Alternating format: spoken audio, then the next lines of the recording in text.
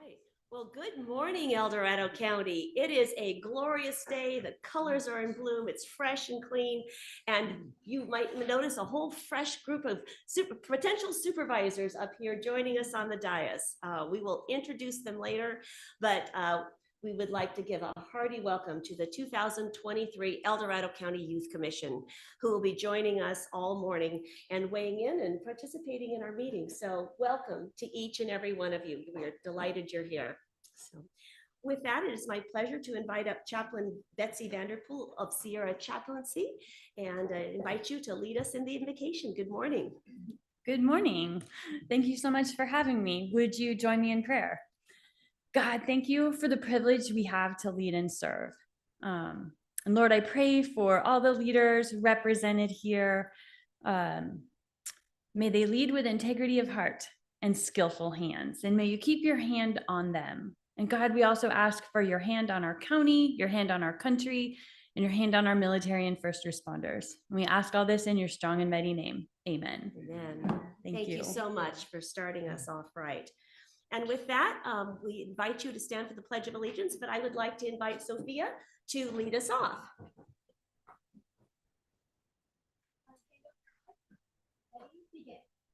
I pledge allegiance to the flag of the United States and to the republic for which it stands, one nation under God, indivisible, with liberty and justice for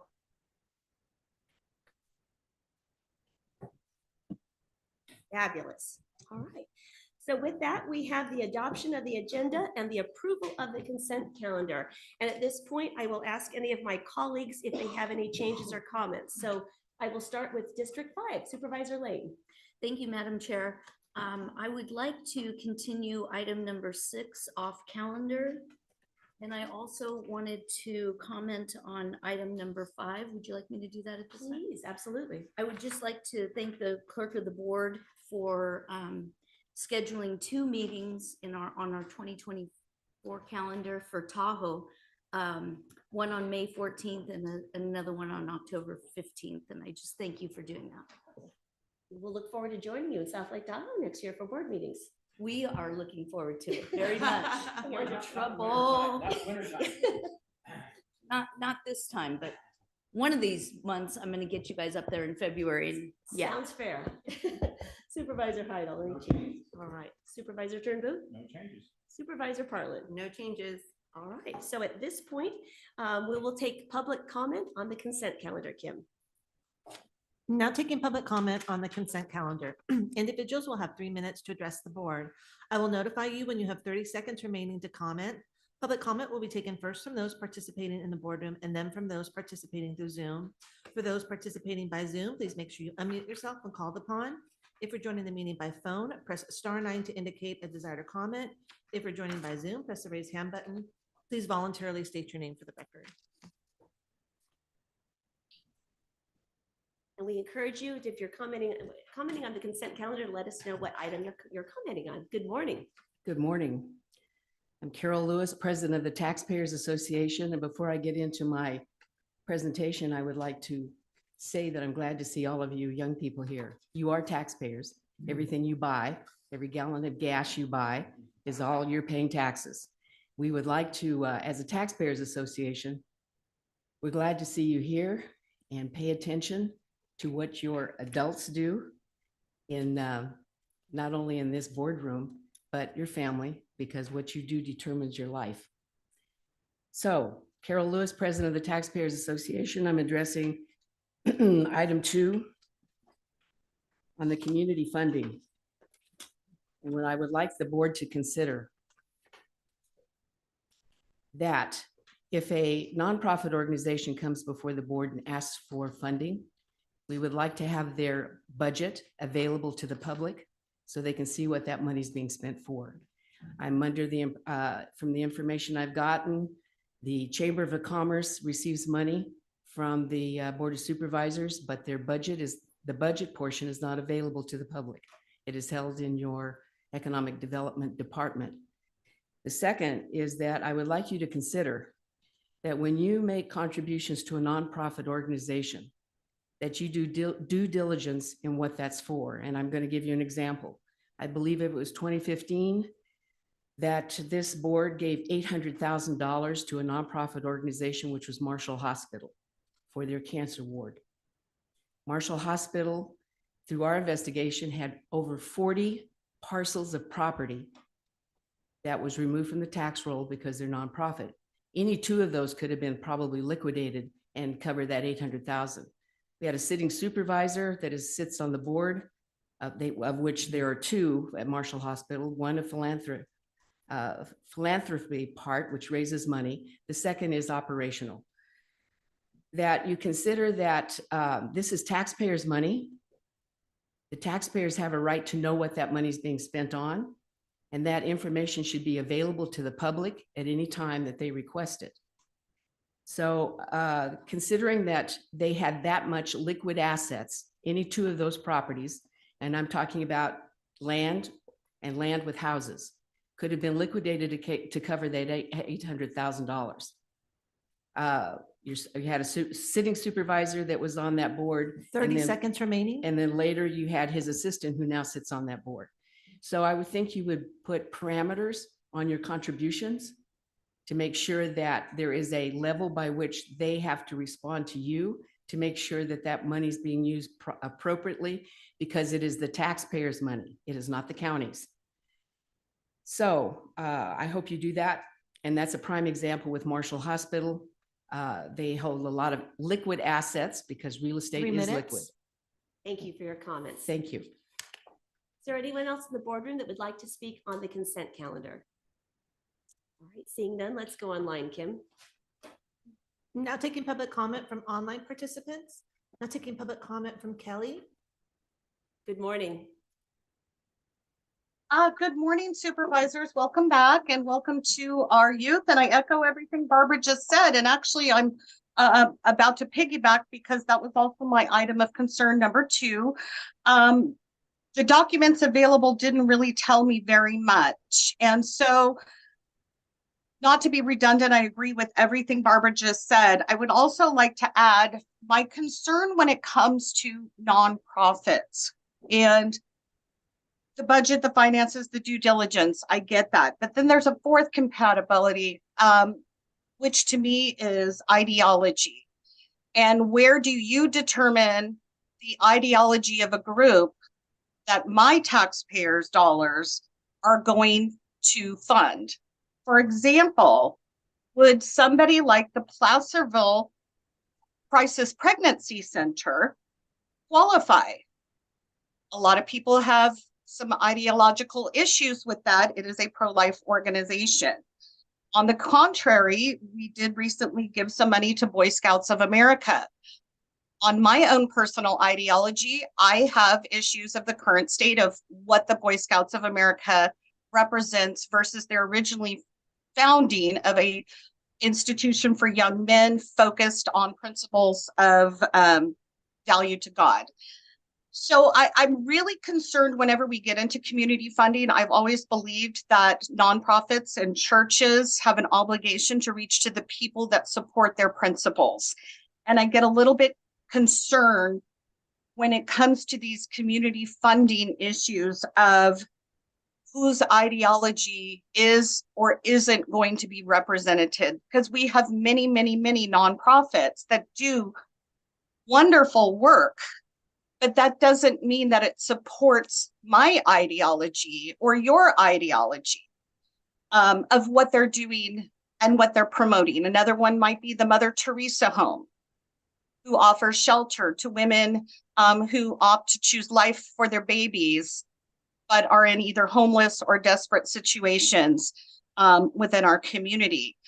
Would somebody have a problem because that is a organization that is religious and pro-life in nature? So altogether, I really felt like we didn't get enough 30 seconds information remaining. on what the vetting would be and how that will be discussed in the community. Thank you. Thank you for your comments. There's no additional public comment. All right, well, thank you all. And I think there was just a little confusion on what item number 2 is. Item number 2 is to basically allocate, this is our small discretionary funding that each district has, where we're allocating $75,000 and deciding whether we divvy it up per district or let each of us kind of put in for it discriminately. And so the item before us is to basically say that each district has $15,000, $5,000 at a time for any one individual. And that is just to go to support community events or impacts that are important to that district. So it's not the broader community funding that was spoken about. So that's the budget item before us. That's the consent item before us. And Chair, just to add to that, each of those items is brought to the board Absolutely. for approval and open to public comment. So we approve them as a board, each and every one of them, as big or small as those little funding amounts are. And I know personally, I've helped put new roof on community halls, siding, new windows, those kind of things that really help out our communities, and those small nonprofits can really stretch a dollar. So I appreciate having the opportunity to spend that money. Supervisor Lean knows that. There's a funny story there. We won't go into that. Yeah. But anyway, yeah, I think there may have been some misunderstanding Yeah. about what this particular pot of money was. Yeah. And really, this is the only discretionary dollars that each of us have. We have basically $15,000 a year to support events or good work in our community that are important to our districts. So it's an important funding source. All right. With that, I will bring this back to the board for action on the consent calendar. Chair, on the agenda, staff was also asking that item number 20 be continued off calendar. Can we include that as well? Oh, excellent. Thank you. All right. So Kim, can you please read back the action we're about to embark on? Of course. Adoption of the agenda and approval of the consent calendar with the following changes. Continue items 6 and 20 off calendar. All right. With that, do I hear a motion? Move and approve. Second. All right. All those in favor say aye. Aye. Opposed? Motion carries unanimously. So that we are done with the consent portion of our calendar. And with that, we move into the 9 a.m. time allocation. And so at this point, it is my pleasure to officially welcome the 2023 Youth Commission. And we are just, all of us are delighted that you are here. I'd also like to introduce Kevin Potter, who is the Youth Commission Advisor. And just Kevin, thank you for your work in supporting the work of these young people. Just very exciting. And before I turn it over to, is it Mahi and Lauren that want to say some opening comments? Actually, let me turn it over to you. And then I'd like each of you to introduce yourselves and talk about which district you represent. So with that, I will turn it over to you, Mahi or Lauren. You can push the microphone. Thank you. Hi, my name is Mahi Haswani. I'm one of the co-chairs of the Youth Commission this year. I just wanted to say thank you to the Board of Supervisors and everyone else in El Dorado County for supporting our work. Our main mission is to just represent the perspectives of youth in our county. And one way we've been doing that for the last few years is focusing on mental health. And last year, we actually focused on developing a peer-to-peer support program, which Lauren can tell you more about. Hi, my name is Lauren Sumimoto. I'm also the co-chair of the El Dorado County Youth Commission. And like Mahi said, our focus this year is really the development of a peer-to-peer advocacy program. We're kind of progressing each of those programs kind of individually on site, but every single school is kind of forming the peer-to-peer advocacy program in the way that best fits their school's needs. And everyone's progressing at different paces, of course.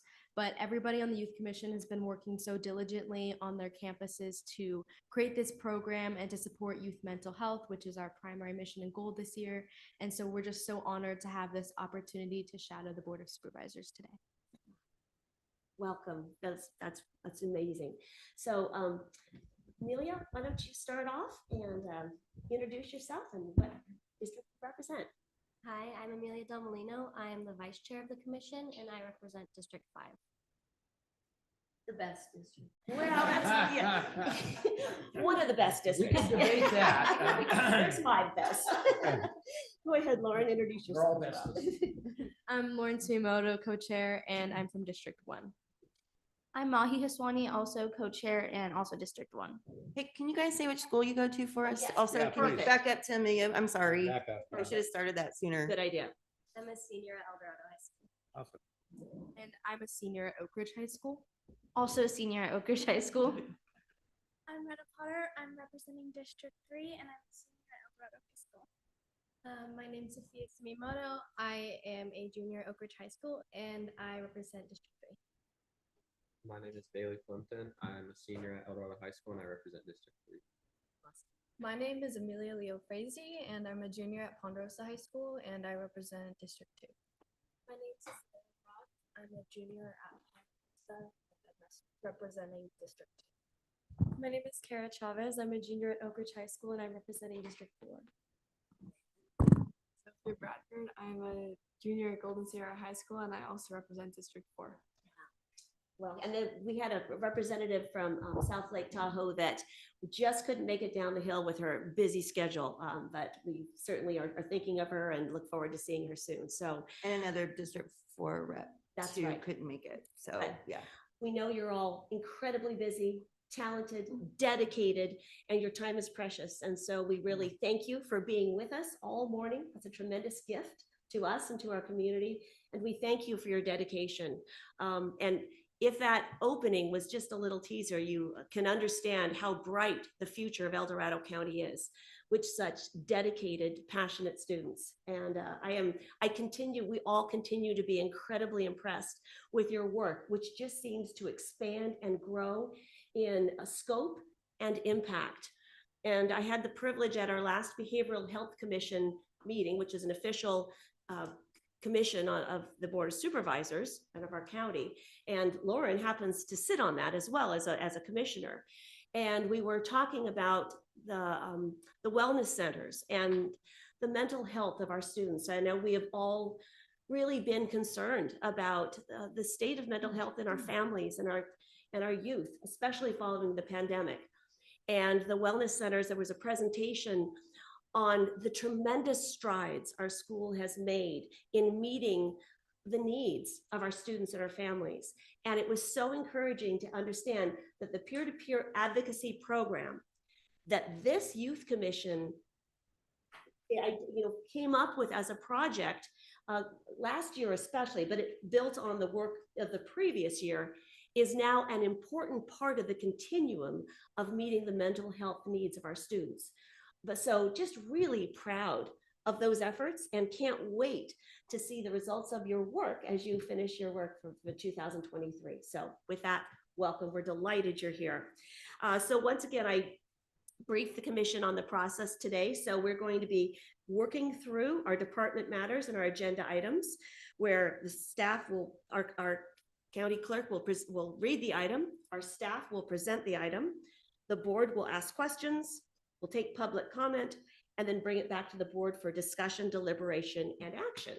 And we encourage you to take part in that process. So if you have a question, when it's question time, feel free. There's no dumb questions. There really isn't.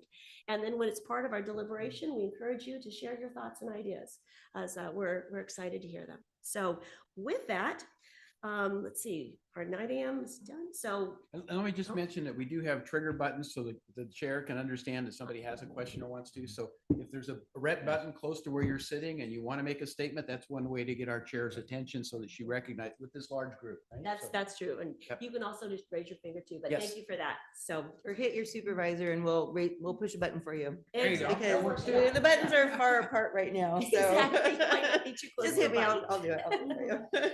All right, so Supervisor with that, Thomas, can I Kim? read number 12 into the record? And then we can take Yes. public Oh, good idea. Item number 12 comes from Supervisor Thomas requesting the board join her in welcoming this year's El Dorado County Youth Commissioners who will be participating in the annual Shadow Day. I got so excited, I jumped the gun. Yeah. All right, so is there any public comment on the Youth Commission being with us today?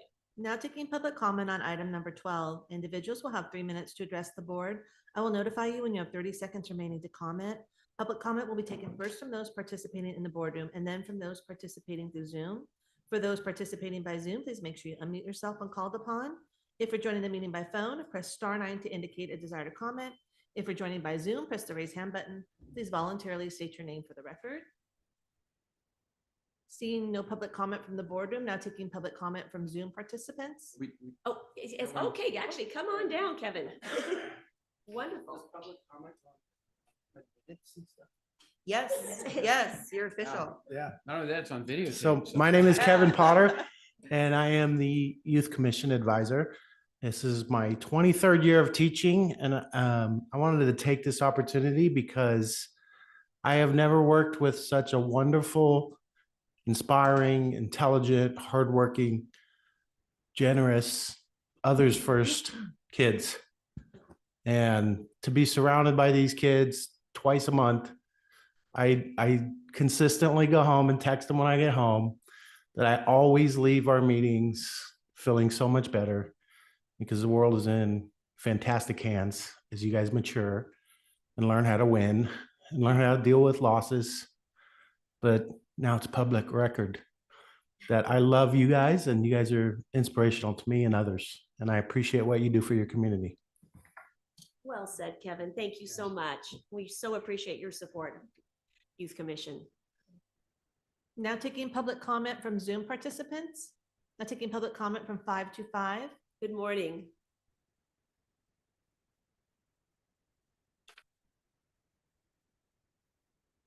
Hi, can you hear me? We sure can. Good morning, Leo. Good morning. Like the chair stated, what a beautiful, beautiful day. And I just so applaud what you're doing with your youth commission and the shadowing. You know, I can share professionally that the emphasis on mental health is so important. As a retired teacher, you know, my last 3 years was dealing with children that were facing, and students, I should say, sorry, students, elementary teacher speak, that were facing all these mental health challenges because of all the crises that adults are still navigating, the pandemic, social media. So it's just inspiring to see positive steps and also the board modeling collaboration, respecting each other as human beings. And I just think all of this is just a wonderful thing. So thank you for bringing it about today. It's inspiring. Thank you for your comments. And now taking public comment from Kelly. Good morning. Good morning, youth. Okay, I'm putting a different hat on because I learned I have to be really careful when I do and when I don't so that quoted correctly on the Mountain Democrat. I am today right now saying welcome youth. My name is Kelly Nelavaya.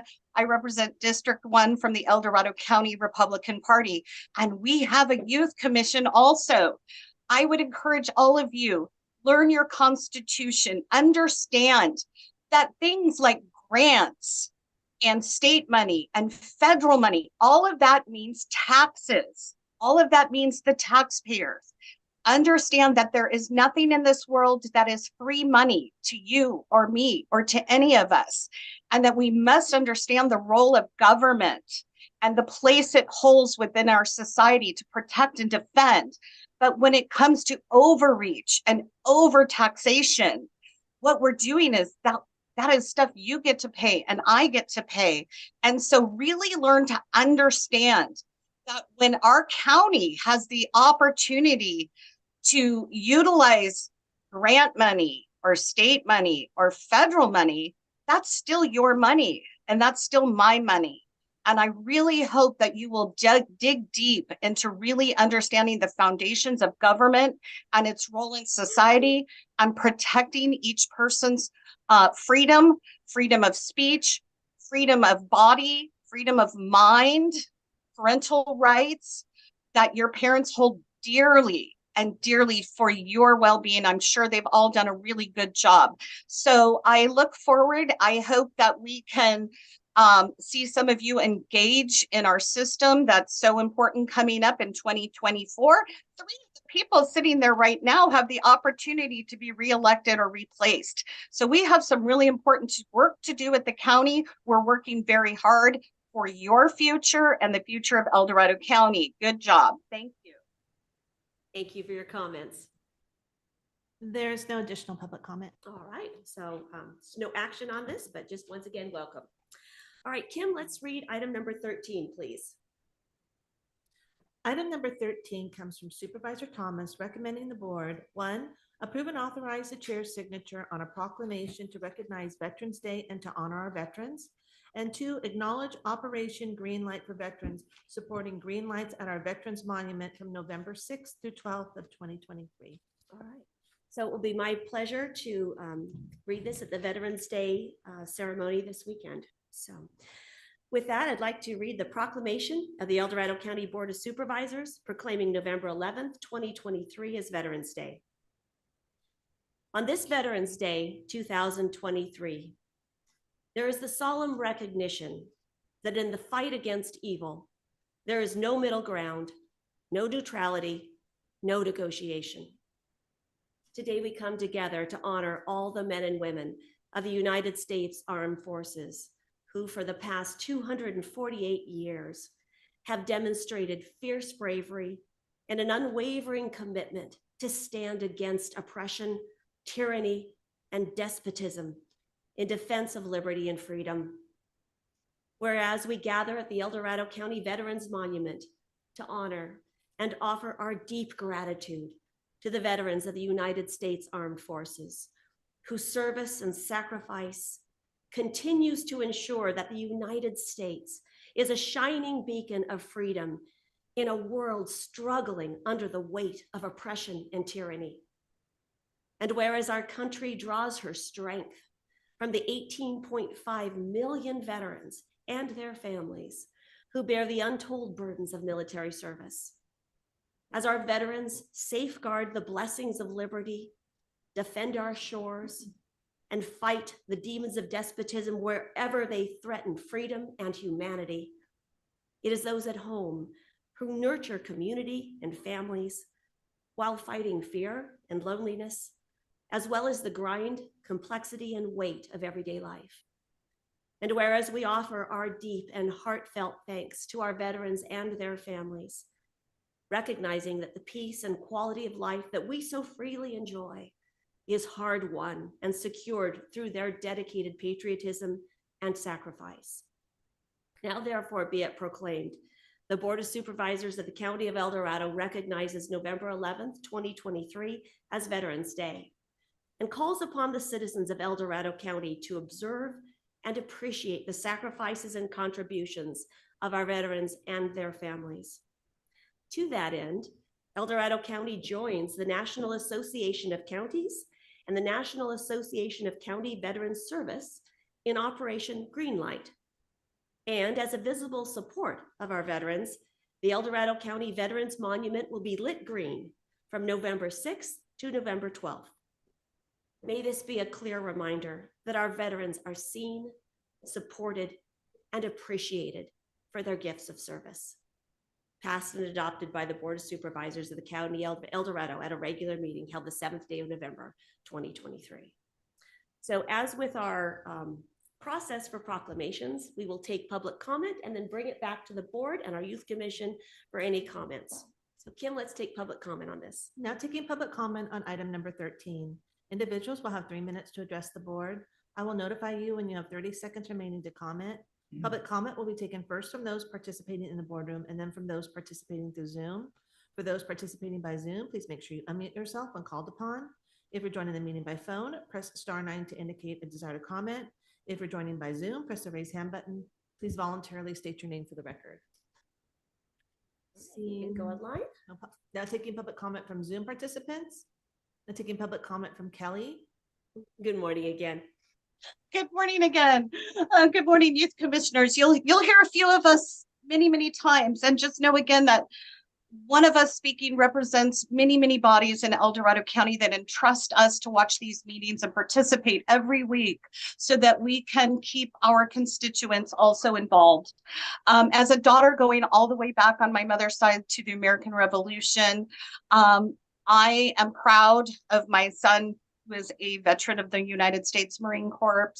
And I also right now ask us to recognize that Veterans Day includes people who are right now protecting and defending. And it isn't always just the United States. And we stand in solidarity for our current service people who are protecting and defending our ally, Israel. We pray for them. We have no idea sometimes the sacrifice that our veterans have made, whether it's their physical bodies, whether it is their mental health, whether it is their financial situation. And I can tell you that our average military people are not living the life of luxury. We are not honoring them enough while they are in service to us. So I, on this day, not only recognize those who have served us and are now living a civilian life, or perhaps working as a private civilian in the military, I really recognize those of us who have family, friends, neighbors, even strangers who are now currently entering a new phase of what our military was created to do, and that is to protect and defend, not just the Constitution of the United States of America, but our allies. And we, at the Republican Party in El Dorado County, are supporting those who are defending our ally Israel, and we ask for you to do the same. Thank you. Thank you for your comments. Now taking public comment from 525. Good morning.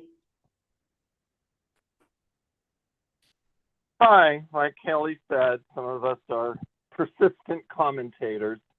My dad's a veteran. I was a nonviolent objector. You know, there's many different ways of safeguarding our freedom. I'd like to share from the consummate warrior politician, Dwight Eisenhower.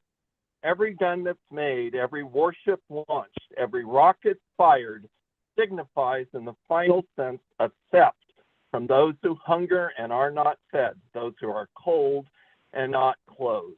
The world in arms is not spending money alone. It is spending the sweat of its laborers, the genius of its scientists, the hopes of its children. This is not a way of life at all in any true sense. Under the clouds of war, it's humanity hanging on a cross of iron. I honor and applaud all the veterans that I've known for their service, but we also need to balance this with ways of keeping both our veterans and our future safe on a road to actual lasting peace. Thank you for taking my comments. Thank you for your comments. There's no additional public comment. All right, and we'll bring this back to the board for any comments on this item. Supervisor Turnbull.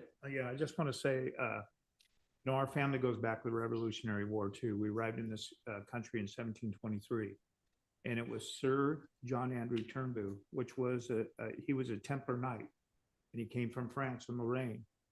So there's been a lot of history of my family with a lot of the different wars. World War I, well, actually, the war between the North and the South. Also, World War I, World War II, and also Korea and Vietnam. So I just want to thank everybody that have served this country to keep us free, and reach out to that veteran and thank them for their service, their sacrifice they did for our country. Thank you. Any other comments? District 4, Supervisor Parley. Yes. As always, I appreciate the chair bringing this item every year, and Supervisor Thomas for speaking at the event this weekend. Thank you for that. And my understanding is, I think Supervisor Heidel reached out to me last year regarding the NACO, National Association of Counties participation. And so I just want to acknowledge that this will be our first time as a county participating. And I'm hoping that it becomes a tradition, and just wanted to thank everyone for, because it was a little bit, we didn't know what to do and how to get it started at first. So I reached out to facilities, and my understanding is they got the green covers on the lights out at our Veterans Memorial. So that will be our beacon to help acknowledge our participation and like the proclamation says, our deep and heartfelt thanks to our veterans. I just love those words in there. So I hope that becomes a tradition, and thank you for working with my office for making this happen so that we can be a part of it. My pleasure. And I thank you, Supervisor Heidel, for bringing that forward. I love the idea that it's just a really visible reminder of our support. So yeah, very exciting. Yeah. It's in the Legistar item, but I just want to make sure for members in attendance who haven't had a chance to read Legistar that the annual Veterans Day ceremony will be held at the El Dorado County Veterans Monument next to our offices here at the county on Saturday, November 11th at 11 a.m. So if you have the opportunity, I would really encourage anyone who hasn't attended one of these to attend, because the presentations that are made, the displays, the respecting and honoring our veterans is just a tremendous opportunity to shake hands, to thank them personally, and to be part of that activity. So hopefully people will be able to make it this year. Our Veterans Day and Memorial Day celebrations are just really poignant and moving. And it's been recognized by state level officials that we have one of the best That's in the true. state. So that I think is something to recognize as well. So, Thank you, at our gorgeous monument. yes. Any other comments? All right.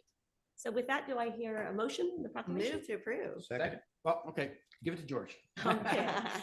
All those in favor say aye. Aye. Opposed? Motion passes unanimously. Thank you. Now it's a little ironic that we're going to move into item 14, talking about our proclamation policy. And look forward to the Youth Commission weighing in on this too. So, all right, Kim, can you read item 14?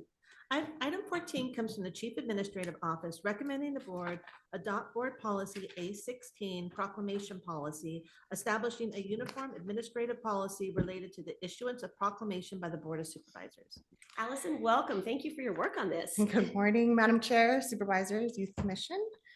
So this item is recommending the board adopt the proclamation policy that was developed as directed by your board on August 29th regular meeting. Direction to staff was provided in response to the board discussion on July 18th regarding proclamations and policies relating to that. And at that time, we did not have a policy. The policy provides guidance related to the issuance of proclamations by your board, and there are 3 defined purposes for proclamations. The first is a defined list of 6 holidays and specific days or weeks that hold special significance to the county and have traditionally been brought as a proclamation each year. For example, Deputy Brian Ishmael Day, Memorial Day, El Dorado County Fair Week, and of course, Veterans Day. The second purpose is to educate or inform the people of El Dorado County about county programs or services. And the third purpose is to recognize extraordinary individuals who have made significant contributions or sacrifices to El Dorado County. Proclamations meeting the first of the 3 purposes can be brought individually by the chair each year, and proclamations that meet the second or third purpose must be sponsored by 2 board members. We note that proclamations are strictly ceremonial or informational and do not carry any legislative or legal significance. And we do not permit proclamations that primarily address religious matters, since those matters are outside the jurisdiction of the board. With this proposed policy, all proclamations will be placed on the consent calendar unless the chair determines that they would like to place on the agenda as a department matter and read aloud. So with that, are there any questions or comments? Yes. Okay. And before we get into questions, I'd just like to give just a little bit of background for the Youth Commission, and then we can go into questions. Yep, there Is you that go. okay, Supervisor Parlin? Yes. Okay, thank you. Why this is before us is that we didn't, prior to this morning, we didn't have a process or a policy on proclamations. And when I came on the board, we were having a ton of proclamations all the time, because we would get a lot of requests from people that want proclamations from the community. And it's really hard to pick and choose, you know, what you bring forward, what you don't. And it was kind of getting out of hand, because we often have a lot of board items and business items to take care of. And while proclamations are important and meaningful in many ways, it was also taking away from our ability to conduct business. And yet we didn't have a policy on it. We've also at times brought forward proclamations that have been controversial, that have just taken us away from our essential business. And so we realized, the board realized, that we needed to have some defined guidelines. So there was an even playing field, so the community knew what to expect, and then board members knew what to expect, because every 2 years there is a potential for new board members. So this board is in a constant state of flux. So that's what is before us today. Is our staff, the board directed, hey, bring us back what other jurisdictions do, bring us back your recommendations on a policy, and we're going to talk about it and then make a decision. And so that's what's before us today. So with that, Supervisor Parlin. Yes, Yes. thank you. So Allison, Yes. I heard that you got to do all the research on what we've done historically over, I guess, the last 10 years you went back. Mhm. Is that about, okay. Wow, thank you for that. Had to have been really exciting to put that together. My thinking is that the items that are there listed, the proclamations listed in policy 2A there at the top, those are ones that we typically do have as department matters and read aloud, correct? I mean, those are not ones we would put on consent, generally speaking. The majority of them, yeah, they are on department matters, but we wanted to allow the chair to have that discretion. Okay, Um, because my thinking was when I read this is that, and then it goes down to procedure 3A and it talks about that list of the 6 proclamations. In my mind, I would like to expand, I think it's this is where you do it, but on 3A, take the language that's back here on D where it says, however, proclamations that carry particular significance. I just think that those 6 should always be a department matter. I just feel that they have significance and they're the ones that we do annually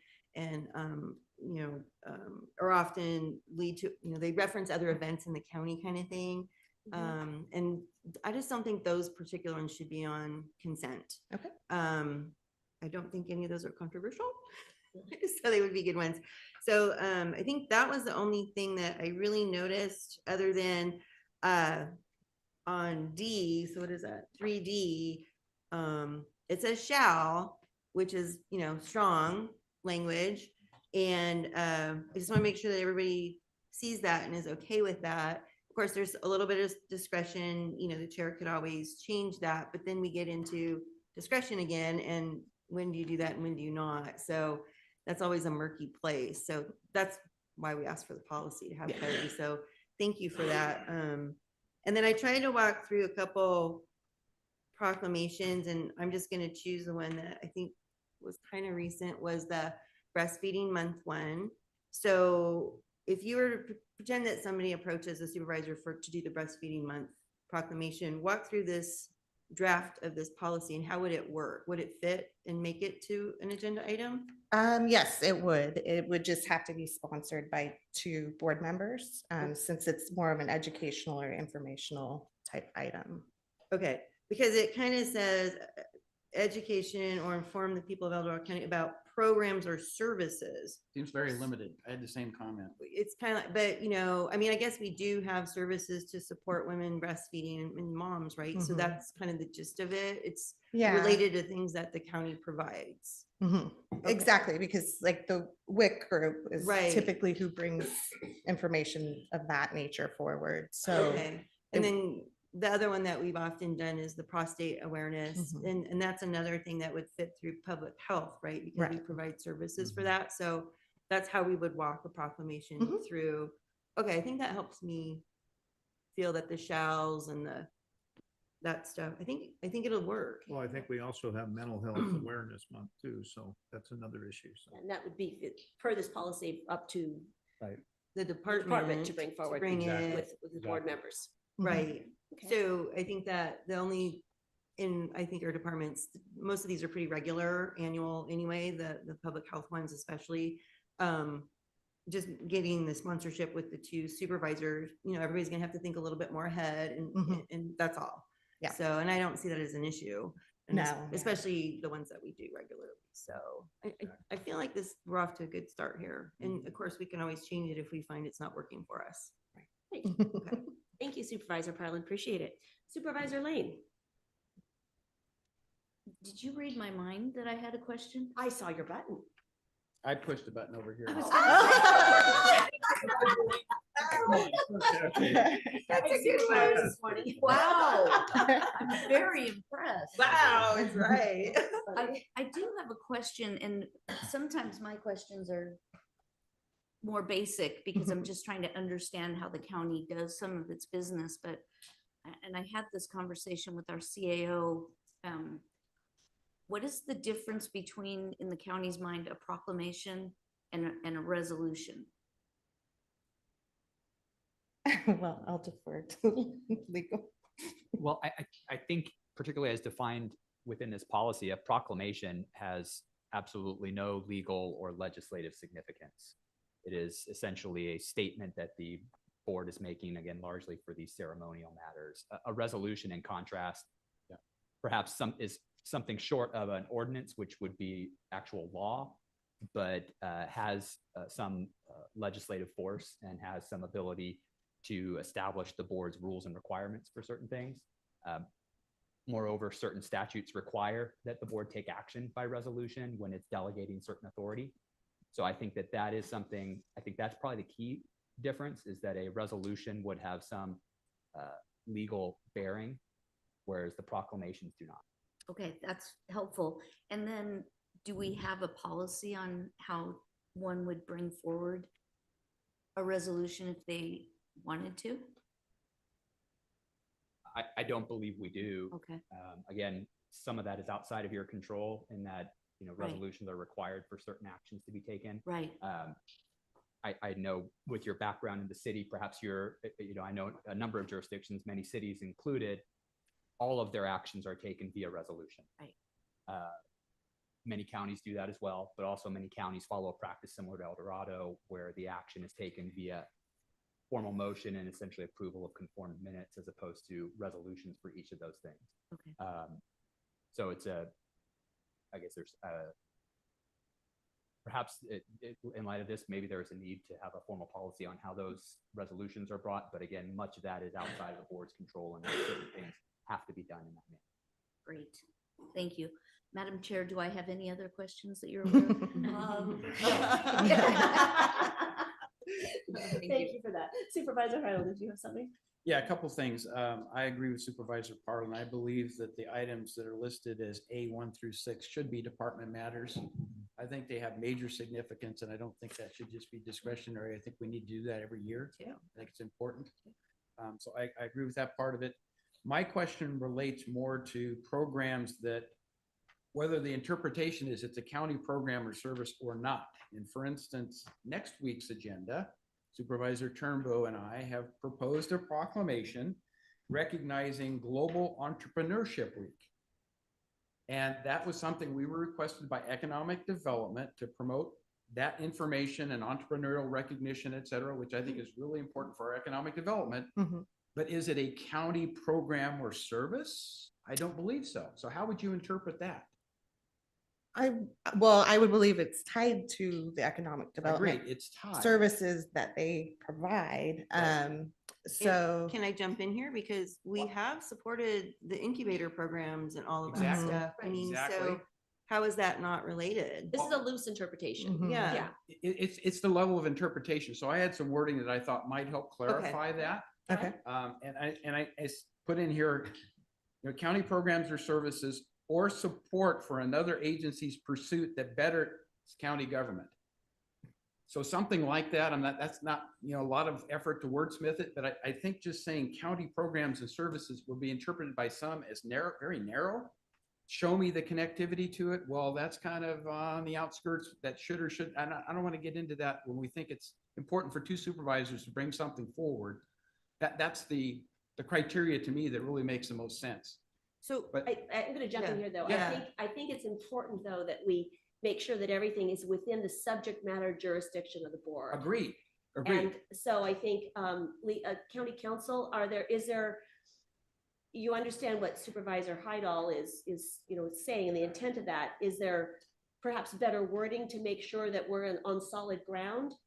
Well, and the wording is actually in the proposed proclamation policy. Well, you said, Are not permitted as such matters are beyond the jurisdiction of the Board of Supervisors. So Well, it I has to be understand that. within the jurisdiction, right? I understand that, but if we're going to potentially change educational informative proclamations about county programs and or services or county department, or what was your wording again? I said support for other agencies' pursuits to better county government. Okay, support. We were requested to present a proclamation as part of the continuum of trying to make sure that we recognize the importance of economic development. This goes to a number of different organizations, but I'm just trying to determine when we get those kinds of requests, whether they fit criteria B or not. And again, I think it's how you interpret was it brought by the department, Econ Dev department, or Yes, GSAC? we were requested by Kyle So in my mind, bring this to the your board. example actually fits what's here. Yeah. Okay. I would hesitate to broaden it until we've seen where it's not working, Okay. honestly. So if something is brought to us by a staff member in Well, support of something they that's think, what this says, I thought was well, department. programs and services. Entrepreneurship Week is not a program or service the county, if you take it literally, right? So I would tend to concur with Supervisor Parlin that what you described in my mind would fall within the scope of it, but I Yeah. appreciate Okay. your point, Okay. Supervisor Hydall. And if the board had a desire to more clearly address that, I might suggest just adding to the end of that sentence or matters or related thereto, so that it Okay, that's it an is easier not way to say it. directly Yeah. related to a county program or service, but it relates to a county I like program or that. service. Yeah, I like that. Okay. Yeah. That works. So, Matters related, I would like to add that because I think that allows a little bit less Flexibility, yeah. restrictive Right. interpretation. And there you go. Or you related. can show the that works. relationship, but it's Yeah. sometimes hard to tie it to a county service. Okay, so what we'd be looking at is under 2B or, Yeah. educational or informative proclamations about county programs and or county programs, And/or comma, services, or matters related thereto may be requested by a board member or county department. Is that what you were stating, David? Looking specifically at 2B, but yes. And he was just gonna add, I think, in front of the semicolon there after services. At the end, yes. You were just Or- gonna add Or or I related. appreciated your grammatical change. Yeah, it's like, how do you Comma, want to comma, grammar yes. smith this? Okay, well, we don't need to wordsmith. We don't need to wordsmith it here. Okay, Yeah. Great. All right, great suggestion. Any other comments on this? Nope. Okay. No, I think that's a great addition and allows us that flexibility to make it clear that there's a nexus of some kind. So perfect. Yes, Do our youth exactly. commissioners have any comments on this item? Any questions at this point? All right, well, let's take public comment and then feel free to weigh in once we take public comment. So Kim, let's take public comment from the boardroom, please. Not taking public comment on item 14. Individuals will have 3 minutes to address the board. I will notify you when you have 30 seconds remaining to comment. Public comment will be taken first from those participating in the boardroom and then from those participating through Zoom. For those participating by Zoom, please make sure you unmute yourself when called upon. If you're joining the meeting by phone, press *9 to indicate a desire to comment. If you're joining by Zoom, press the raise hand button. Please voluntarily state your name for the record. Good morning. Good morning, Chris Payne, Diamond Springs. I'm glad we're having this discussion, and I see that it's not a perfect fit yet by the comments that you're getting from the board members. But I believe County Council has stipulated that, and this is to Supervisor Lane's comment of resolution or, ceremonial. A key thing here is this is ceremonial. So as I heard that back as I was sitting there, I thought, that's the key thing here. Mhm. It's a ceremonial, but it's also got to be tied to our county. I mean, I don't think you should be taking any actions using this related to national issues, just to be in line, just to be politically correct. I think that's wrong. It should be a ceremonial thing, and staff could bring up something that they've been thinking about that does tie perfectly to this. So I think it can start at different places within the county government. It could start at a supervisor's level, or it could start at a staff level. But I also thought, as I was sitting there, we got to make sure that we're adhering to the Brown Act, because you can only have 2 supervisors discussing. They got to be paired on this matter. And that makes it even a little bit more difficult because they're not certain, because they can't find out what the situation is with the other supervisors, nor can they get into and discuss it related to a staff person. So you got to be really, really careful here as we implement this. But I think you're on the right track. And I believe, yes, your comment related to those items certainly is appropriate. So I just wanted to let you know I'm very interested and supportive of your action today. Thank you. Thank you, Chris. Is there anyone else in the boardroom like to speak on this? All right, let's go online, Kim. Not taking public comment from Zoom participants. Not taking public comment from Kelly. Good morning. Good morning. I'd like to echo everyone. I'm really pleased with these 6 items that were considered appropriate for El Dorado County, that are issues that are near and dear to the majority of people. I'm sure there will be somebody that has an issue with the Bill of Rights because most people don't know what they are.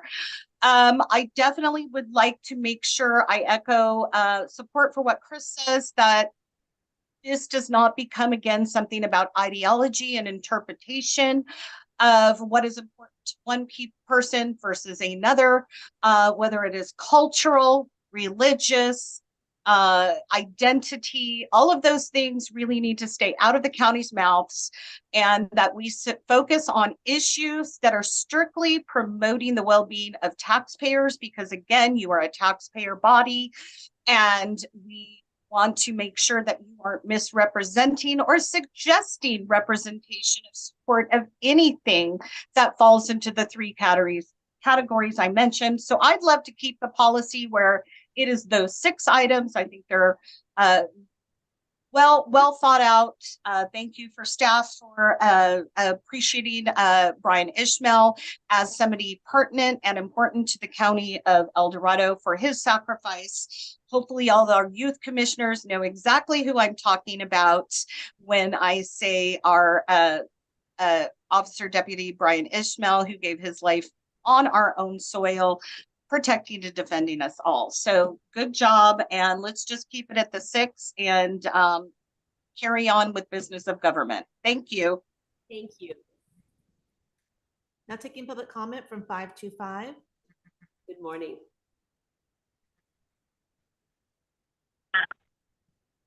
Hi, Leo Bennett, Koshan, Pollock Pines. So far, I feel like you're giving, I'm just referencing that you have the Youth Commission there, a great example of how public policy is developed. For context, this came up as a felt need, as expressed. You don't have a policy. You gave direction to staff. They did the best they could. They bring it back to you. I'm hoping that you either put in a review date, or all of the suggestions that are being shared by the supervisors and the public, you give refined direction to staff and bring this policy back. Policy to me is a critical function of our elected officials, and slower is better in my opinion. And, you can certainly create it with your amendments and stuff, but it's going to be hard, I think, for the public to actually comment and understand it if you pass it today. But, alternatives of review. My gut reaction in these highly polarized times is don't even do proclamations anymore. Some counties delegate that to the CAO in order to allow the county to add its voice to things. But I could see even the Bill of Rights sadly being controversial, because you heard that invoked so many times during the discussion and not discussion about a proclamation, where people from the outside weighed in with such inappropriate and evil type of speech. So that's just one thought. And then I'm a little concerned about the nuances of requiring 2 supervisors, because that just means you only have to get 1 more supervisor, and the public isn't privy to the conversations between the 2 supervisors. A thought is that perhaps the CEO could put something on the agenda as an alternative to the chair and 2 supervisors.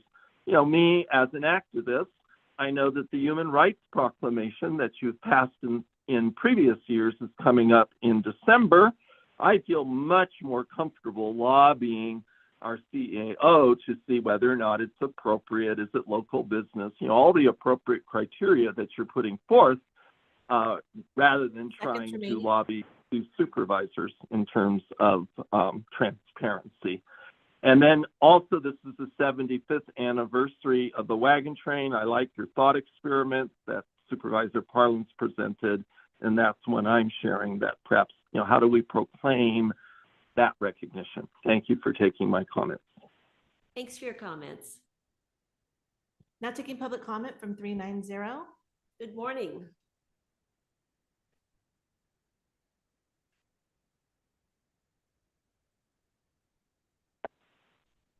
Good morning. Ken Greenwood here at the famous, if you will, beautifully sunshine, bathed in sunshine, Triple Junction, Fly Park Road, if you will. As the original author and encourager to this day of the Bill of Rights Day, I am glad to see it there. I hope that this year we can work to get the more traditional wording on that proclamation as we originally adopted it so many years ago, just to get it more back to its roots. But it's good to see that we're getting some sort of a what's the word, methodology to these adopting these particular documents. Also, yes, the wagon train that has been around for a very long time, and we need to. Last year's was quite good, and we need to get people excited and involved with that. This is another way to do that, and it seems like a good thing. So thank you very much, and let's keep the Bill of Rights back towards the original wording back in the day. I have all versions of it on my computer here, looking at them, and I would like to work with whoever's involved with that. Thank you very much. Thanks for your comments. Appreciate it. Now taking public comment from Ruth Michelson. Good morning. Good morning. Yeah, I'd want to reiterate one point just briefly about the process of this. I do think that since you asked staff to put this together and you've gotten all this various input, I think it needs to be revised and brought back because you're invoking a new policy. So I don't think you should try to take care of it today. The other thing I wanted to ask and understand was things like Black History Month. And others have mentioned Human Rights Day coming up in December. I think it gets a little muddy when we talk about, well, we're not going to do national issues, we're only going to do local issues, but yet then you have Bill of Rights, which fine. Yeah, I mean, national issues do impact us locally. Bill of Rights is not a El Dorado County Bill of Rights, but it affects us. I can see why we're having that. And we do have Black citizens, we have LGBTQ citizens, we have other issues here. So this is getting a little subjective feeling to me about when we say we're not going to national issues. And I guess I just want clarity if some of these that we've had in the past, are they being precluded? I just think it's kind of the elephant in the room. Are we not going to have, or is there room to have things like Black History Month as a proclamation? I think that's all. Thank you very much. Thanks for considering this. Thank you for your comments. There's no additional public comment. All right, I'll bring this back to the board then. And I think with some of the challenges that we've gotten into in the past, the whole intent and thought is to bring this down to the essential recognition of our veterans, of those that serve our country, of our Fair Week, certainly recognizing Brian Ishmael, who, as was spoken about, was our deputy sheriff that was killed in the line of duty serving the citizens of El Dorado County. It's so important that we recognize him.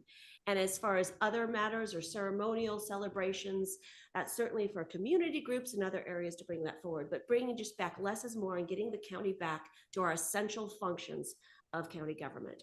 So that was the intent of this proclamation before us. So once again, we're talking about the Bill of Rights, Deputy Brian Ishmael Day, El Dorado County Fair Week, Lest We Forget Day, 9/11 Remembrance, Memorial Day, and Veterans Day as the official proclamations that the board brings forward every year. And there was a question that what happens to all the other proclamations that we've done in the past?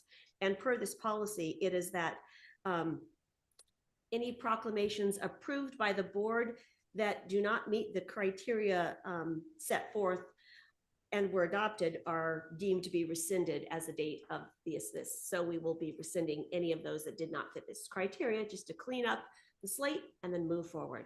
So with that, do our youth commissioners have any comments on the 6 that we are wanting to officially recognize? Any comments on that? Please, absolutely. Kara. With what you just said, does that mean you will be taking away proclamations that you did in the past due to this policy? That's a great question. What it means is that we won't be bringing them forward in the future. Yeah, so they're officially rescinded, but we generally, some of them were just regularly brought forward, that we won't be doing that. That this will be our list. So proclamations like Black History Month will be taken away? Unless per this policy, 2 board of supervisors wish to bring it forward. Yes. Once again, just kind of narrowing it down and getting back to the essential forms of government. Any other questions or comments on that? I have a question. Actually, we're going to go Amelia. So how are these different from those other proclamations? Like, are the criteria that they fit, does it like apply specifically to our county? And how do those other proclamations not? That's a great question. Would anyone supervisor like to weigh in on that? Well, honestly, it is subjective. Yep. And I would say that historically, based on, my experience has been that the chair, these 6 proclamations are ones that when you, and Allison will confirm this or tell me I'm wrong, I don't mind.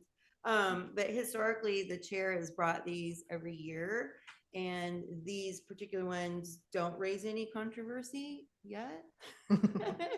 And so in my mind, they're like the core proclamations that when you inherit being the chair, you know that you're going to be bringing these, because we do have a matrix that is handed down from chair to chair to chair. Kind of clunky, but it used to be a really long list. list. And you look at it and you go, oh my gosh, do I have to do all of these? And it was quite onerous to figure out what you should and shouldn't do as chair. So I appreciate seeing this concise list of the ones that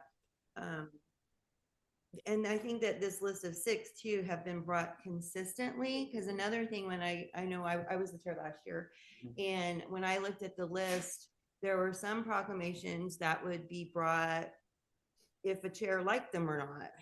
And that gets back to that subjectivity bit. And so, and that's just not good for, I think, the county and consistency. So, this brings, some consistency of where we are as a county.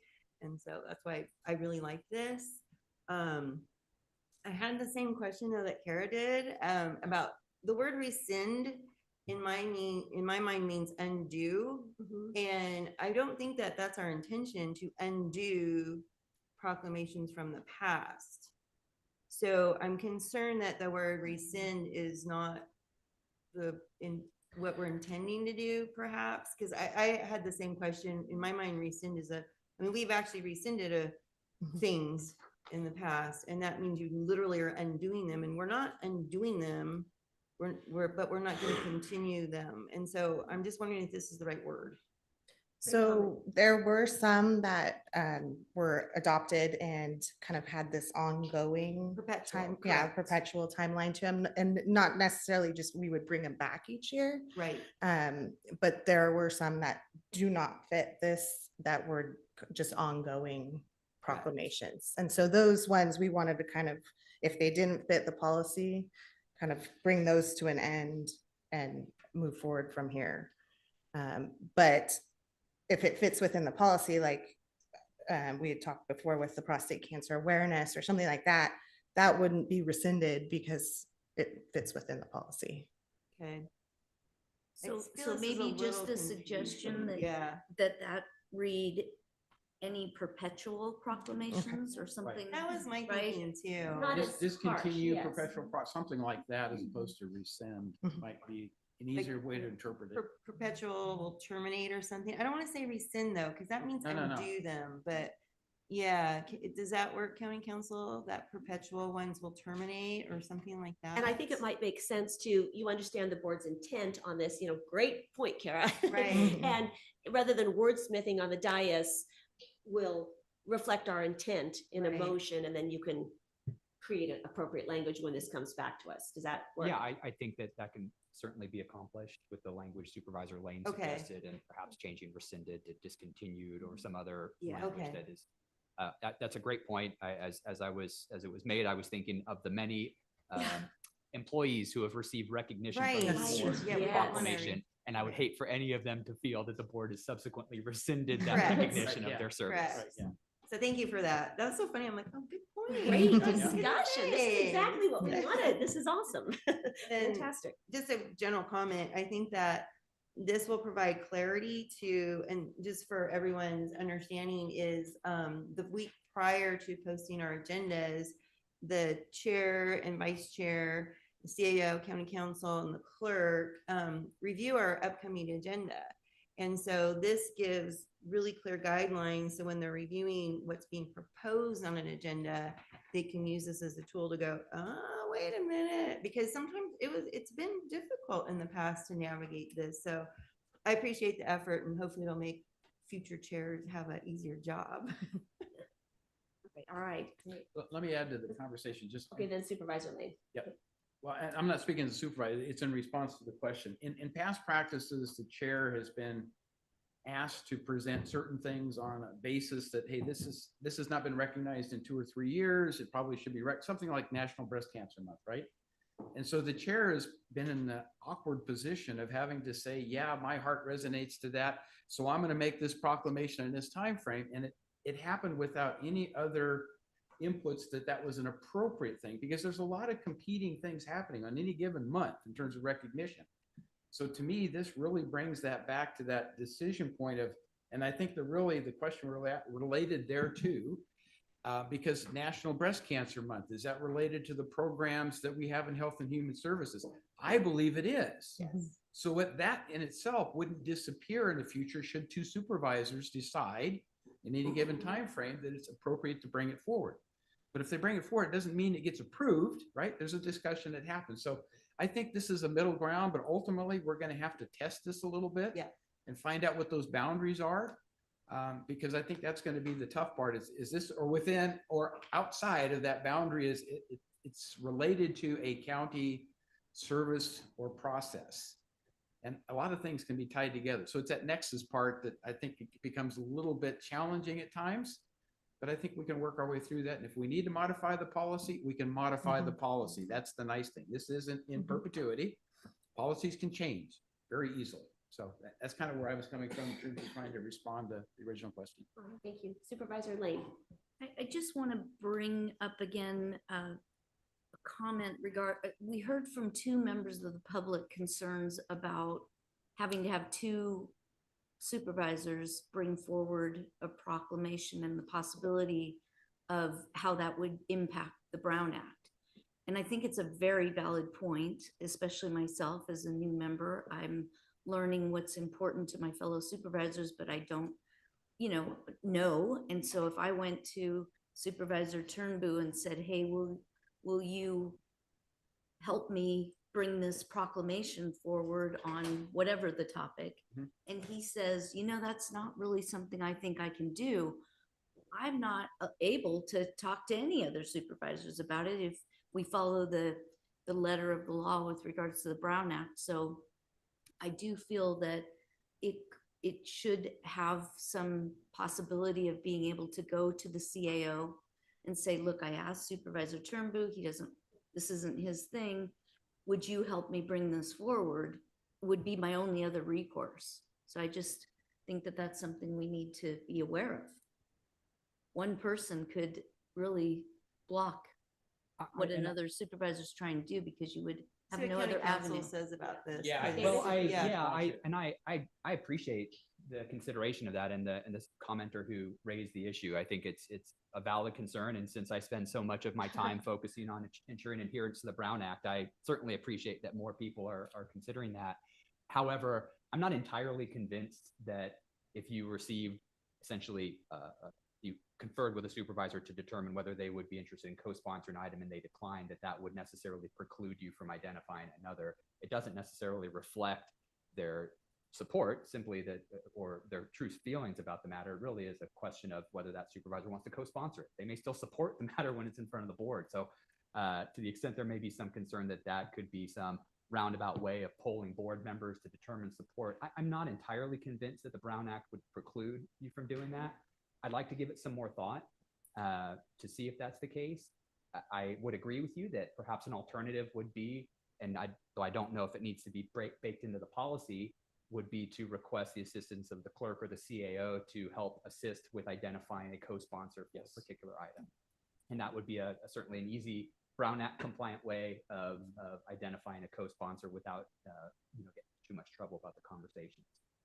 Yeah, and honestly, I don't think that needs to be baked into here either, because I would imagine, generally speaking, I think we do that often, or at least I know I do, to ping things and, so that we don't violate the Brown Act. And I mean, that's what our CAO and clerk are for, generally speaking. So I don't think it needs to be in the policy. And maybe if somebody doesn't know that, they need a little Brown Act training or some procedural training, you know what I mean? Because we, like you guys said, we have supervisors coming and going all the time, which is what led to this need.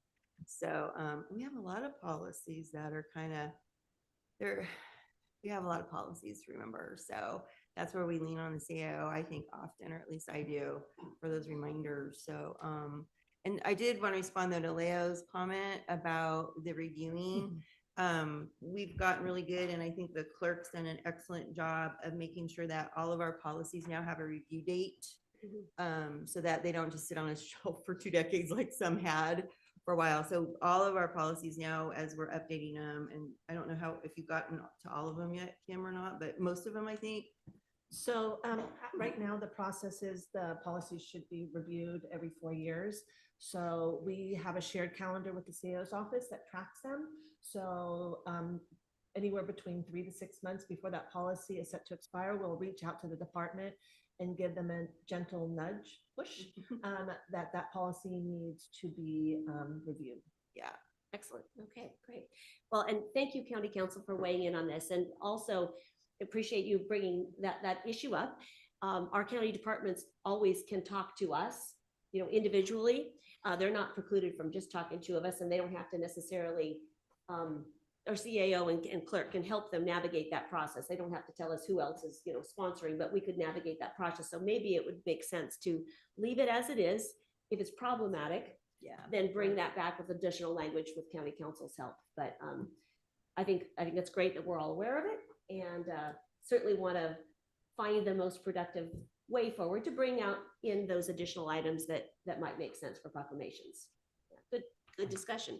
Supervisor Turnbull. I just got a question. You're talking about the 6 items and stuff. Would Independence Day fall underneath that, or would that be 2 supervisors bringing that proclamation forward?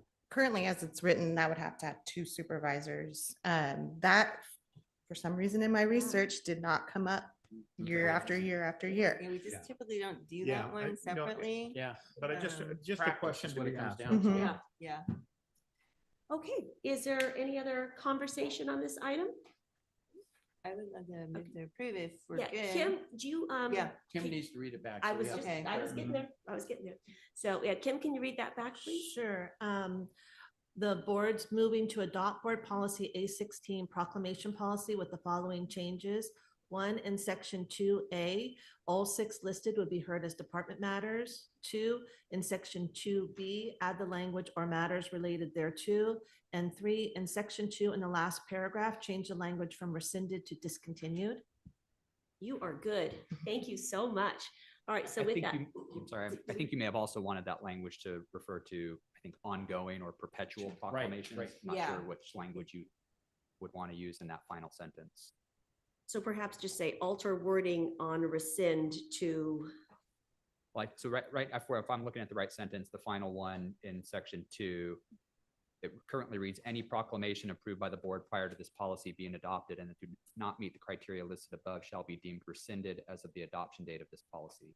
if I understood the conversation previously, I think you may wanted something more along the lines of any perpetual Yeah. proclamations Yes. approved, and then later in that same sentence, as Kim noted, instead of the word rescinded, use the word discontinued.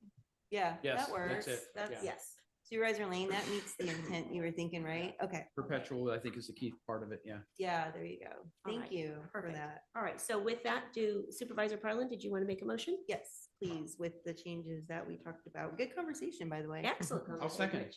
All right. Any further discussion? All right, all those in favor say aye. Aye. Opposed? Motion carries unanimously. Great. Allison, thank you for your Thank help you. on this. Thank We really you. appreciate you shepherding the board through this and rich discussion. Well done to our youth commission for really making some meaningful changes on that. Yes. So Thank you. thank you so much. All right, great.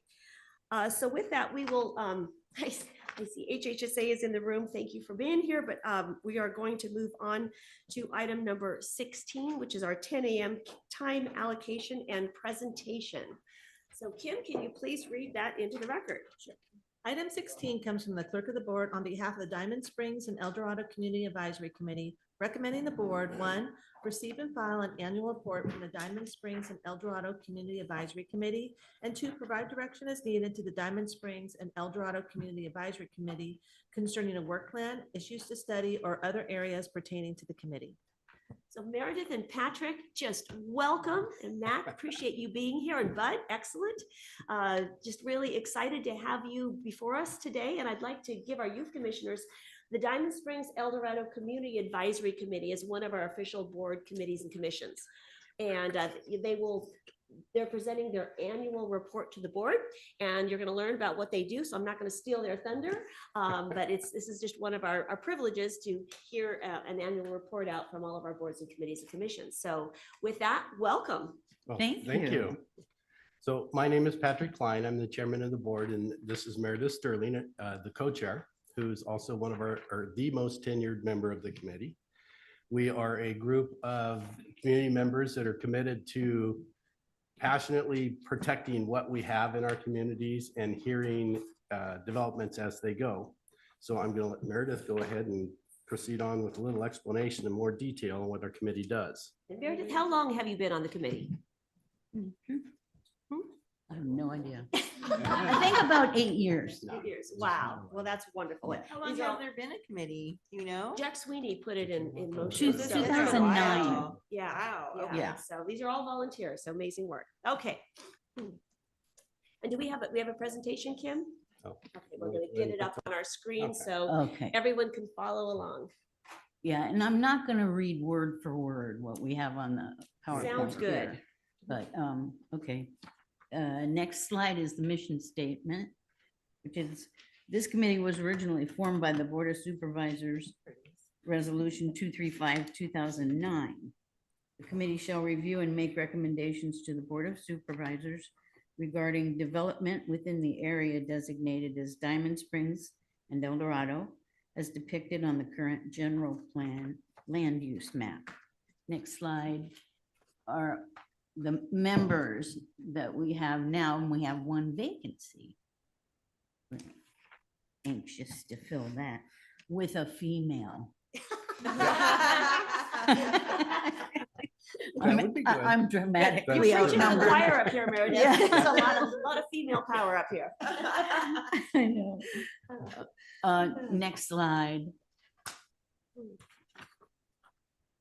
What we do, and again, I'm not gonna read that word for word, but we do have we work with the planning department to develop the Missouri Flat Design Guidelines and the Historic Design Guide, and work with the county to establish a historic zoning overlay in Diamond Springs and El Dorado. Next slide. Do you want to start that one? All right, Jen, if you like. We'll start a little later. So the performance, service and performance indicators, these are some of the projects that we have overseen. And basically, in a nutshell, we take on what the community and members of the community identify as issues that they might have when they hear these things are going up. And then we verbalize that in the meetings and refine it to something that we can give to the Board of Supervisors as concerns for the community as a part of the reviewing process. You can see some of these. You might notice our target is a little less red than other targets. That's because it was just a little too garish for El Dorado. So we just asked them to tone it down a bit. Meredith did. Thank you for that, by the way. That's just one that a lot of people key into that they recognize easily. But there's a lot of subtles, and we'll give you a project here in a second, give you some specifics. So the performance indicators that continue on to where we have, oh, I'm sorry, next slide. The projects are brought to us through the county planning department. And then we hold public meetings where members of the community give us the specifics on what their concerns are. There's a lot of discussions, just like you're seeing here today. And then again, we try to formalize that and knock our heads together to come up with a solution. We don't provide solutions to the problems, just solutions to communicating what the concerns are. We are not a regulatory agency. We're an advisory one committee. And the next slide, please. So I'm going to run you through a little example, and most of you are probably aware of a new health center that went up on Missouri Flat Road. It was up there on the hill being built for quite some time.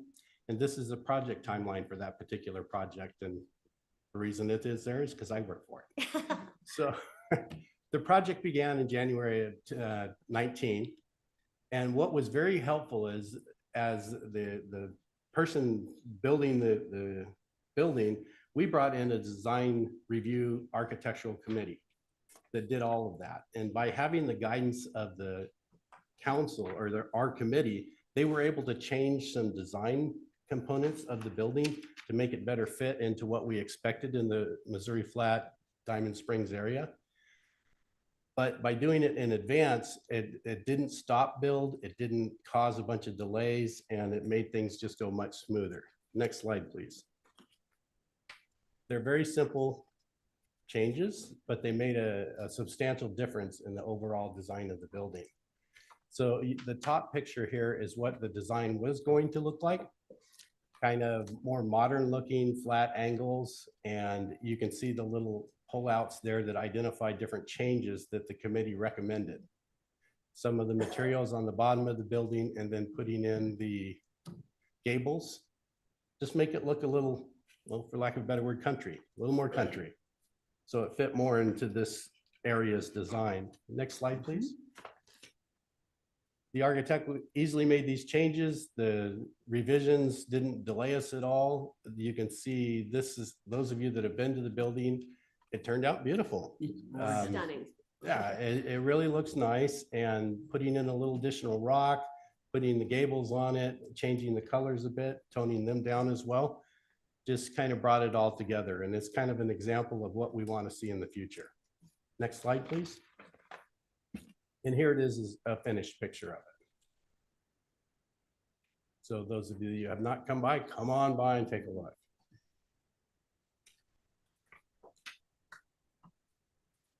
So next slide.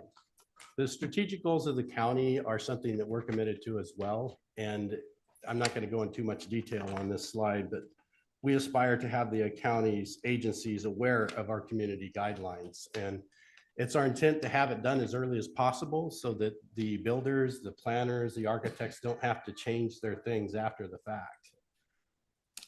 We encourage economic development. We're not against building. We want the community to grow. We want the tax base to grow. We want to provide more services to the people in the community. And the members of our committee are all of that same feel. And they're committed to their own homes, neighbors, and making sure that Diamond Springs El Dorado stays what Diamond Springs El Dorado is now, with whatever growth occurs. We make them follow the rule of law. We don't make them do anything. We just tell them, hey, that's maybe not in alignment with what the county plans are. And we have that discussion of sidewalks, traffic, colors, things like that. And we bring it all together for the Board of Supervisors to review. And then we strive to enhance and protect the infrastructure of the community. A lot of the building that occurs, there's resistance to it because there are issues that it's going to cause. And we want to make sure that those issues are not just swept under the carpet. So we're protecting that infrastructure, traffic flows, again, sidewalks, colors, design, things like that. Lighting is another good one. And then our whole motivation and goal of the committee is to promote the views of the community and make sure that we do appropriate community development. If there's items that are not going to fit and the public doesn't want it there, we make a strong case to resist it. Next slide. Any questions? Excellent. Well, thank you so much for your presentation. Are there any questions for this committee at this point? I have just a few. Supervisor Heidel. Yes. Being familiar with the El Dorado Hills Area Planning Advisory Committee, I see your function very similar to theirs. They have a website where they actually put out a lot of information relative to historical things that are happening, things that are currently happening, their letters to the board supporting or non-supporting various things.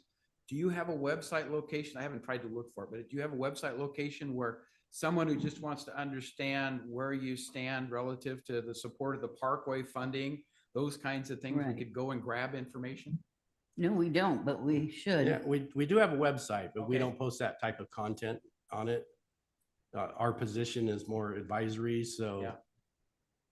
I'm not sure if we would post our letters to the board on the We could website. certainly do that. And yeah. we've made headway in making your letters in response to applications that come before you are excellent. They are well thought out. Your, especially that your letter on the Dorado Oaks is a Mhm. shining example that you understand the community that in which you serve, and you understand the depths and the nuances of projects that come before you, and your recommendations to our board are just very well thought out. And so we are now making sure that their letters are officially attached to each agenda item that comes before us, and that wasn't always the case. And I think Right. that's tremendous. But having your letters on the commission website is perhaps a really good idea. If we could work towards that goal, Yeah. because the history of things make a difference, right? Right. 2 years ago, this is a position taken, things changed, and so the position is shifted. And the public and the board members who are not directly related to don't understand those historical things, right? So it takes a long time to basically resync to the current setup.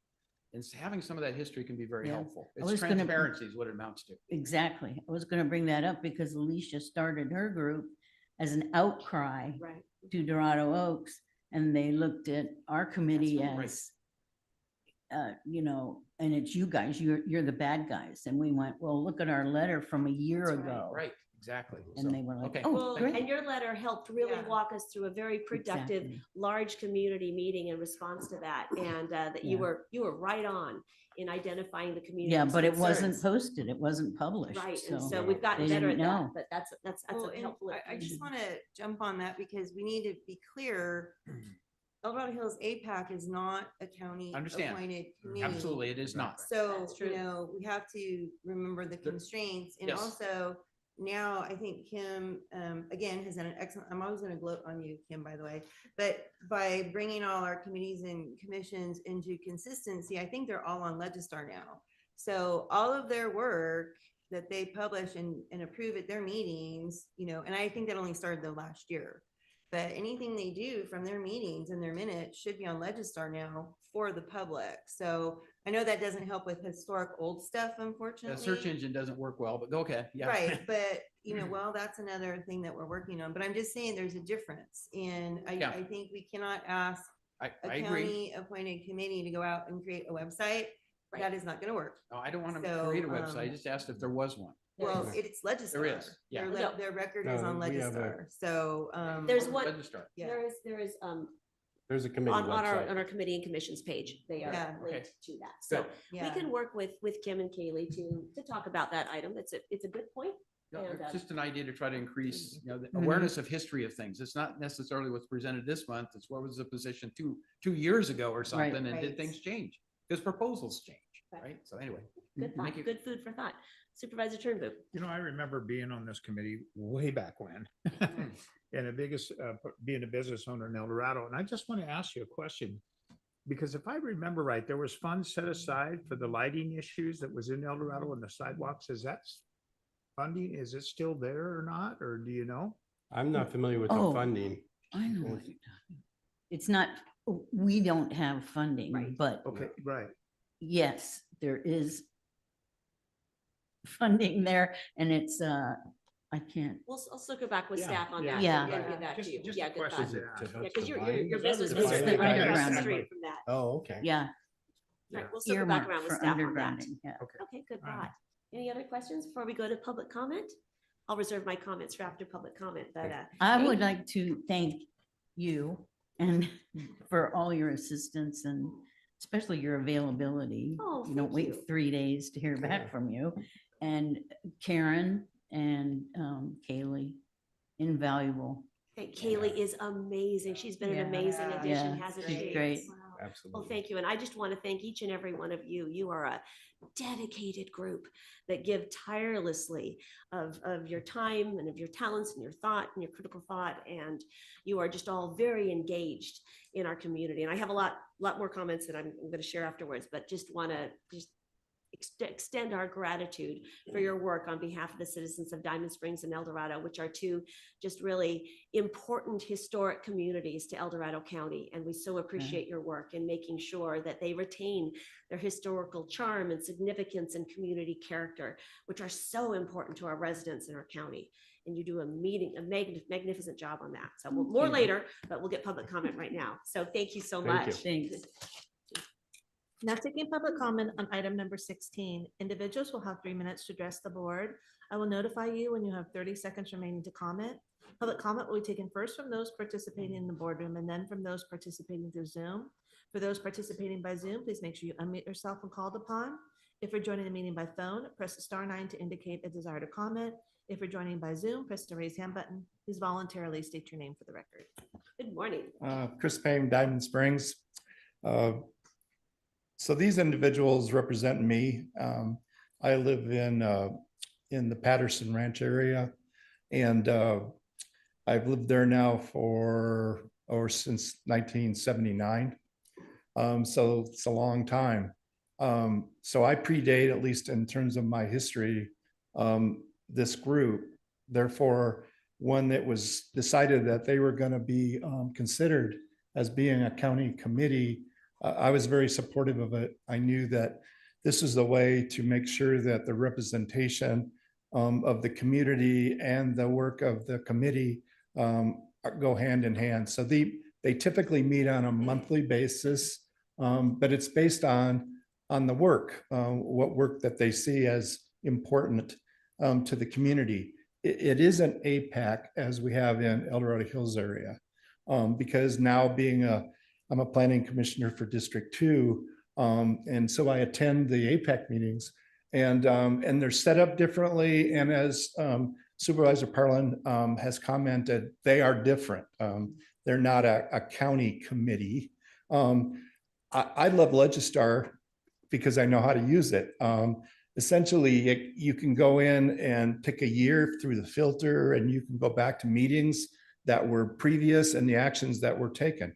And so that makes it really good for the community to be able to have that ability to go back. And I, having an interest in a particular project or area of the Diamond Springs area, would want to do that periodically just to remember. And then I have meetings periodically with the chair, and we talk about Diamond Springs particularly and what's happening there. I did want to say there is a lighting district in that area, but it's the county's lighting district. Essentially, I believe whenever any action is to be taken other than staff's work, it comes to your Board of Supervisors, and then you would take action on anything related to that lighting district. It is a specific boundary, that lighting district. It does not go over to El Dorado, the town. It is specific to the center of Diamond Springs. The original the Diamond Springs El Dorado Community Advisory Committee's boundaries are the boundaries of the Fire Protection District. We had a Diamond Springs El Dorado Fire Protection 30 District. seconds remaining. And that's what created then the boundaries for this group, this organization. And thank Jack Sweeney, former supervisor, for what he did to make that all happen. Thank you very much for the time, and I do appreciate the work of these volunteers. Thank you. Well said. Thank you, Chris.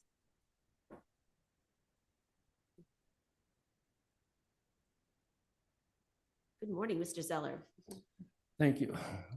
Bud Zeller, I've been active in the community since the late 1960s, following general plans, zoning, and so on. I'd like to comment somewhat on your number 2 item in your agenda today, provide direction as needed to our committee concerning a work plan, issues to study, or other issues or other areas pertaining to the committee. It was interesting, and I believe about February 2022, there was a Mountain Democrat article about the 2020 census.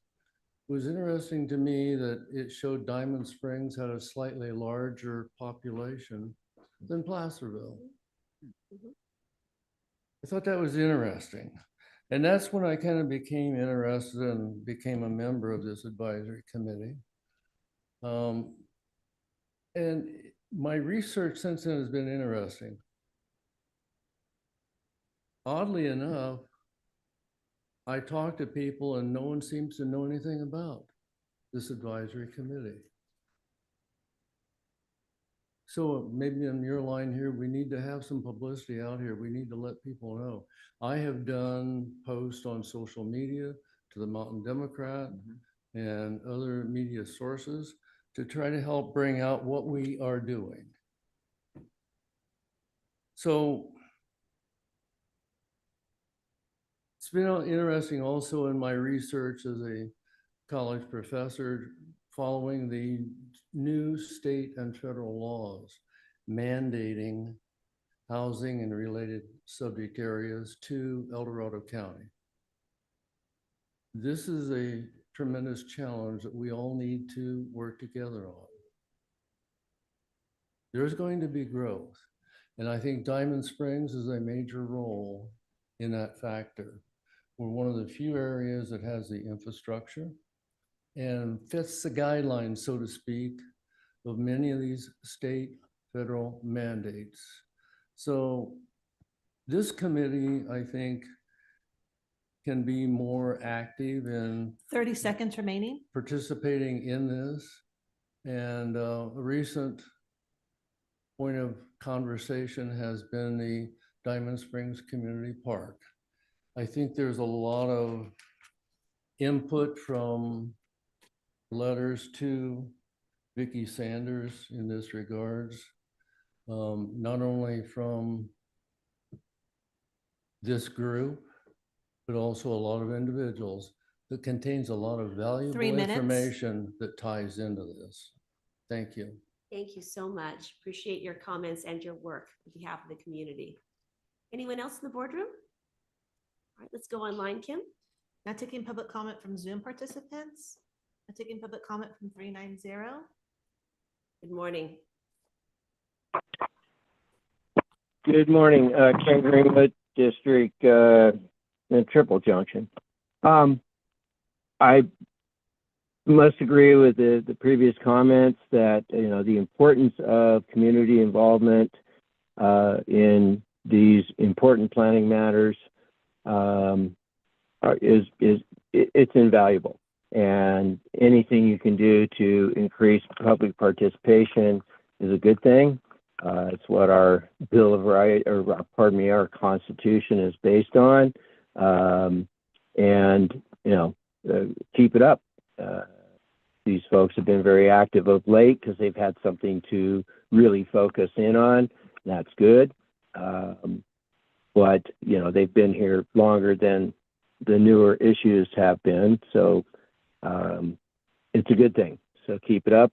and take their advice because it's generally heartfelt and well researched also. Thank you very much. Thank you for your comments. There's no additional public comment. All right, great. I will bring this back to the board. And once again, just for the sake of the Youth Commission, the purpose of this committee is established in its founding resolution, and that is to review and make recommendations for development in the Diamond Springs, El Dorado area, and present the concerns and interests of the community as they are brought forward to us and reflect the Missouri Flat Design Guidelines. And once again, you have the critical task of making sure that the voice of the community comes forward in any development project that comes before you to make sure they comply with the Missouri Flat Guidelines and the character that's been established. That said, as this board well knows, all we've had are the Missouri Flat Guidelines to guide development standards, but those we can't make a developer adhere to. So we are embarking on design standards at the county, and I'm so excited about that work that will be coming forward this year. And I'm going to talk a little bit more about that later. But because of your involvement, and I love that you brought up the Community Health Center as a shining example of your work. What we didn't have in the presentation suite, we couldn't find it. It was a while ago. There was an original design that was brought forward from the architects and the designers of the Community Health Center that was, how do we say it? Hideous. Yeah, there we go. There we go. I was going to be a little more I'm just going to keep it real. I just happened to be at that meeting. Yeah, I was there too. Yes, and I saw it, and we all went, hideous. "Oh my gosh!" Yes. So the work that was done through this committee to work with the designer, yes, thank you. Because if that had been built, we would all be. Everybody refers to Pink Panda, although it's not pink anymore. It got repainted, but we just don't need those eyesores in the community. So this work really is important. Design matters so much. Your feel, sense of place, those kind of things. So thank you, Supervisor Thomas. You are so correct. Yeah, it does. And once again, using the design Missouri Flat Guidelines as a standard, they brought forward to the architect to use the stone and the rock and the architectural details and articulated roof line into it. And once they started working with the designers, then the designers took a look at our county and really, I think, got excited by it. And for those of you who haven't been in the Community Health Center on Missouri Flat Road, I encourage you to go in. I think, and I'm going to go out on a limb here, and I've told Patrick this before, I think it is one of the most beautiful new buildings in El Dorado County. It is so thoughtfully done inside and outside. And that would not have happened without this committee, and shows you how important a design review committee is to not only the community that it serves, but the county as general. So I'm just so excited about that example. And once again, your role this next year is going to be absolutely essential. And it will be exciting to be laser focused when these community design standards come forward. And my understanding is, in talking with our staff, that we will have interim design standards that will be presented this winter. We want to get something in place countywide, just to make sure that any streamlined applications that come forward have to comply with community character. And very frankly, the Missouri Flat Design Guidelines, everyone is looking at as kind of a prime example of what represents our county. So I don't expect them to deviate much from that at all. So we're going to be getting these interim standards countywide, but then we will work to customize them to the communities. And that's going to be so much fun. And Shingle Springs, is promised to be first because you've been here, but then I've been a She's gonna be right there behind us. I am there concurrently with you, or right behind you, to make sure that whatever we need to tweak in the interim standards to fit the Diamond Springs El Dorado community and really reflects the uniqueness of it, will be in place. And that will be your work to recommend that to this board. So super exciting work ahead.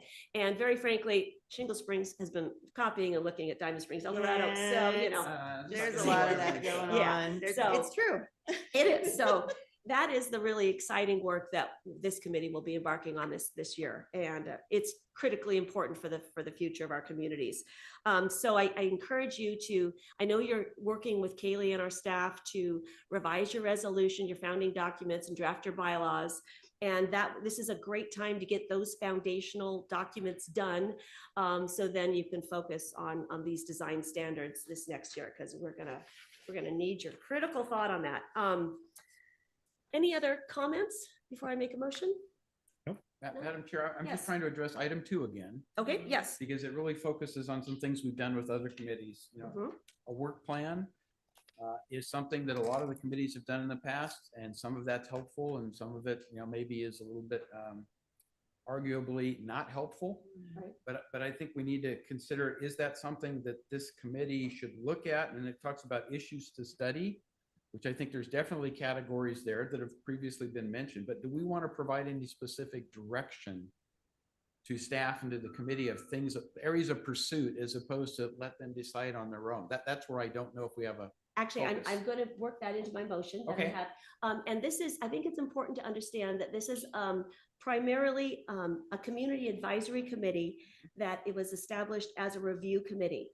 Now, their bylaws and resolution direct their work scope.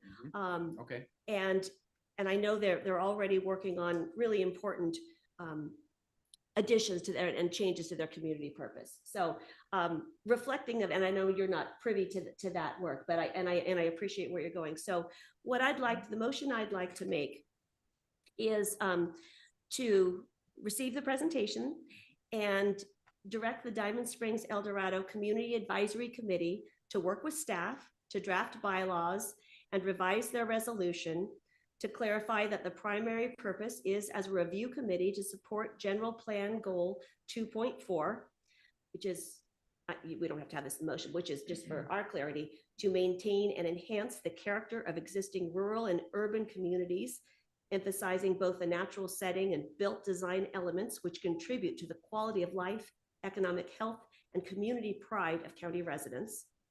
And 2, to revise item 2 under committee purpose, which is area of responsibility, to state, quote, on general plan updates pertaining to the area of responsibility.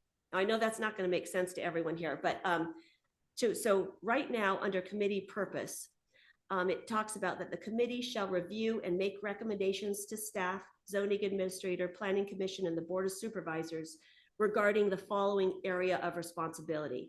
And this is where you're getting back to a work plan. Yeah. And I have the potential changes from your committee on that.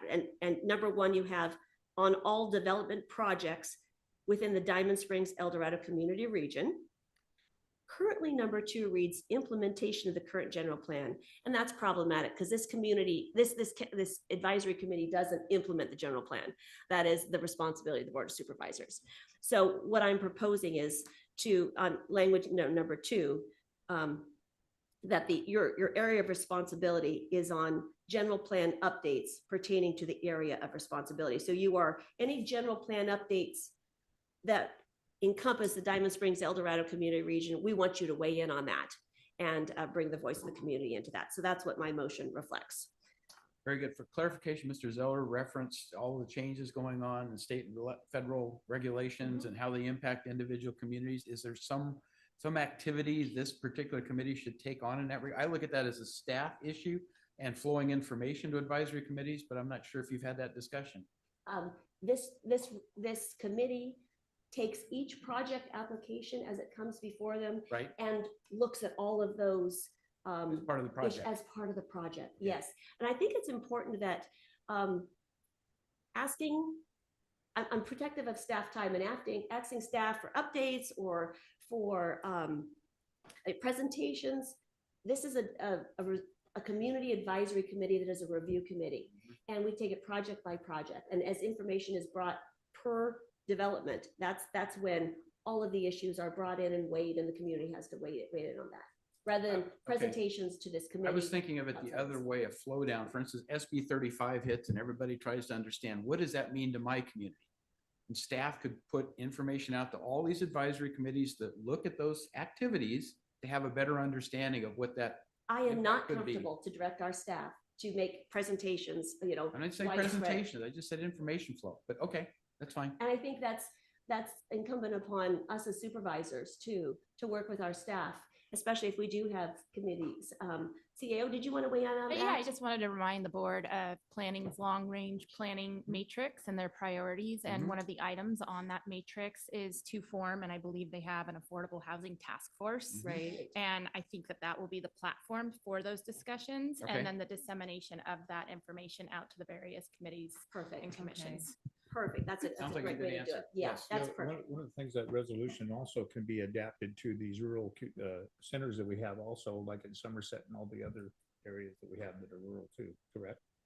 Well, no, this is a resolution just for the Diamond Springs Yeah, I know, Eldorado but I Community mean, but Advisory they could Committee. adapt that though to their committees, especially, like what we had, the problem with the Dollar General that was in Somerset, the issues, the design standards and stuff. It's kind of not a very nice building, let's put it that way. So. So, Supervisor Thomas, I hate to say this, but I will. I'm so confused by your motion.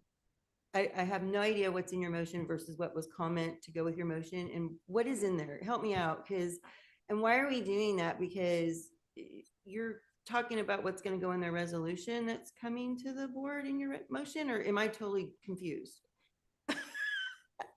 And I am a visual person, so it would be cool to have it on the screen. That's true. Okay. Actually, let me simplify the motion. Okay. Let me simplify. So direct the Diamond Springs Eldorado Community Advisory Committee to work with staff to draft bylaws and revise the resolution to clarify that the primary purpose is as a review committee to support general plan goal 2.4 and revise item 2 under community purpose to take out the wording implementation of the current general plan and instead state on general plan updates pertaining to the area of responsibility. And I do apologize that it's hard to follow. So I guess where I'm coming from is that, is this the appropriate place to make recommendations for a resolution? Because I know on the Cemetery Advisory Committee, we actually had something from staff to the board and we all talked about what we wanted to see in the changes. And then I thought we had to do an ROI or something to change, because it's changing their scope and purpose and their resolution of, is this the right place to be doing all of that? Is my Just a point of question. clarification also, and that Yeah. is, if we have a motion on the floor, we really shouldn't be going into much discussion until you get a second. Okay. I mean, just. So is there a second? I'll second for discussion, because Okay, I would all right. really like to Thank you for that. understand this, because I have similar thoughts on. Well, I we're guess going in- beyond the Okay, direction. let's point. get clarity. Let's Yeah, get and clarity from staff. Can I ask just a point of clarification on the motion thing too, is because in my mind, I thought Supervisor Thomas was telling us what she was gonna be doing so that we could get our heads around it. I mean, don't we talk about things usually of something so meaty, you wouldn't just throw at us at the last minute in a motion. To me, we usually discuss things first, so I feel like we're really jumbled right now. I Okay. feel jumbled, just so you know. Okay.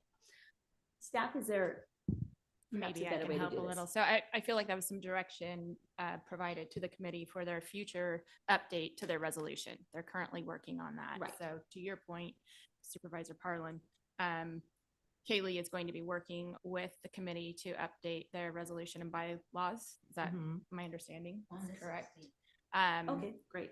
And so I think that that is the opportunity to include those kinds of discussions, and then that resolution will be brought forward to the board ultimately for approval.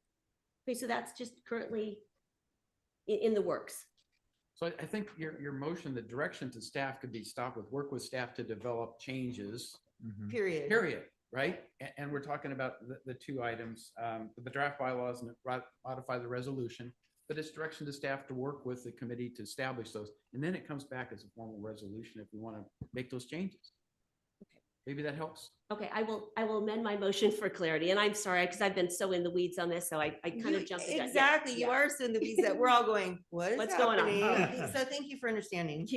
I'm gonna, so to our youth commission, sometimes this is messy business, especially, we don't have the ability to sit down and get around a table, to hash these things out. So sometimes it gets messy as we do the public's business in public. But you know what? It's a better transparent process. So this is a really good example of sometimes things get messy. So with that, I will amend my motion to direct the Diamond Springs Eldorado Community Advisory Committee to work with our staff to draft their bylaws and amend their resolution and bring it back to the board for for ratification. Yeah, that sounds better. I'll second the amendment. that. I'll That's second the amendment. awesome. All right, any further, yes. Generally, what's appropriate? 60, 90 days? I know we're getting to the holidays. We have it on the agenda for our next meeting. Okay. Okay, so I'm gonna say within 60 days. That's Yeah. doable. Sounds That's doable. Okay. And if not, they can report You back. can always Right. report back. Yeah. Yeah, we can always, if something happens. We can yeah, put it, we can be you know, extend it if we have to. great, and that'll be so good to get those foundational documents done and then embark on the work of design standards as well. Okay. All right, so any further discussion? Nope. All those in favor say aye. Aye. Opposed? Motion carries unanimously, and thank you all for. Sorry about that. I No, just that's didn't- great. And then- That's, we get a better product when we work together. Okay. Can we check in Let's- for I breaks? was just gonna Yeah. do that. So let's take about a 10-minute break, reset. The restrooms are straight out that door to the left, and then we will come back. And here, let's see, item 15. Oh, actually, 17, that's right, it's at 10 a.m. and then Okay. 18. All right, we'll be back in roughly 10 minutes.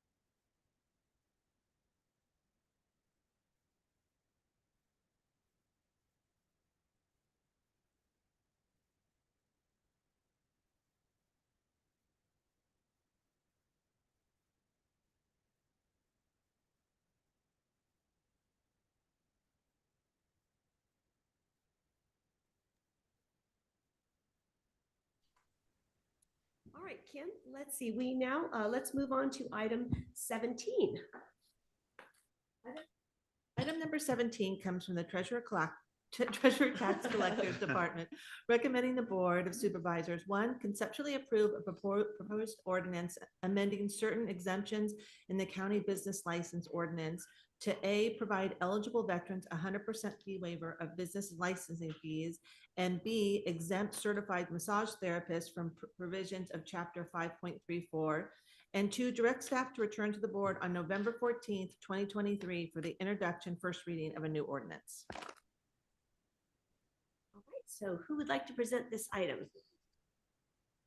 Yes, come on up. This is an exciting For some reason, item. I thought you had to open the hearing, but We just so did. This is sorry. an exciting Okay, I item thought it was and a- very appropriate in terms of our Veterans Day proclamation. Yes. So welcome. Thank you. Good morning, Chair Thomas, board members, and our distinguished guests. So excited to see the youth here to observe county business. It's exciting. Good to see. Basically, the item is pretty self-explanatory. It's very straightforward. I just wanted to add on behalf of Karen Coleman, our treasurer tax collector, that she worked very closely with some of our business owners to try to make these improvements, bring this recommendation forward to recognize our veterans, expand the fee waiver to more veteran businesses, sole proprietorships.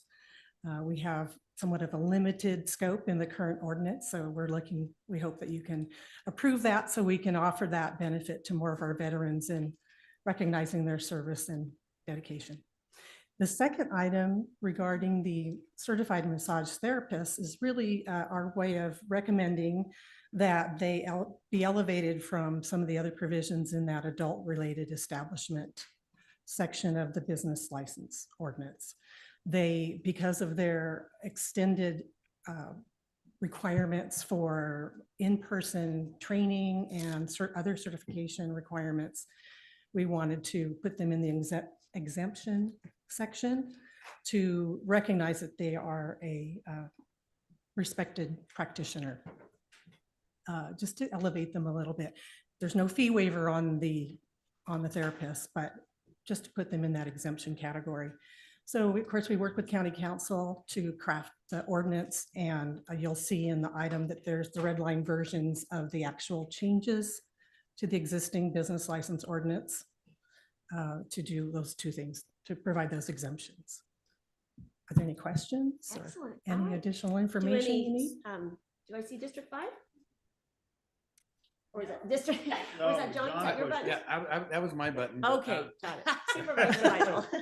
I was just going to comment that I'm very, very happy with the veterans recognition in this. I know our Veterans Affairs Commission has really been promoting veteran businesses and stuff. And so this is another way to say thank you to our veterans. Absolutely. By giving them that fee waiver and stuff, because we need to encourage those businesses to be successful. And this is one way we can accommodate it. So very much appreciate it. It's small but important. Yes, thing. absolutely. Yes. Wonderful. Whatever we can do. Love it. Yeah. Supervisor Turnbull. I just want to thank you for that, bringing this to our board today, because the veterans, they don't get recognized a lot, especially some of the things that they have done, especially for our country and stuff. And this gives them something back, and especially from the county that recognizes, them for all the support that they need, and especially what they've put their lives on the line for us. Absolutely.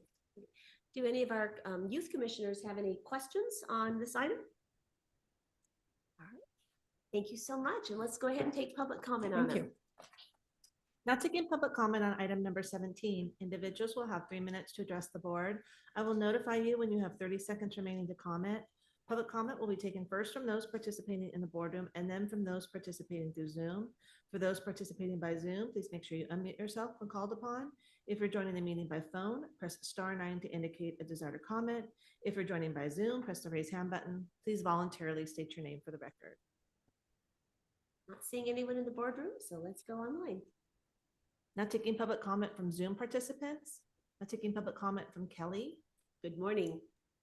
It's hard to believe it's still morning. Dang, this time change.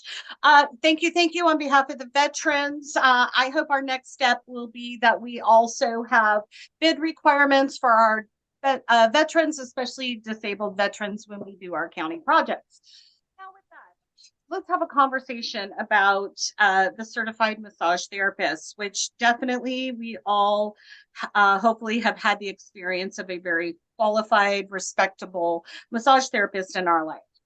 What I really would like to talk about is the fact that, did you know that in El Dorado Hills alone, we have 7 listed massage parlors on, let's say, a not so respectable website. I'm not willing to go into the paywall. I don't need Google to know any more than this. I'm happy to send it all to you, but some of them I have verified. I hope that respective people who are actually trained, licensed, do residency, all those wonderful things that you talk about, that maybe we could also as a county take a look at the, let's see, 2 in Placerville, 3 in Cameron Park, 7 in El Dorado Hills, 59 in Roseville that are on this website, which I will not say because I do not want to send any mischief their direction. I'm happy again to send that to you and all of the lovely data that I have of what may be going on behind closed doors in a very respectable industry. So thank you for protecting those who are educated, who are actually out there doing a medical service for people. Maybe we could also clean up some of the stuff in that same industry going on in El Dorado County in front of most of our faces. Thank you. Thanks for your comments. There's no additional public comment. All right, I'll bring this back to the board for any further Quick corrections. question. Yes. Just, I think county council procedurally, so today we're conceptually approving, and then it says it's gonna come back to the board on the 14th. So will that be another, department matter, or will that be on consent since we're approving it, or how does that work? What's next? Yeah, so this step is the kind of extra step that your board has imposed pursuant to policy to obtain conceptual approval prior to consideration of formal ordinance amendments. Okay. So following this, then the formal ordinance amendment process will commence, and that would require then, well, I'm going to stop short of saying require. They're actually the statutes related to first and second readings was amended in the last few years to allow certain actions to take place on consent. That being said, the board's consistent practice has been to have the first reading of the ordinance scheduled as a department matter with the second reading and final adoption as a consent item. So I would expect that Okay. would be the process that would take place following this action. There it is. Okay, thank you for that. Okay. Any other questions or I just discussion? want to clarify, it's clear in the writing relative to this item that it has to be certified massage therapists. And I presume that's a professional practice certification. So this is not the broader context of what massage parlors or whatever can be. That's Certified correct. massage When they come experts. in to apply at our office, we have a link through our software that tells us that they are certified through this council. Mhm. And if it's not there, we ask them to return after they're certified because they've gone through this rigorous process, and we will not issue the business license without it.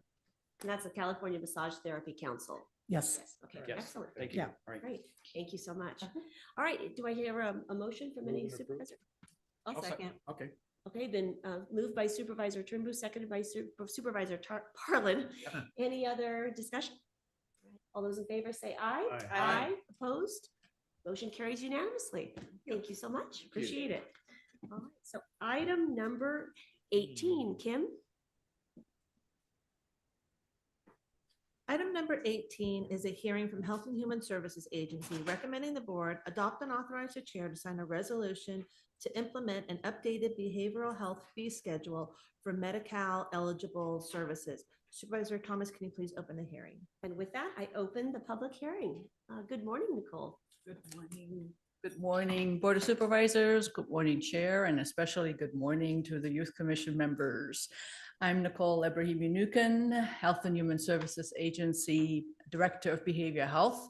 And I'm so pleased to be here this morning about a Behavior Health Division item. I didn't know, but what a wonderful opportunity for me to actually let the Youth Commission know. I know, Chair Thomas, you mentioned it earlier, but I want to do it too. Such an appreciation to your commission member, Lauren Sumimoto, who has been on the Behavior Health Commission now for over a year. I think you're in your second year on the commission, and you are just an outstanding youth voice on that commission. So thank you so much. what a wonderful asset that has been for the Behavioral Health Commission and the Behavioral Health Division. But I'm here today to present to you the resolution that is before you for the Behavioral Health Division to implement updated behavioral health services fee schedule. And you have that as an attachment to you on this resolution. And just to provide background on this, as part of our Behavioral Health and Human Services Agency Behavioral Health Division contract with the Department of Healthcare Services for us to provide specialty mental health services and substance use disorder services funded by Medi-Cal, this is a requirement for us to have a fee schedule. The need for it to be updated is related to a multi-year effort now that's been going on in our state, an initiative by the Department of Healthcare Services, California Advancing and Innovating Medi-Cal, otherwise known as CalAIM. Many pieces to that CalAIM initiative, but one of them is something that specifically impacted the Behavioral Health Division, which is a payment reform for how the Behavioral Health Division in a county, so this impacts all counties in California, claims for their Medi-Cal funded services to the state. And with that reform, we are now needing to update that fee schedule. And that's really what's before you today, is for us to request for the board to approve that resolution. And I'm certainly available for any more background questions or information that I can provide. Okay, so once again, CalAIM is a huge initiative that this county is an arm of the state. And so this is just passed down rates that we don't have any discretion over. Correct. Okay. The state set those rates in a very complicated and lengthy process. Yes. And we are basically needing to now update previously approved rates by the state. And so this is one of the regular functions of county government, is to align our fees and mandates along with the state requirements. Question, Nicole, do these rates, will they change any of the contracts that we have in place with some of our providers? No, the contracts that are actually going to come to the board now next month in December for this fiscal year are already including those rates. They're Okay, set great. with those rates in mind. Yes. Cool. Okay, that's good Yeah, news. yeah. So again, also for you on the Youth Commission, so many other services within the Behavioral Health Division, treatment services are actually conducted by contract providers. So the division has contracts in place, and obviously these contracts need to be aligned with how we as a division then get claim those for those services, the state Medi-Cal funding. And that's, yeah, that all that is updated in those contracts. Excellent, good. We don't need to wade into those waters again. Yeah. That's good, excellent. Will we be approving annual rate increases, or is there an inflationary factor in these? I mean, what do you see going forward? So at this point, we don't know that yet, if there's going to be an annual adjustment. I can speak to the fact that the members of the board remember that there's been many information brought to you around CalAIM payment reform. So this all started, the discussion at the state level started in the fall of last year. We were waiting the new rates to come, which we got early in the springtime. At the time of this conversation between our county divisions association and the state indicated, because this is such a significant shift in terms of how we as a division get reimbursed for our services. There's a lot of nervousness around this. The state indicated that the state is willing to take a look again after the first year of how these payment rates are really working financially for counties. At this point, I have not heard any update in terms of, yes, the state is starting to look at that. Probably not unexpected. There are some difficulties in terms of, we all anticipated this, actually claiming the actual funding flow for counties submitting their claims to the state. We are actually, and I want to give a shout out to my team, both on the fiscal side and my program side. They've done an outstanding job getting us set up for CalAIM payment reform. And so we're one of the few counties actually that are starting to actually get reimbursed. Our claims are being processed by the state. There's a lot of counties out there that are struggling. So this all may delay, because the state may be struggling with really knowing as to when they're ready to have enough data. One could anticipate that there's going to be a adjustment at some point soon, but if it will be annually, I can't say that at this point. Okay, thank you for that. Excellent. And a follow-up question of that, Nicole, recognizing that this CalAIM, this shift is dramatic and it's going to be a rather fluid process. has the state set up clear communication channels where they can get feedback from counties and the providers in different counties to understand how this is working actually, on the ground? Is the state actively engaged in understanding that? So as they make adjustments at the state level, it reflects what's actually happening in counties? How do I want to respond to that question? Really? Hey, Come in a public forum. on. So to the best of my ability, how's that? To the best of my ability, yes. There's a lot of communication going back and forth. There's not only the county association, which basically a behavioral health division representation. There's also the provider association Okay, good. that is a loud voice at Okay. the state level to continuously bring to Department of Healthcare Services attention. Right now, again, we're so new into this that we're all saying it feels like there's these issues. I think 2 more months down the road, we'll feel more clear on really, yes, now we have the evidence for these issues, but the conversations are happening. Okay, good. Yes. Good. Well, That I that's can good. say. That's all we can, so what we can hope for is to raise our Yes. voice to help the state understand what their new programs, how they Yes. work, and what adjustments actually need to be made to serve the residents that these dollars are targeted for. Yeah. So, okay, good. Thank you, Nicole. I also want to make a correction. I misspoke a second ago when you asked me about were these rates in the contract, and I said the contracts are coming to you. The contracts had already come to you. We are Right. doing an amendment now. But back when we brought the contracts to you for this fiscal year 23-24, those payment rates were in part of these contracts. Okay, Right so from the get-go. amendments will be coming Yeah. back to us to reflect that. There's an amendment coming back to you now next month, but those rates were there from the get-go. That was my misspeaking. All right, thank you. Any other comments or questions? All right, we'll take public comment on this. Thank you, Nicole. Appreciate it. Now taking public comment on item number 18. Individuals will have 3 minutes to address the board. I will notify you when you have 30 seconds remaining to comment. Public comment will be taken first from those participating in the boardroom and then from those participating through Zoom. For those participating by Zoom, please make sure you unmute yourself when called upon.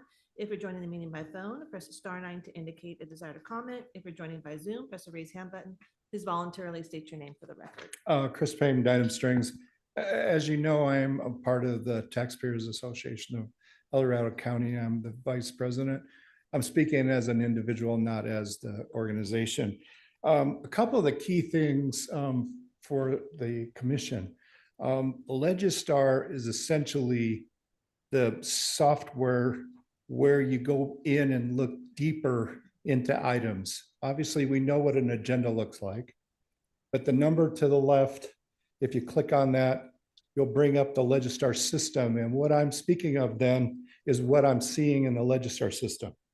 I'm seeing specifically the alternatives to this action that's being proposed, which says, should the board decline to approve this recommendation, the existing fee schedule for the behavioral health services established in resolution 145-2016, which means 2016, would be retained. However, and this is the key, the county would be out of compliance with the State Department of Health Services, is it?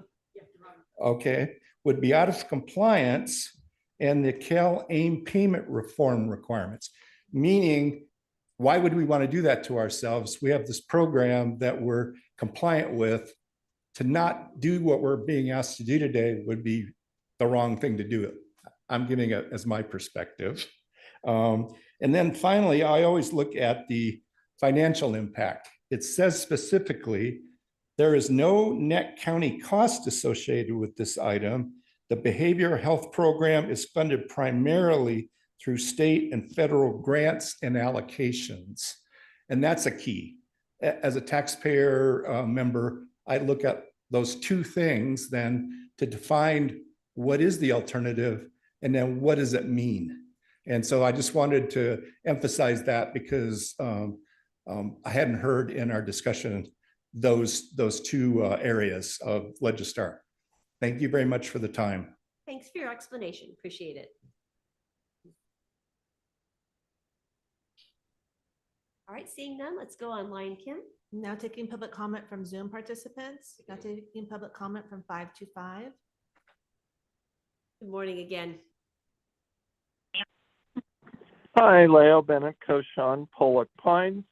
piggybacking on Chris's well-informed comments, when I looked at Legislar and at the fee schedule, those seem incredibly high numbers for service providers. I know service providers at the lower levels, which I think are really critical, and I know they don't make those $200 to $500 an hour rates. So that's one of my questions. Does that reflect more than the actual payments to service providers? And are these rates, is my second question, increasing? I would have found it helpful if there had been an old fee schedule there. But as Chris pointed out, all of this will be not impacting the county budget. But as somebody who has relatives that have experienced quality care, which is a good shout out to how much this county does with the insufficient resources, from my opinion, from the state, I'm wondering if any of these changes will change the service delivery. In other words, I've seen it happen in other areas where, as lobbying goes around and certain provider rates, service providers go up, you end up with less money for what I think are the most important pieces, which is the direct service, the lower paid folks. And it just helps, I think, for the public if there's a way to make that kind of clear. You got to do it, but hey, we're free to go lobby the state and say, what are you doing to our behavioral health model as you're altering the fee schedule? So it's a concern, and I appreciate you for listening to it. Thank you for taking my comments. Thanks for those comments and questions. Appreciate it. There's no additional public comment. All right, with that, I will close the public hearing and bring this back to the board, recognizing just how important mental health is to our communities. So Nicole, can you just kind of give us just a brief context? How did these fees impact our direct providers, and did they go up or down? And just briefly, how did they impact the system? Yes, so especially because, and that's really exciting to know that some of the community members really take a look at the documents and take a look at the rates. So I do want to say the following, and this gets really confusing. You look at these postus rates, and this is not the funding. Let me just simplify it. If we were to have a psychiatrist provide a service for an hour, and the $1,395 listed as the rate is not what the county will actually get from the state. This is the wonderful system of behavior health, specialty mental health services, and drug medical services. There is each individual Medi-Cal beneficiary has an 8 code that is driven by their eligibility for Medi-Cal services. That 8 code drives how much reimbursement we as a division get from this, we receive from the state. In general, one could say that we receive somewhere around 50 to 60% of what you see here listed as a payment, because the contract with the state says that the county then will cover what's called a non-federal share, because the federal share is Medi-Cal. So keep that in mind as you look at these big numbers, dollar numbers. That is not the funding that the division will receive. We have other funding, realignment funding, that is meant to then help us with those non-federal costs. Will it change the service delivery? Not in the beginning. This is not meant to really change services and the eligibility of individuals to whatever therapy, case management, rehabilitation services they would receive through either specialty mental health services or drug medical. In the long term, the vision of this is, because again, it's about CalAIM advancing and innovating Medi-Cal. In the long term, the state believes that this could be a system where, as we for County Behavior Health Division are moved towards, and this is part of payment reform, being aligned with the universal health care services. So we're now getting paid similar to how a private practicing Medi-Cal provider out there in the community gets reimbursed. We are then also able to manage potentially additional funds and that we receive together with the other funds that we're continuing to get the realignment to expand services individually in county land.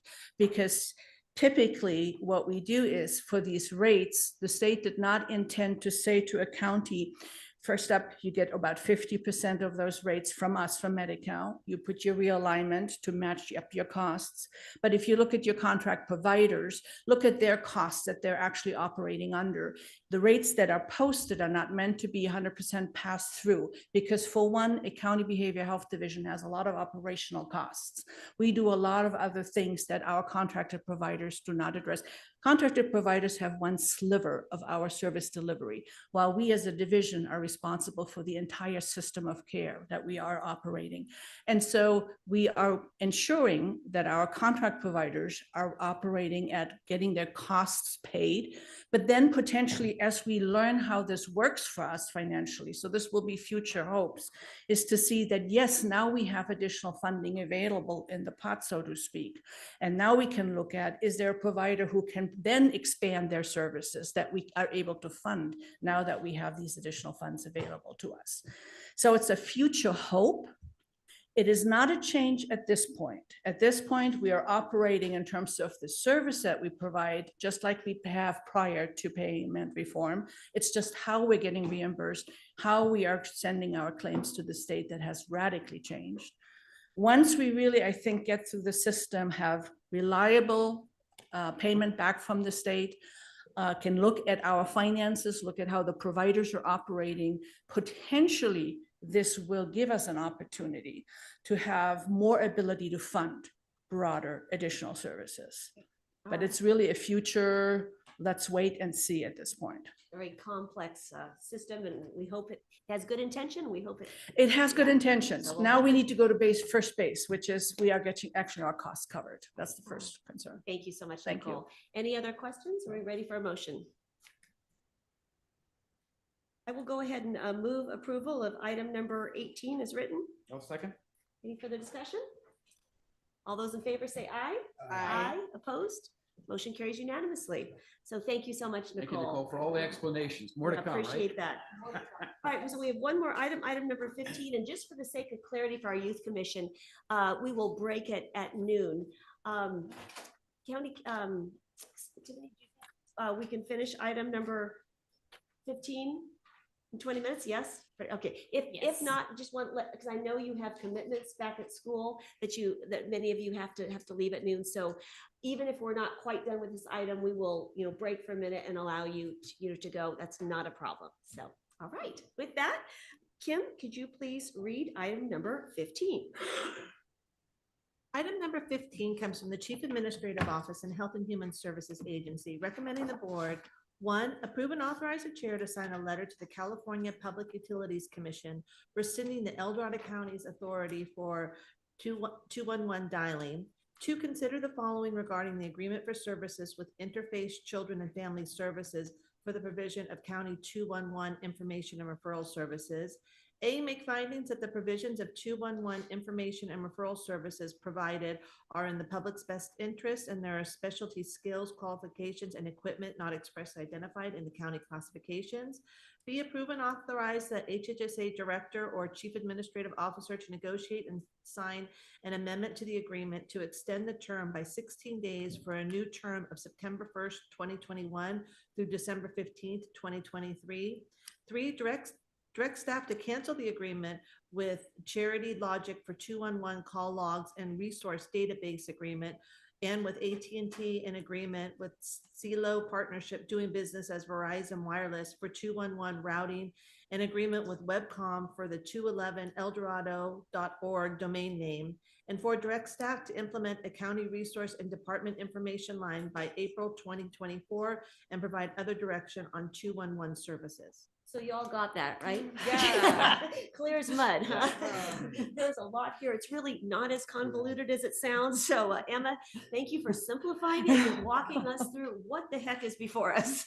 Sure. Emma Owens from the Chief Administrative Office. First, I'll just explain that 211 is a federal dialing convention where people can dial just 211 or text 211, and then they can get referrals and information on social service programs and resources in a community. The way dialing works is it's by county is the only way they can route things. So across the US, it's all by county who receives the 211 services. So to recap, on August 9th, 2023, the board directed staff to develop a plan to provide 211 services with county resources. So following this direction, HHSA and CAO staff met to kind of discuss what we needed to research and find out all the requirements of using the 211 dialing convention. We reached out to other 211 providers just to make sure we fully understood what the requirements were. Following this research and outreach, today we're recommending that El Dorado County discontinue the 211 service in El Dorado County, so we'd no longer be able to use that 211 dialing convention in El Dorado County. The reason for this recommendation is primarily due to the fact that there's no funding for 211 services. The board has been using totally discretionary general fund resources to provide this service. Also, in order to use the 211 dialing convention, we have to offer 24/7 services, and there's some other requirements that are kind of restrictive in order for us to provide that service. El Dorado County has a low call rate when compared to other counties, and we have hub services. So when kind of reviewing hub services, reviewing 211 services, there's a lot of overlap. And if we continue to provide hubs services in our libraries, they have a phone number people can dial to get connected to a hubs navigator. It's really a similar service that might have been in competition with our 211 services. So the California Public Utilities Commission certifies who can receive calls that use the 211 dialing convention. So when I reviewed who in California has this, is the main service provider, overall, it's nonprofit groups across the county that are the 211 service provider certified by the California Public Utilities Commission. And then typically counties and other jurisdictions will contribute to paying for that effort from that service provider. It's not like us here in El Dorado County where we're the service provider and everything falls on us. In order for us to no longer be this 211 service provider, we need to send a letter to the California Public Utilities Commission. So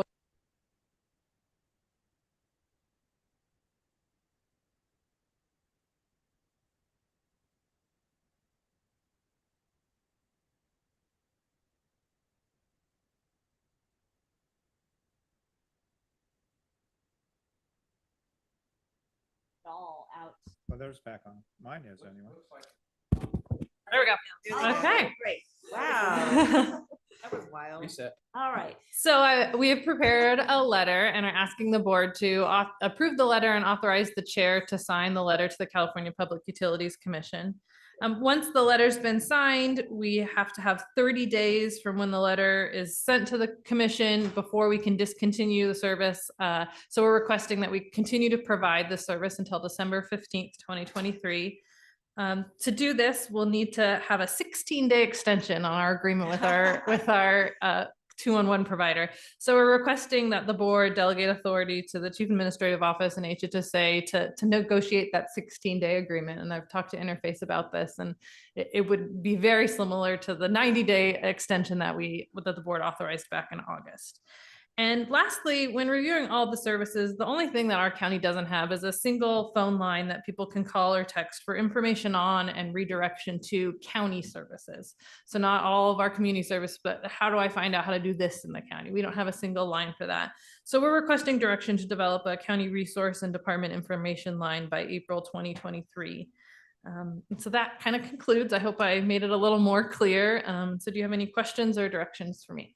That's perfect. Thank you. That was very helpful in understanding what's before us. And I know one of the challenges with the 211 hotline, if you will, is that, as you said, when people called for information, especially during emergencies, because we find that during times of emergency, that's when 211 is utilized more. But not heavily. So in El Dorado County, we went from 6 calls a day to 9 calls a day. When I talked to our neighboring counties, that's when their 211 service blew up, and people really got engaged with the service, and we just didn't see that here.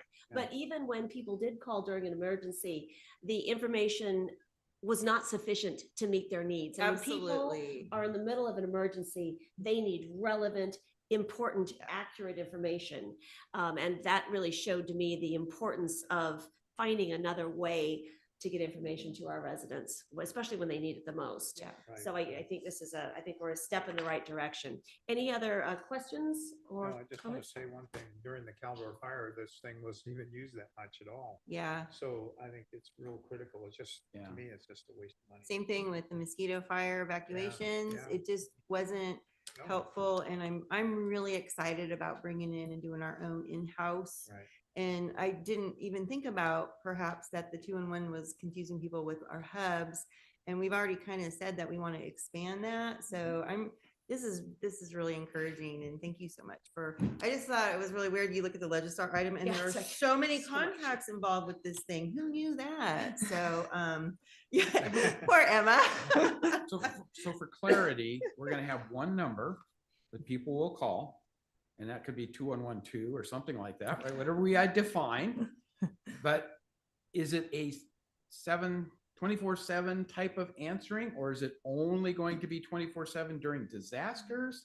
How do we determine the ability to respond internally? So I didn't bring a full plan on that county information line because I really wanted to make sure we closed out 211 services. But over the next few months, we will be working with the Emergency Operations Center and with hubs and our office to determine who will do what and who picks up what to make sure everything's clear. But the intent is we would have 24/7 coverage or not?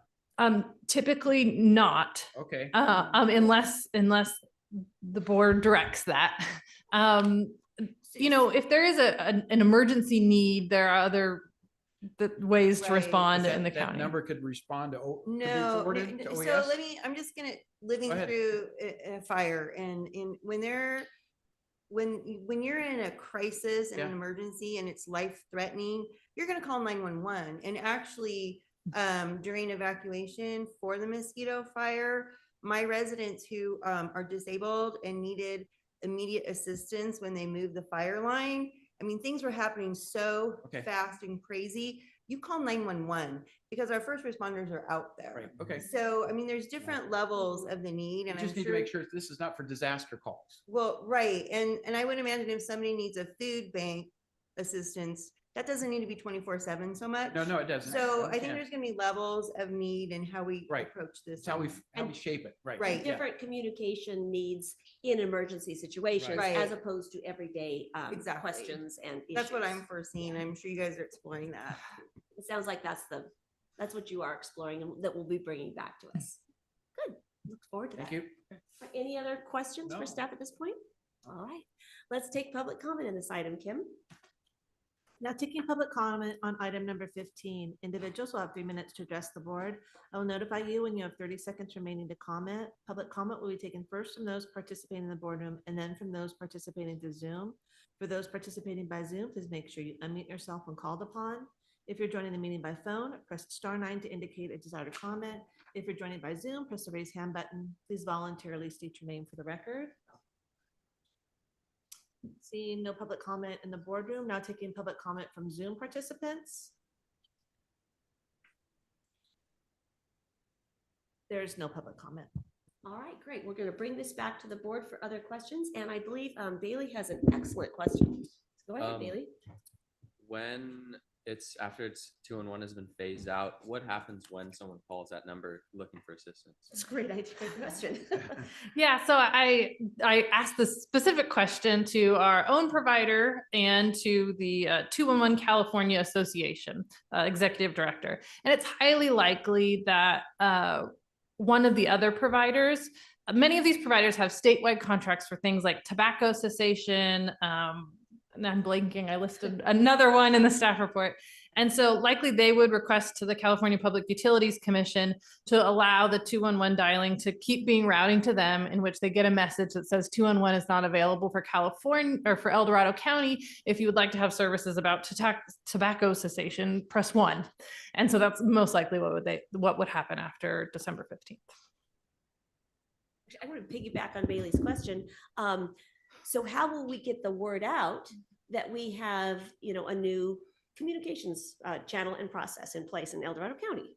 I'll most likely reach out to Carla Haas, our communications director, to make sure that that's aware. And luckily we have the hub's number, so we can alternatively give that number. Because a communication plan will be important. That's a really good point to make sure that folks in El Dorado County know that we've made this adjustment. So excellent. Look forward to seeing this come back to us.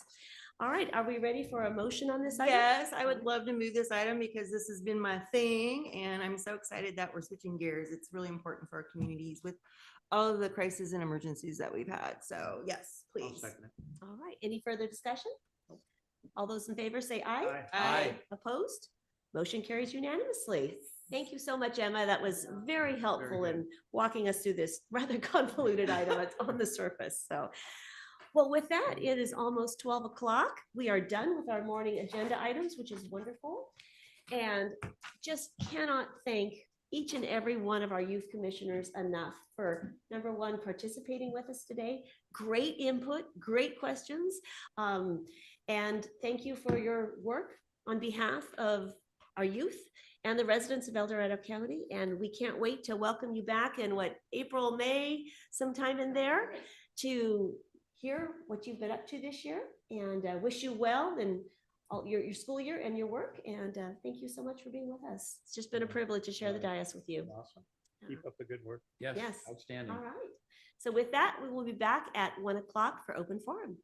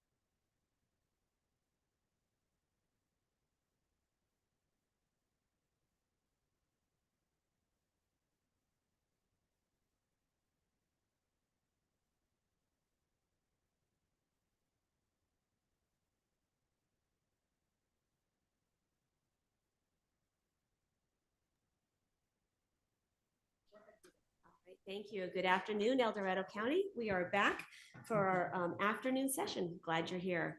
So with that, Kim, we will open up public forum. Now taking public comment on open forum. Individuals will have 3 minutes to address the board. I will notify you when you have 30 seconds remaining to comment. Public comment will be taken first from those participating in the boardroom and then from those participating through Zoom. For those participating by Zoom, please make sure you unmute yourself when called upon. If you're joining the meeting by phone, press *9 to indicate a desire to comment. If you're joining by Zoom, press the raise hand button. Please voluntarily state your name for the record. So once again, if anyone has anything to share with us, come on down.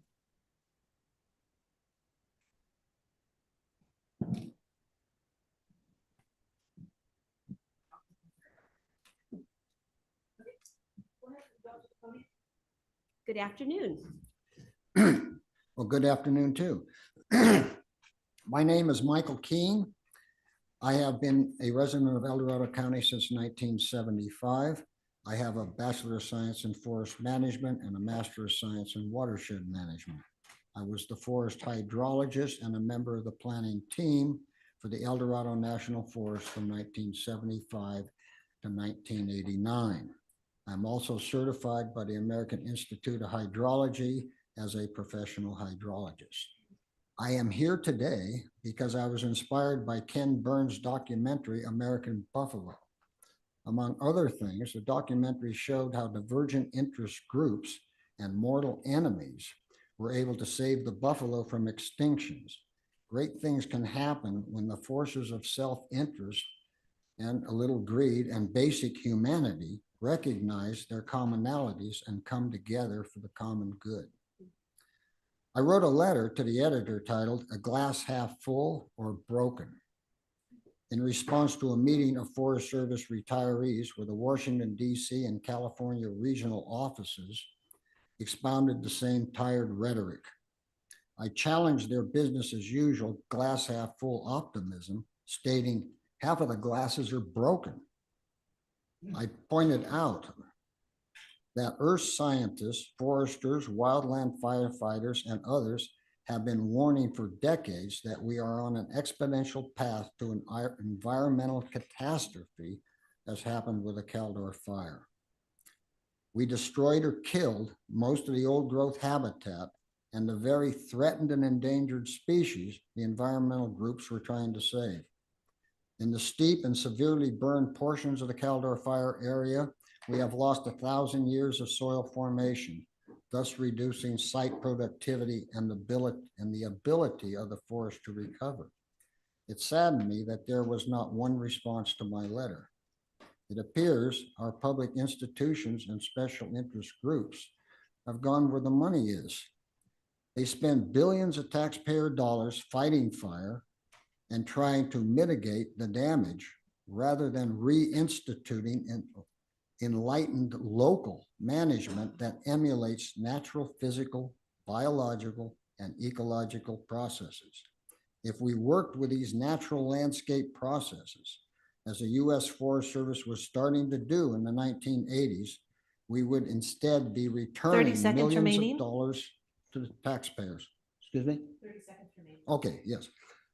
I noticed that over a year ago, El Dorado County was one of many local counties, cities, agencies, and state assemblymen and senators that supported the Put the Damn Fire Out Now bill. Therefore, I hope El Dorado County can again add its support to this latest effort to protect and manage what is left of our strategic forest and wildland resources by adding your name to the National Wildfire Institute letter to Congress, which is in your handout. Thank you. Thank you so much for your comments. We appreciate the packet. Thank you. Is there anyone else that would like to address the board on open forum? Any matter not on our agenda? Seeing none, let's go online. Kim? Now taking public comment from Zoom participants. Now taking public comment from Kelly. Good afternoon. Good afternoon. Hope everybody had a I kind of wanted to circle back in, this is Citizen Kelly talking, District 1, on, I know we've had to make hard decisions in the planning department and different permitting fees and services. And I would just kind of like to continue our frustration. We have been researching the option for an ADU for our 100% disabled vet son-in-law, our daughter, and their kids to be able to remain in El Dorado County. We have gone up the ladder and have been told we'll get back to you on all three situations.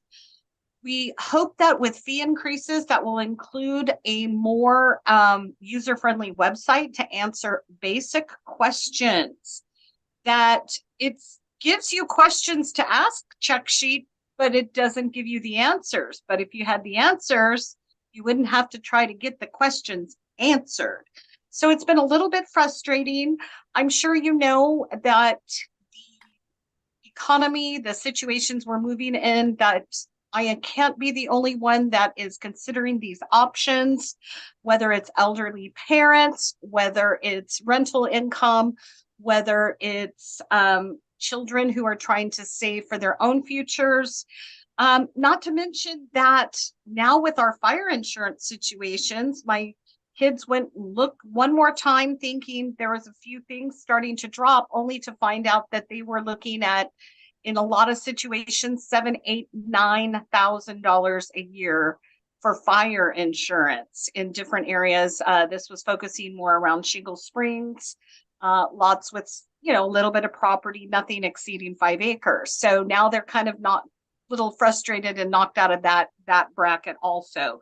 So I really do hope that we can get people who can get more updated on how this works in terms of the county and the permitting, and getting simple questions answered on how some of the current building things like sprinklers and solar and some of these things and new construction, how they apply to an ADU. 30 seconds remaining.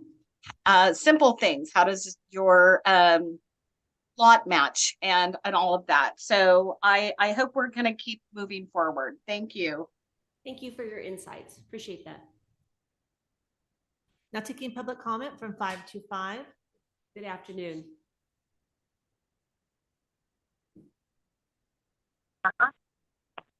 Hi, this is Leo Bennett, Koshan, Pollock Pine. I had 2 points I wanted to address. I'm assuming the board is aware of a letter published by a coalition of clergy in the Tahoe Daily Tribune on October 6th. It addressed the very disconcerting and stressful issues of people creating a hate incident during Board of Supervisors meetings. It listed specific points. I'm very grateful that the board has addressed most of them. But going back to when the Human Rights Commission was disbanded, it's my recollection that those kinds of issues now go to the entire Board of Supervisors. So quoting from the letter is a worthwhile call, which is for the board to engage the community in proactive dialogue and growth on topics of tolerance and nonviolent conflict resolution. Nationally, and I'm personally aware locally, hate incidents are increasing due to the tensions that are occurring in the Middle East, the conflict, the tragedies there. And I think it would be good to listen to this call of the clergy to see how there could be a workshop or some sort of proactive way that all of us can learn to agree, disagree civilly, and embody the call that I hear that there's no room for hate in El Dorado County. Their letter closes with words from Jimi Hendrix: when the power of love overcomes the love of power, the world won't know peace. And then also Dr. King: not arms, but love, understanding, and organized, emphasis added, goodwill can cast out fear. That's my first comment. And second's just trying to be a little bit of humor, but also as a citizen that tends to talk too long, I so appreciate Kim giving us the 30-second warning. I love it a lot more than what I found to be the harsh bells. Thank you for taking my comment. Thank you. Now taking public comment from 390. Good afternoon.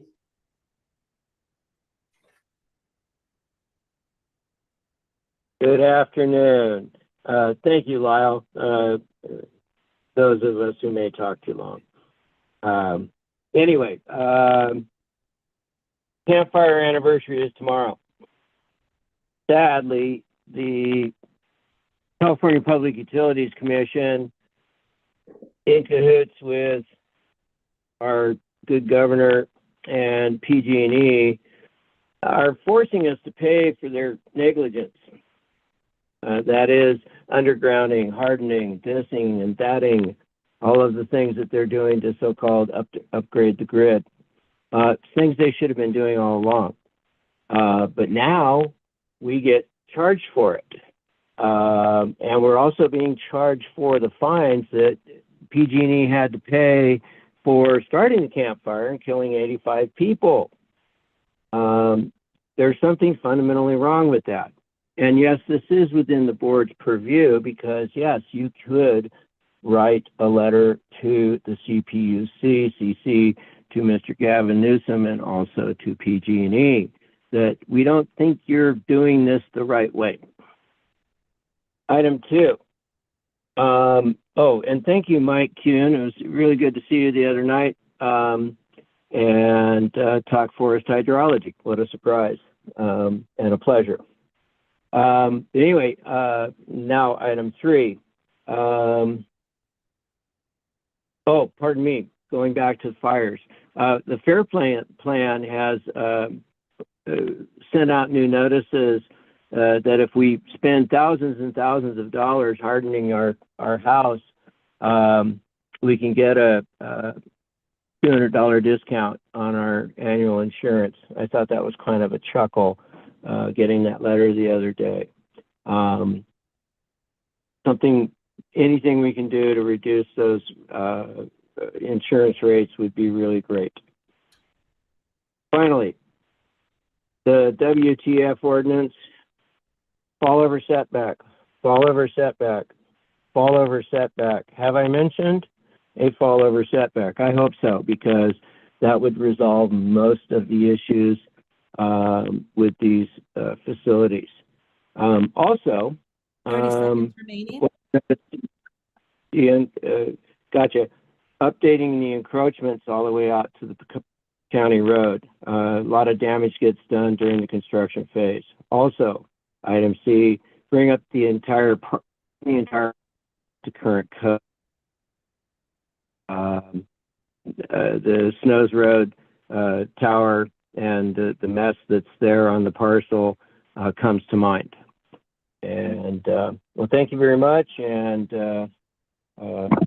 that's it for today. Thank you for calling in. Appreciate your comments. There is no additional public comment. All right, thank you all. I will bring this back to the board now, and we will then move on to our 115 hearing. So Kim, can you please read this item? Of course.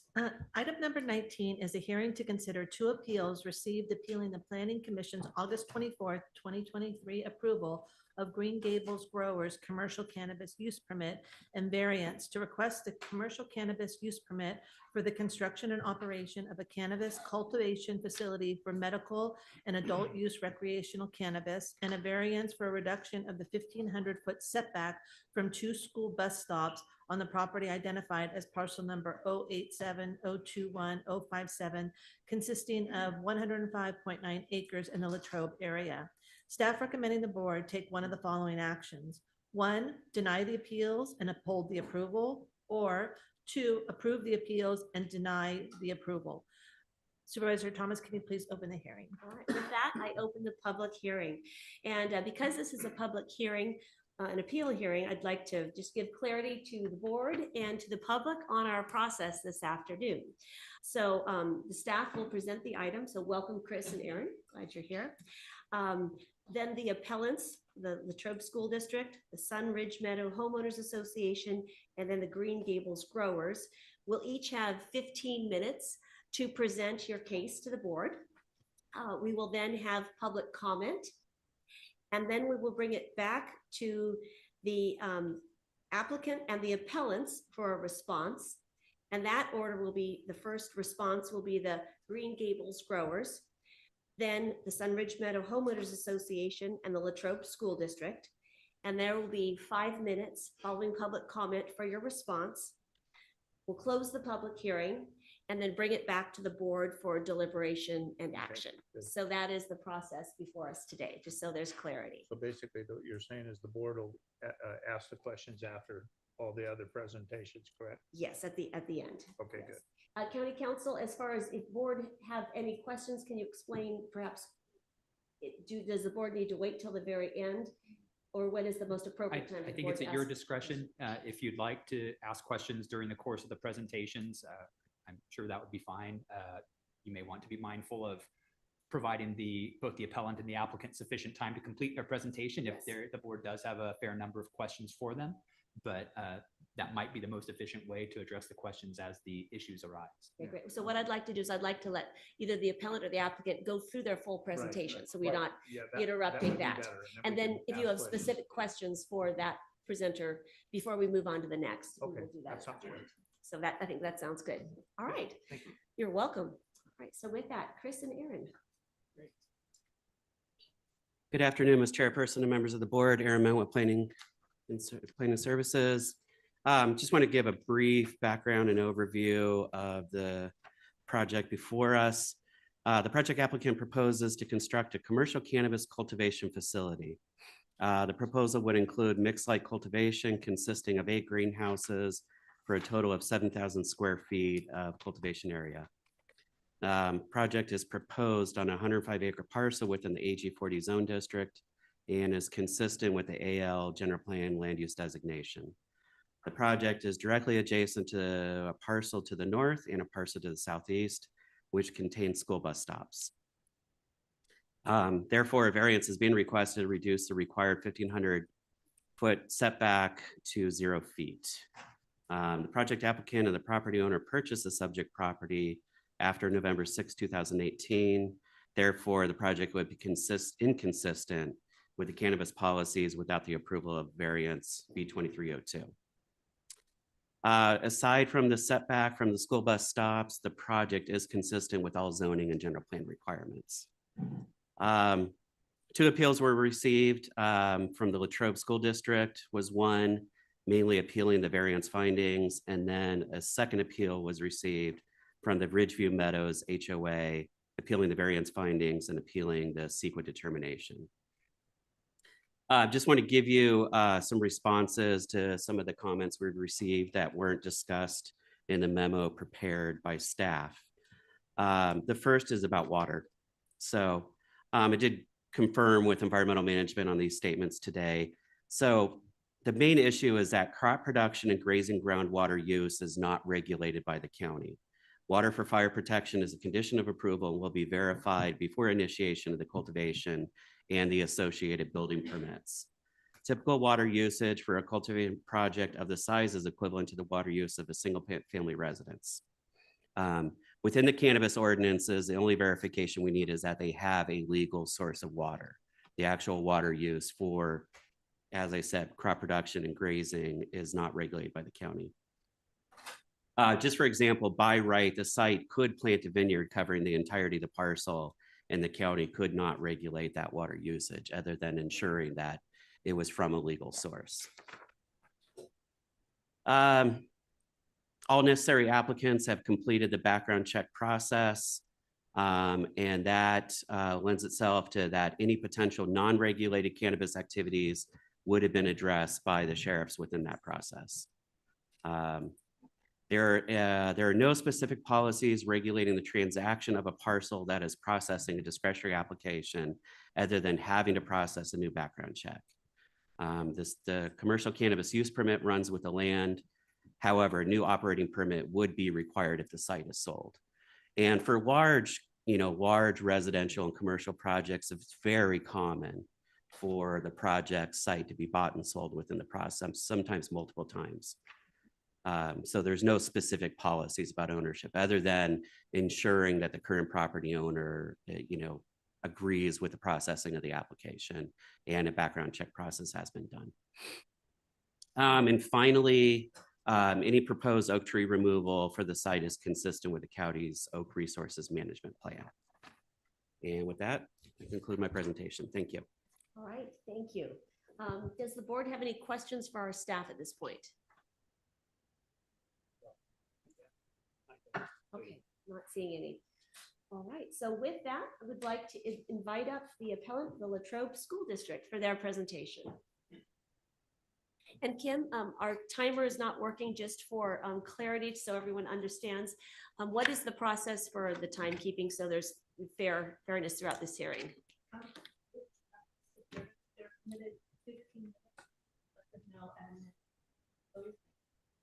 Yeah, let's say 2 minutes in closing. Yeah, 2 minutes and then 1 minute, just so you can kind of time yourself. It's a little clunky. All right, good afternoon. Good afternoon. Good afternoon, distinguished board members.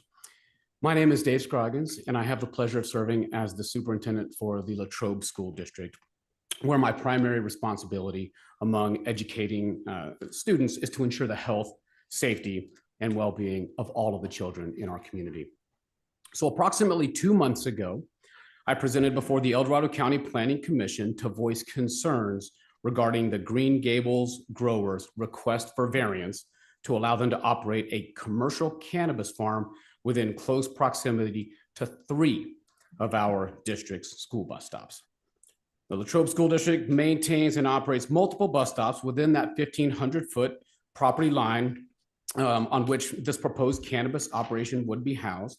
And those who live and work in our community are very familiar with those bus stops. They've likely been stopped behind those flashing bus lights sometime in the morning or sometime in the afternoon.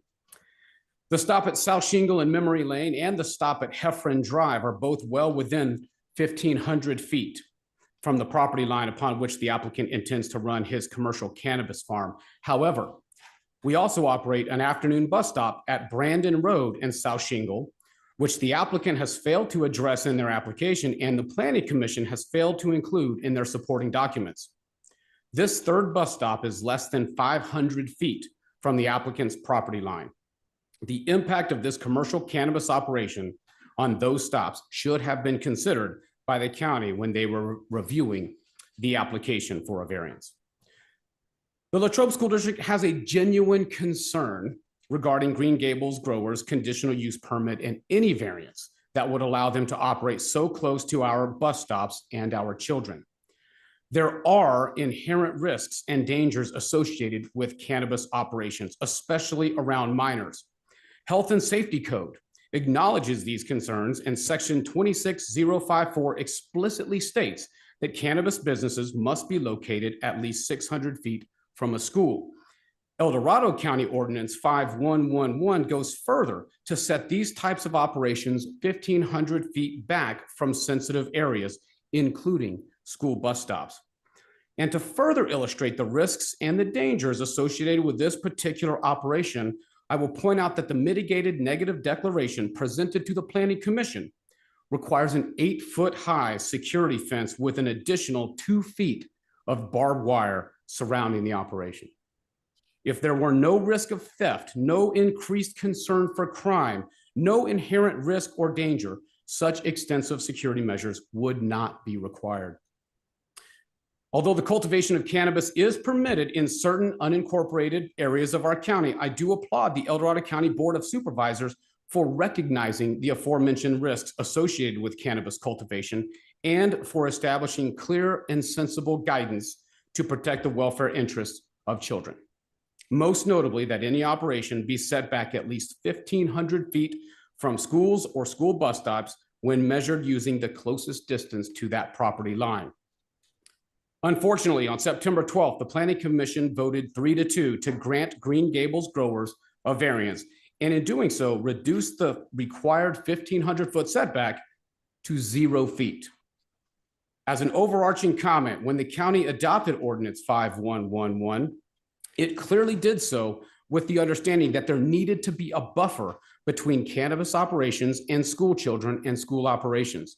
However, by approving the variance, the county disregards its own rationale and eliminates the setback requirement entirely.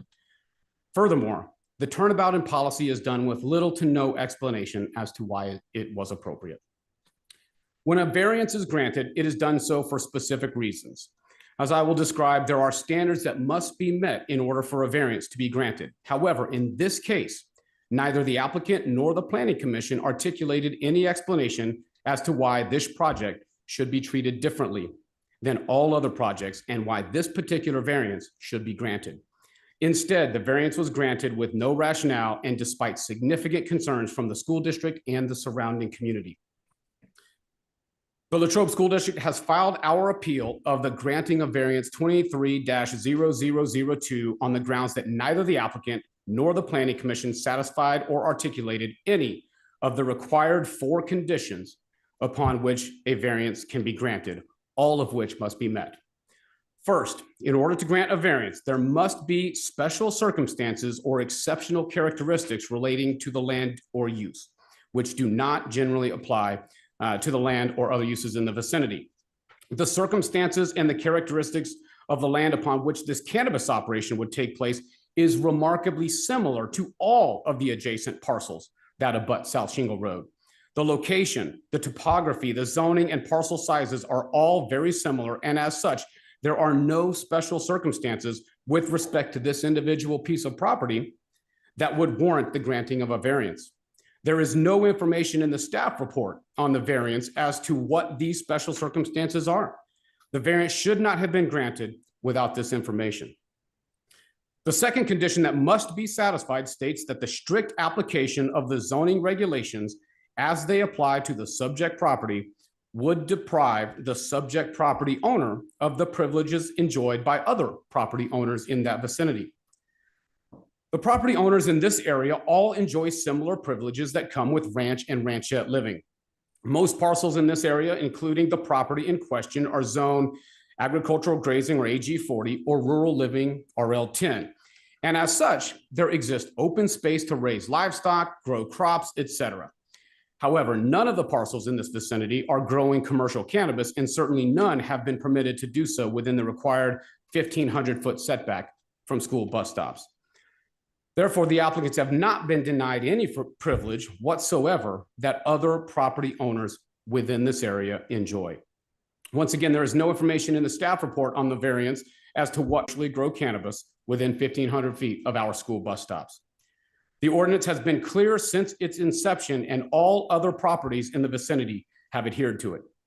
Granting a variance to this applicant gives the individual property owner special privileges that are inconsistent with the limitations of all neighboring properties. As the county has not identified any reason as to why the variance should have been granted, there is also no explanation as to why this project and project applicant is unique in a manner that would justify granting these extraordinary privileges that were granted in this variance. And then finally, the granting of this variance is clearly not compatible with the maps, objectives, policies, programs, and general land uses currently specified in the general plan, and is in direct violation of the requirements specified in El Dorado County Ordinance 5111, which clearly states that such operations may not be located within 1,500 feet of any school bus stop. Furthermore, it is clear that such operations can be detrimental to the public health, safety, and welfare, or injurious to the neighborhood.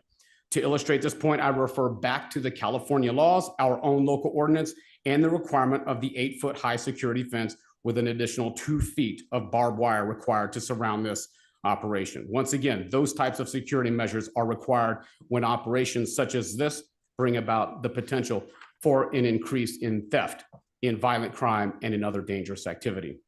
These are not the businesses that we want operating next to young children as they wait for the school bus to arrive.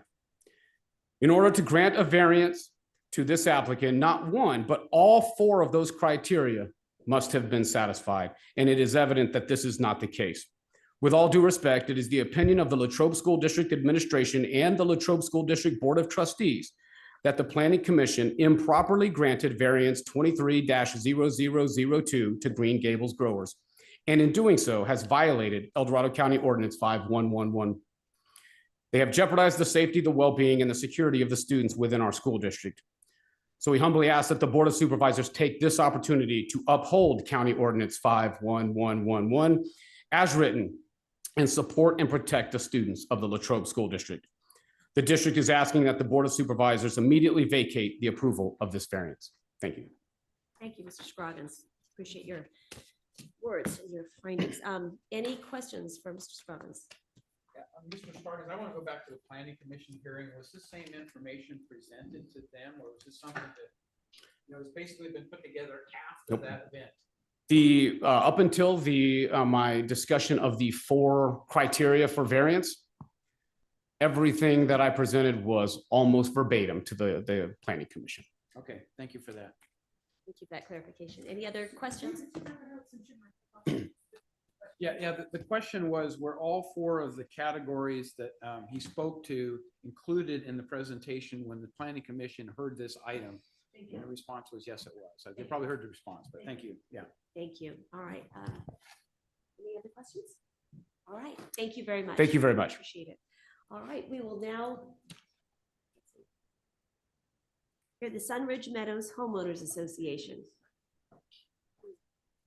Good afternoon. Good afternoon. Yes, please.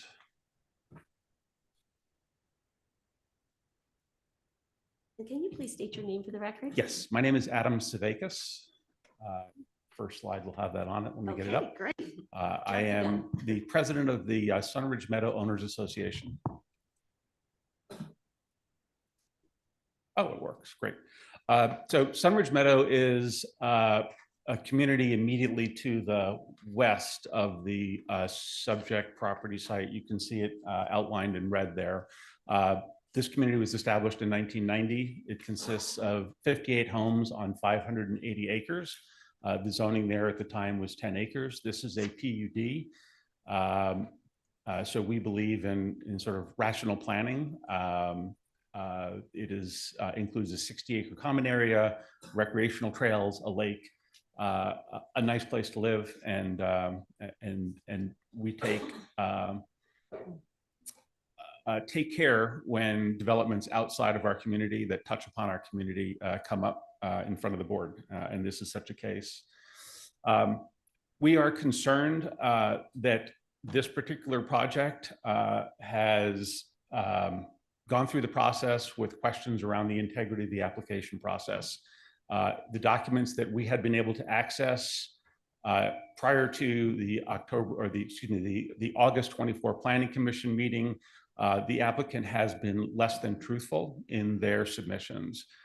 When asked by a Planning Commission member if he was selling the property, he stated he was just testing the waters, and despite the fact that we had an MLS listing that had been pulled from the MLS 4 days prior to the meeting, he stated in a video in front of the Planning Commission, we want to stay, we want to be a good partner with the county and with our neighbors. During this Planning Commission meeting, it appears the applicant sought to hide his motivation for the CCUP, and it turns out the applicant was preparing to relaunch his property sale. Subsequently, on October 3rd, this is a week before the Board of Supervisors meeting when our appeal was planning to be heard. On October 3rd, the applicant held an open house. There was a flyer presented. A realtor that went to this open house reported to us that this listing was going to go live on October 11th because they didn't want to have any conflict with the October 10th board meeting. The realtor was told that this is a $1.6 million a year revenue opportunity, and that's why we're pricing this at $5.6 million. And also added that Mr. Sandy is moving to Seattle to be near his children. It's a done deal. They have a location selected. Reportedly, when these flyers got out, the applicant was furious. We were told the realtors were fired. Nonetheless, the flyers you can see there, I think they've been submitted to you in board packages, as you can see on the slide here. Clearly, the cannabis license is for sale in this particular case. The realtors are being very cagey in the documents about the word cannabis. They use the word horticultural license.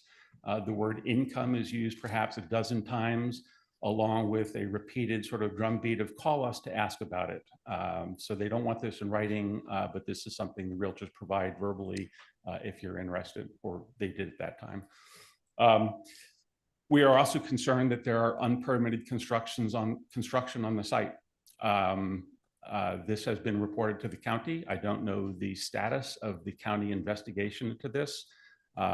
This image shown here, the 3 treehouse oasis. This is from the flyers that the applicant had distributed to realtors at this open house. These quotes are verbatim from the text. Income generating tree houses, quote, equipped with air conditioning and a full bathroom, plumbing and electricity too. You can see here, these are concrete foundations wrapped around oak trees. You've got to wonder, are there oak protection violations here? We did a search of the building permits and can find no permits for these constructions. Importantly, you have houses, 3 houses that use electricity, that use water, that are not part of the Planning Commission's review of water usage for this facility. As far as we can tell, there are 2 permitted structures, one a 4,000 or 5,000 square foot ranch house and one a caretaker house. Everything else, there's no permits in the county records for these structures, yet they use water. In summary, the applicant has requested a variance with full knowledge that he does not intend to reside in El Dorado County. The evidence suggests that he will be selling the property and moving based on multiple sources of information. There may be serious violations of El Dorado County code. And the information that has been provided from the applicant to the county to support this CCUP may be in fact unreliable. I'm going to now turn it over to Marsha Birch.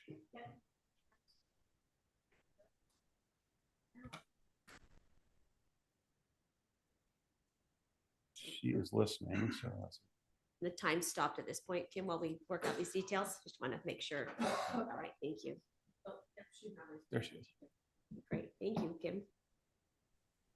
Hello. You're coming across loud and clear. Hello. Okay, great. Thank you. So I will be quick about this. I won't belabor all of the points that I raised in my letter, but I'll start with respect to the variance. I think there are a couple of critical things that are missing from the findings that were adopted by the Planning Commission. So one of the findings are generally pretty thin, and some of them are very circular. I talk about that in my letter, but I think something that's really important to consider is the fact that the purpose of the setback is not discussed. I couldn't find anywhere in the record where it was really discussed, the purpose of the setback and how that relates to the granting of the variance. There was a reason for this setback and why it was adopted. And I think recently the board had an opportunity to do away with that setback and chose not to. So it does serve a critical purpose. And the findings for the variance from the Planning Commission do not discuss how the purposes of that setback are really being met despite the variance. The other thing that I think is critical to think about when you're granting a variance, it's an opportunity, pardon me, it's an opportunity to allow the use of a property by an individual landowner who has a unique circumstance and is not able to enjoy the benefits of his property in the way that others who are similarly situated would. And I think it is important to note that this owner does not intend to operate this cannabis facility. And particularly when it comes to a cannabis facility, all the state licensing and the really important responsibilities that go along with that. Not knowing who your operator is going to be. I don't find it to be similar to other entitlements. I know in the staff report, there was a comment that it's very common for entitlements to be transferred. I think that's true. I think in the instance of a cannabis ordinance, a cannabis permit, where you are granting a variance, I think it's important to know who your operator is going to be. With respect to the CEQA review, I just want to start by addressing the point that staff made just a few minutes ago, that the county does not regulate irrigation of crops. I mean, first of all, I'm shocked, because that seems like such an abdication of responsibility. First of all, cannabis is not considered a crop under state or local law.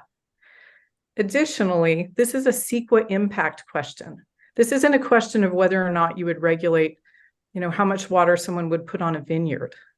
Right now, the county is considering approving this permit based upon a mitigated negative declaration that has the most abysmal water supply analysis section that I've seen in years. And to say that the county has no obligation to regulate crop irrigation is not a way to get out from under your CEQA responsibilities. So I think one of the things we do know is that the fire department has determined that there's insufficient water for fighting a fire. And that was done before at least 3 unpermitted residential structures were constructed. So we also know that in 2012, the well produced 11 gallons a minute. We have no idea how much water that well produces today. We all know we've had 5 years of drought, 5+, and a lot of folks have had changes in their well production. At the very least, a new well production test should be done so that the county understands how much water is there. You've got at least 4 residential uses going there. You also have a proposed cannabis operation, and it's a big one. According to the real estate flyers, a $1.6 million cannabis operation. Industry data shows that greenhouses, the size that are being proposed, they will average between 1 and 0.65 plants per square foot. And I did a lot of math in my letter. I'm not going to belabor that. But if they grow, what I suspect they will grow, because I have clients in Nevada County who have permitted grows, they will probably have about 2,000 plants. Those plants will require more than 1.5 million gallons of water annually. And the difference between that figure and the 150,000 gallons identified in the mitigated negative declaration is stunning. There's also not a single piece of evidence in the mitigated negative declaration, and I haven't seen anyone coming forth with it. Where's the consultant? What did they base the 150,000 gallons per year on? I mean, that's about something like 200 or 300 plants. These plants are thirsty. This is a big issue every time a permit is being considered, at least in my county, Nevada County. Water supply is a really critical issue. And I feel like it's really been glossed over here, and there have been some assumptions that are unsupported. I think at the very least, the appeal should be granted, and this should be sent back to planning. You need more information before you can make a decision that could potentially put the community and the folks who are living in those unpermitted structures in danger. We already know there's not enough water to fight a fire. Now we have structures that the electrical in those structures, has that been inspected by the building department? No. Do we know if it's up to code? Are there fireplaces or wood stoves in those structures? Those also haven't been inspected. And if a fire starts, the entire surrounding community is in danger because there isn't sufficient water to fight the fire. We respectfully request that you grant the appeal and not approve the permit.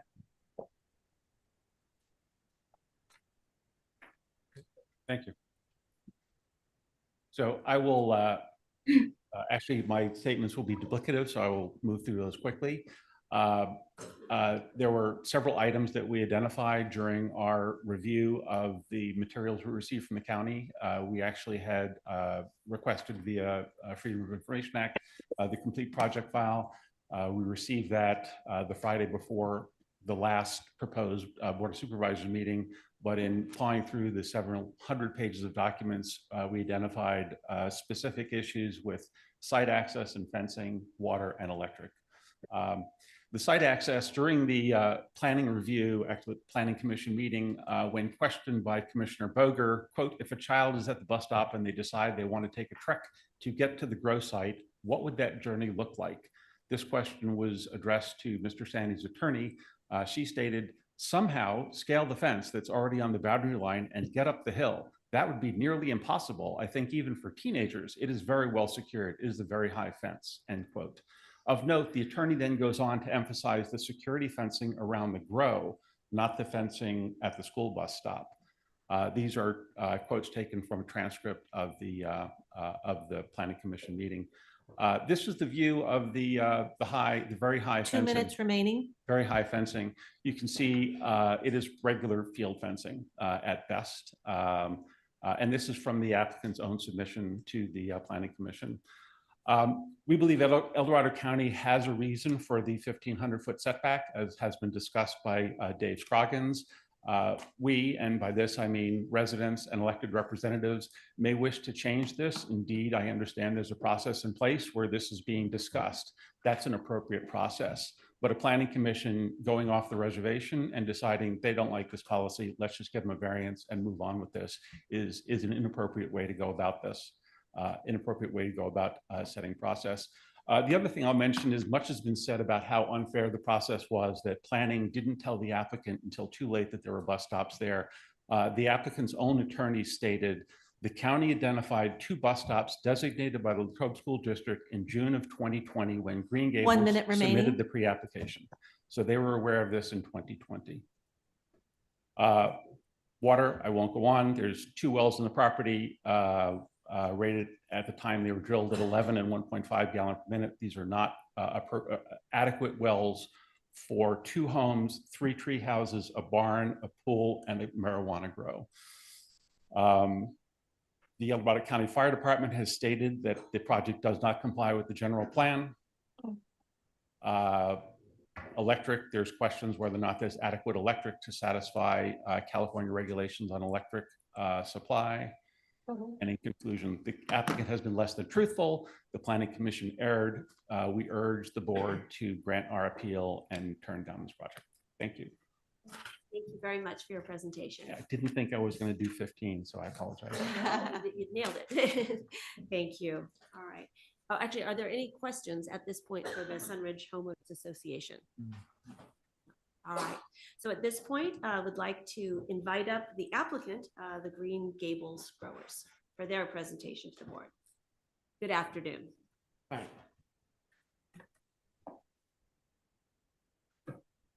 So I'll lead off. My name's Bob Sandy. I'm the CEO of Green Gables Growers. I'll open up with a little bit of our journey so far. We applied for this permit. Well, I should start before that. We've been living at this residence for about 5 years. We saw that cannabis was a reasonable process to build a business around. You got a little more bang for the buck than most crops. We looked at the county ordinances. It was overwhelmingly voted by the county to approve legalized cannabis. We applied for our permit in June of 2020. We've been at this process for about 3.5 years, working with the county. I'm more than troubled by the fact that my integrity has been questioned. There have been a number of nefarious activities that have taken place that have been nothing short of a character assassination. We've been solid tax-paying citizens living at this residence, paying over almost $30,000 a year in property taxes. We support farriers, we support ranch hands, other employees that work on our property, and feel an obligation to do the right things. Hence, we went out and hired Lena, who will speak in a minute, our attorney, as well as Jim Dillingham, our civil engineer, to guide us through this process. We wanted to make sure our I's were dotted and our T's were crossed. Lately, I feel like I've asked to grow an illegal grow. The way we're being treated is remarkable. The supposed open house that was referred to, it wasn't an open house. It was an exclusive Century 21 event, so we could get input on the sale, potential sale of our property. One of the realtors came with her son, who is opposing the grow, and used confidential proprietary information and spoon-fed it to the applicants, the people that are opposing us. They went out and tracked down my brother to write a very hurtful letter with things that are half truths and complete lies. The hypocrisy here is rich. First off,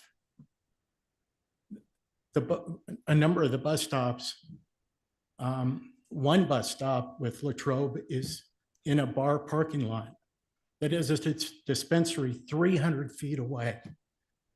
And we're worried about a cannabis grow that's half a mile up the hill on our property, not anywhere near the perimeter.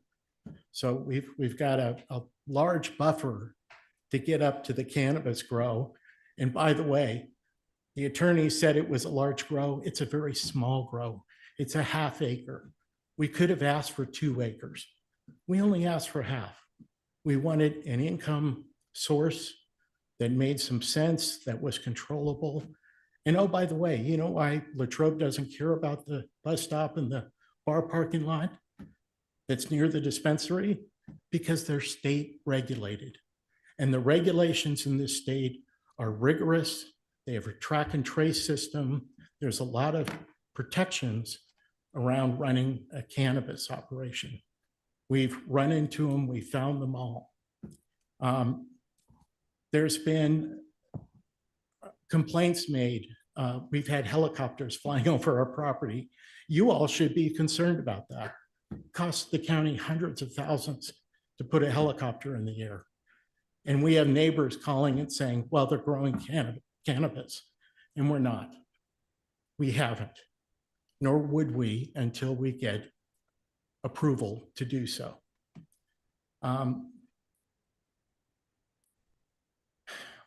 Let's not even address the sex offender that lives 800 feet from the same bus stop.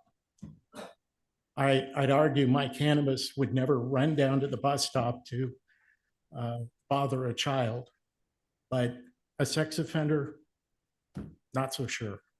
And no one seems to be concerned about these issues. Sunridge Meadows has done all it can to disparage my character. It's been hurtful. It's been very troubling, and I'm hoping the Board of Supervisors will do the right thing and approve the approval that we've already received from the Planning Commission. Excuse me, a little nervous. Doing fine. So with that, I'd like to turn the floor over to Lena Buckroll, and she can speak to a number of these issues. Thank you. Good afternoon.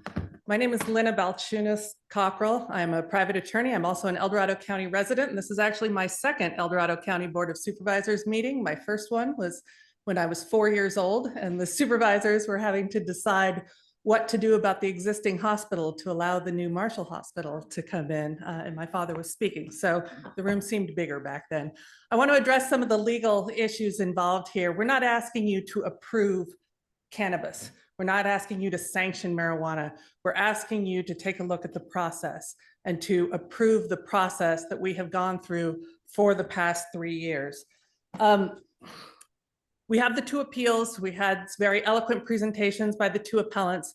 not one of them presented hard evidence supporting what is wrong with our project. There's a lot of speculation. Oh, it's going to use water, and there's fire hazards, and there's crime hazards. No statistics regarding crime already in place in El Dorado County. We had to undergo rigorous background checks. Not only Mr. Sandy, but myself as the designated local contact. I have no business interest in the project whatsoever. However, the ordinance requires that someone be on call 24 hours a day, 7 days a week to be able to respond to any issues at the business. I am that person. My husband had to also undergo a rigorous background check simply for being my husband, because I am the designated local contact. So, I mean, that tells you about the safety of following the law, of adhering to the code. And part of the process was having these studies done, having these experts come in, which Mr. Sandy has spent tens of thousands of dollars on. And at one time, not once did we ever hear from any of his neighbors, from anyone in the Latrobe School District. And in fact, during the process, in the staff report, page 5 of Exhibit A, says the project was distributed to all applicable local, county, and state agencies for review and comment.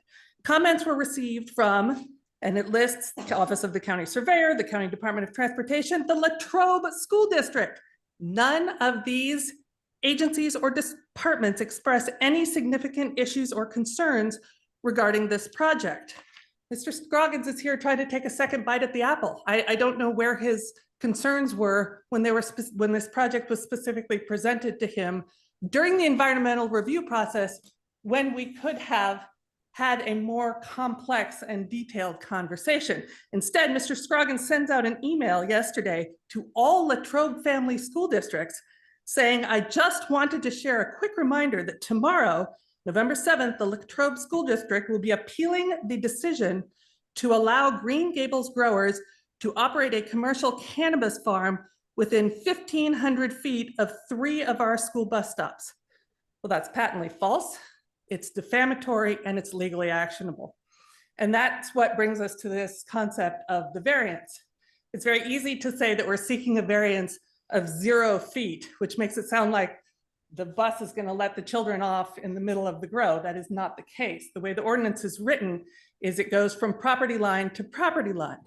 And I ask you to ask the question, what is the parcel that contains the school bus stop? Because I've been looking for it in the county records. I can't find it. I can't find an easement. I can't find a grant deed. I can't find anything. Now, the Planning Commission said these are the parcels that are immediately adjacent to Mr. Sandy's property.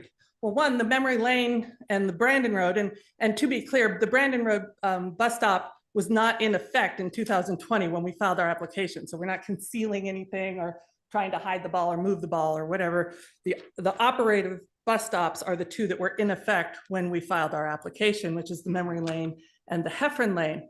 The only parcel that is adjacent to Mr. Sandy's property is the one that has been designated as containing the Heffron Lane and South Shingle bus stop. It's not in any of the county records. It could just as easily be on the parcel on the other side of the road, which would be arguably within the ordinance section. It is a full, as Mr. Sandy said, 2,500 feet from the intersection, and that's just looking at the road, the intersection of South Shingle and Heffron to where the cultural cultivation site is proposed to take place. So we're talking about half a mile between any children being released in a school bus stop and where the cultivation site would be. Now, notably, the bus stop, and this is in the ordinance, is based on the California Code of Regulations that provides that the bus stop is designated by the school district superintendent. If Mr. Scroggins is so concerned about the safety of these bus stops, he can move the bus stops. He has the authority to do that under the California Code of Regulations. And it was also noted at the Planning Commission hearing that there's nothing to the general public to even identify that there's a school bus stop approaching. None of those, where the speed limit has to be reduced, the yellow signs that say watch for children crossing the road. There's none of that. So if we're talking about danger to the Latrobe District school students, the cultivation site is really the least of their worries, especially on South Shingle where the speed limit is 50 miles an hour. And the cars go through there as a rural area, treating it, you know, like a highway without significant traffic. So that brings us to sort of the legal part of this whole thing, because there's not been any specific evidence presented to you by the appellant. No studies, no experts, nothing to support their concerns as evidence. Assuming that you grant their appeals, deny the variance, deny the permit, we take this to court on a 1094.5 petition for writ of administrative mandamus. The law is patently clear that the court nor the administrative agency can rely on speculation. And quoting the case of Gentry versus City of Marietta, 36 Calat 4th, 1359, on page 1417 in 1995, the court says, we have previously held, however, that in the absence of a specific factual foundation in the record, 2 minutes remaining, dire predictions by non-experts regarding the consequences of the project do not constitute substantial evidence. And we've seen no substantial evidence today. Let me talk about the variance really fast. Again, we're not asking for a 0-foot variance. What we're asking for is enough room to continue with the cultivation site. And there was a lot of talk about what makes Mr. Sandy's partial special. And the law is very clear that it does not have to be a physical characteristic. And I want to point your attention to the case. It's called Craik versus we'll start with Topanga Association for a Scenic Community versus County of Los Angeles, 11 Cal 3rd, 506, 520 from 1974. It interprets the concept as emphasizing only undefined disparities between properties. If you look at the county records, the disparity between Mr. Sandy's property 1 minute remaining, and all the surrounding properties is he bought his property after the cannabis ordinance was passed. And that's why we have to be here today. All of the properties up and down South Shingle in that zone where Mr. Sandy's property is, the owners have owned their properties before November 6th of 2018. They do not even have to have this conversation with you. There is one, maybe two, the third one, the gentleman just died. So arguably he did own his property in November of 2018 if someone was to apply for a permit. If you look at the records of those properties, all of them except about one would qualify for the grandfathering exemption under the ordinance. And that's what we ask, is it fair to prohibit Mr. Sandy from conducting business on his property, a legal, rational, legitimate business, to prohibit him when everyone around him is fully able to do so under the grandfathering clause of the ordinance? And I could talk forever, but I know I'm going to be out of time. Thank you so much for your time and for your attention, and we welcome any questions you may have. Thank you so much. Does the board have any questions for the applicant? Supervisor Turnbull. You know, I got a question, especially in my district. And I got a letter that was basically from your brother, and you can go ahead and address it. But I was looking at this thing and I see the plot map that's here where you're going to develop this project. But in this, it shows a picture from Google Earth showing the project is there right now. And I pulled it up on Google and it's there. Can you explain that for me? Yes, sir. Thank you for the question. We built that as a prototype. We were not going to get into a business we didn't understand. So we constructed that before we applied for the permit. And it was a prototype to figure out how to run a cannabis business. So can you tell me those greenhouses that are here, was there? They're any not permit? greenhouses. They're not greenhouses? No, they're It just sure hoop. looks like greenhouses to me. They're hoop home houses. Hoop homes? Hoop Was any houses. permit pulled on that? No, we did not. Uh-huh. We didn't do anything that was illegal or needed a permit, in our opinion. So this is exactly where it's gonna go, No. correct? It's not gonna go here? Well, it's going to go where our plan shows. Uh-huh. Yeah, but it looks like it's the same kind of design because it shows It's a, two and then that, and this is the same thing here. Let me address that. Can you please go to the microphone so sorry. we can Yeah. capture Sorry. your words? Thank you. It actually, the site had to be moved because where the prototype was within the 800-foot setback from the property line. So the site plans are not in the same place as the prototype. And I spoke with Deputy Stephen Casper of the El Dorado County Sheriff's Office yesterday. They flew the property over the weekend and can verify that there are no illegal grows growing on the property. I got that confirmation from him yesterday. So if you did a prototype, what were you growing there? Anything at all or not? No. So you assembled this as a prototype, but you never grew anything, correct? You never grew tomatoes or anything like that? What kind of business owner would go into a business without understanding what he's getting into? Well, I'm just curious, that's all, because it looks like to me, there was something there. And that's why I just wanted to kind of get an explanation on it.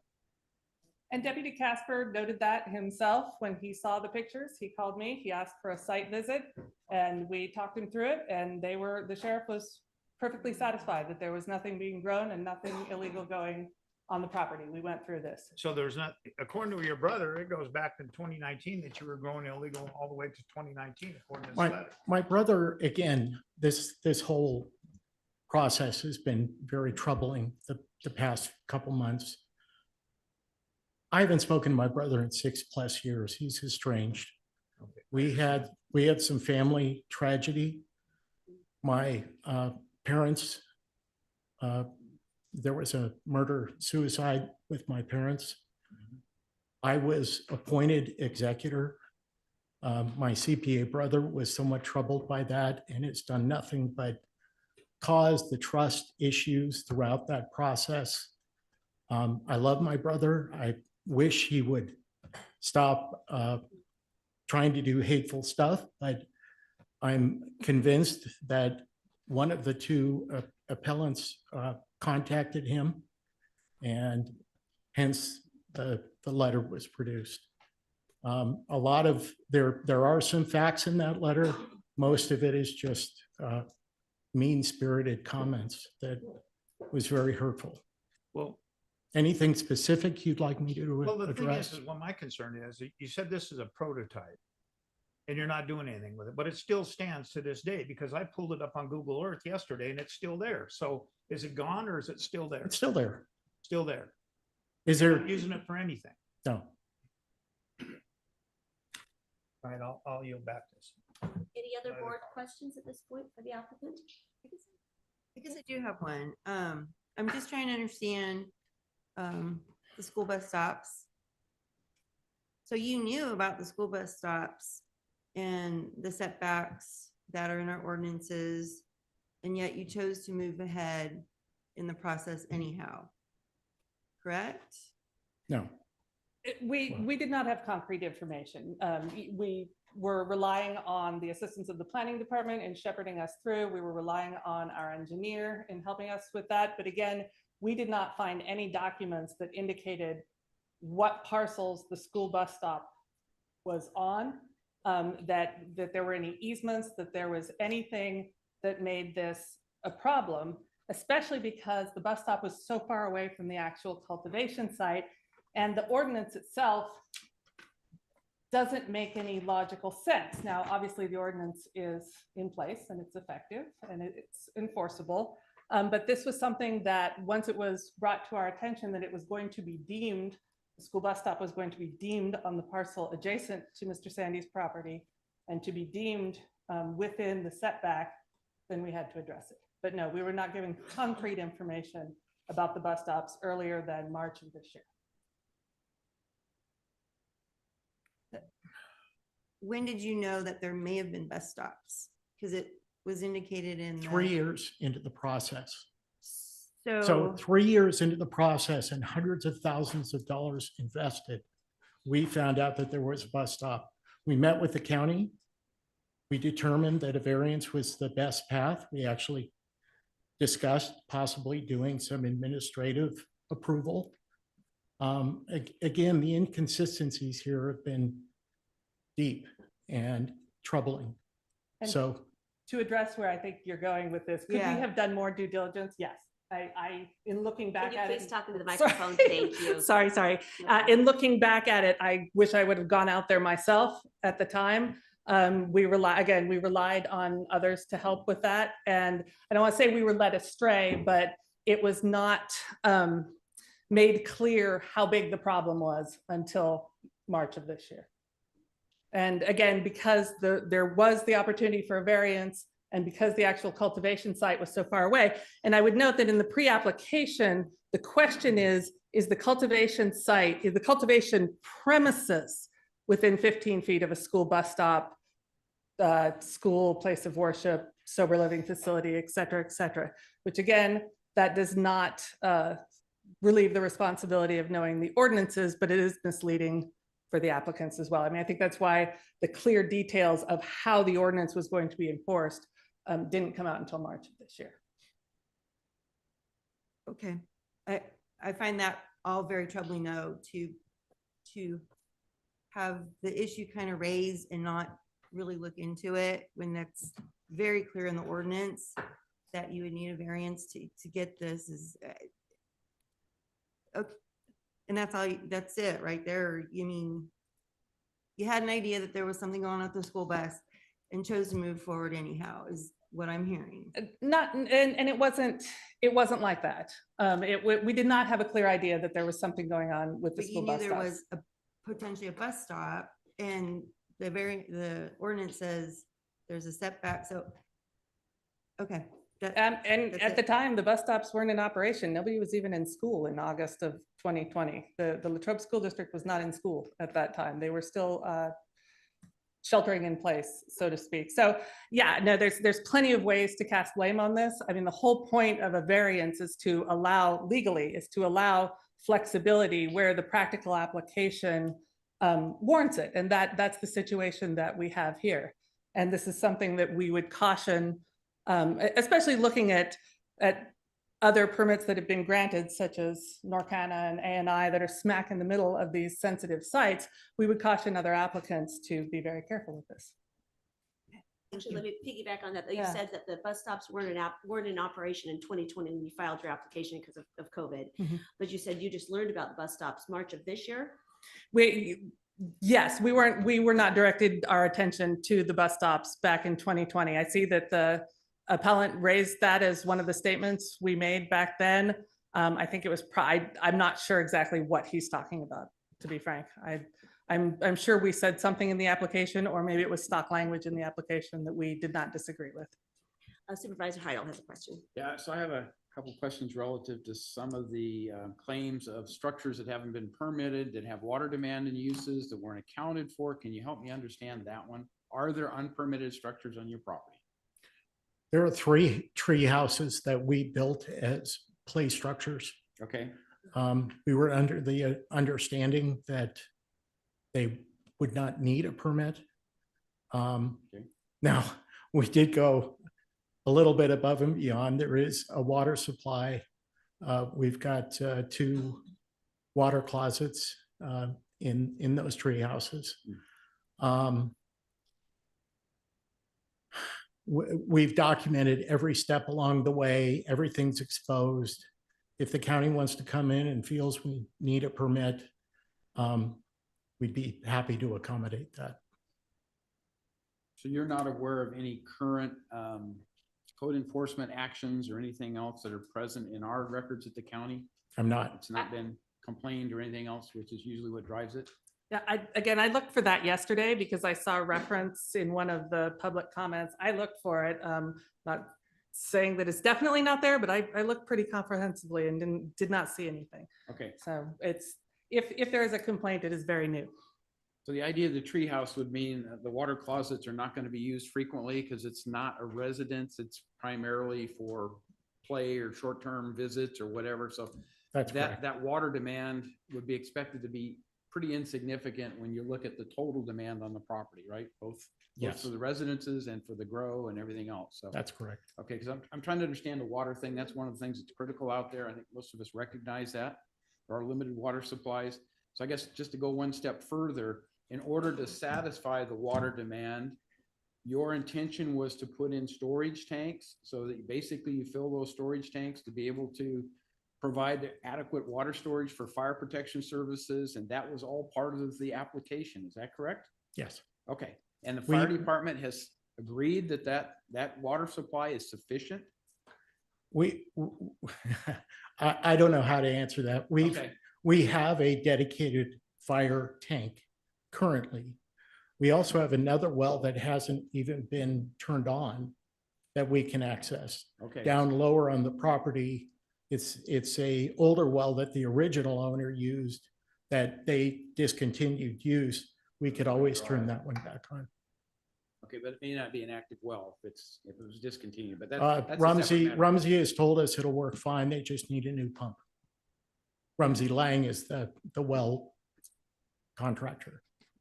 Okay, and I have a couple questions for staff related to this, but none. none more. Okay, we'll do that after the hearing. Yes, Okay. yes. All Any right. other questions I for this got- applicant? Okay, I got one For more the question. applicant? Yeah. Okay.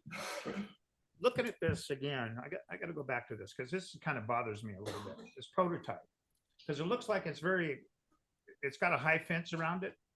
Am I correct? Because that's what it looks like. Mhm.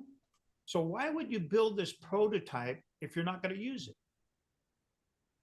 Why would you put that kind of money into this particular facility here if it's a prototype and you're not going to use it? Well, at the time, we thought it was going to be our site.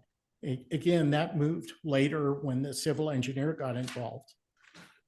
We thought we did our tape measurement and it turned out we needed to move it around.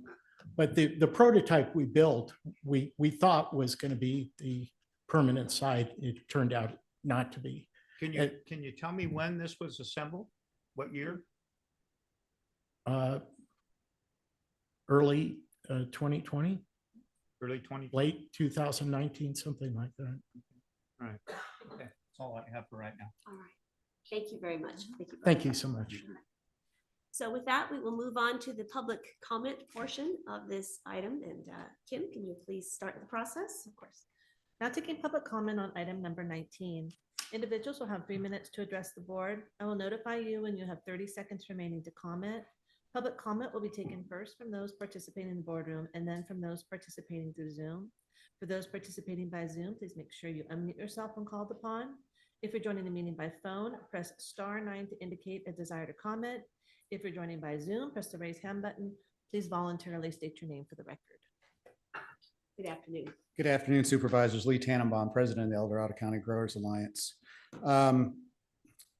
Supervisor Turnbull, this is what I did. I spent $6,000 at my home to grow 6 plants, which is legally okay in the county, because that's the process that I implemented at my farm.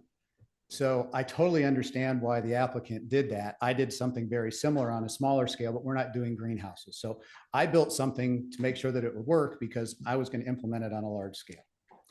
But to talk more about this, so first of all, the appellant's lawyer that spoke on water usage is grossly incorrect.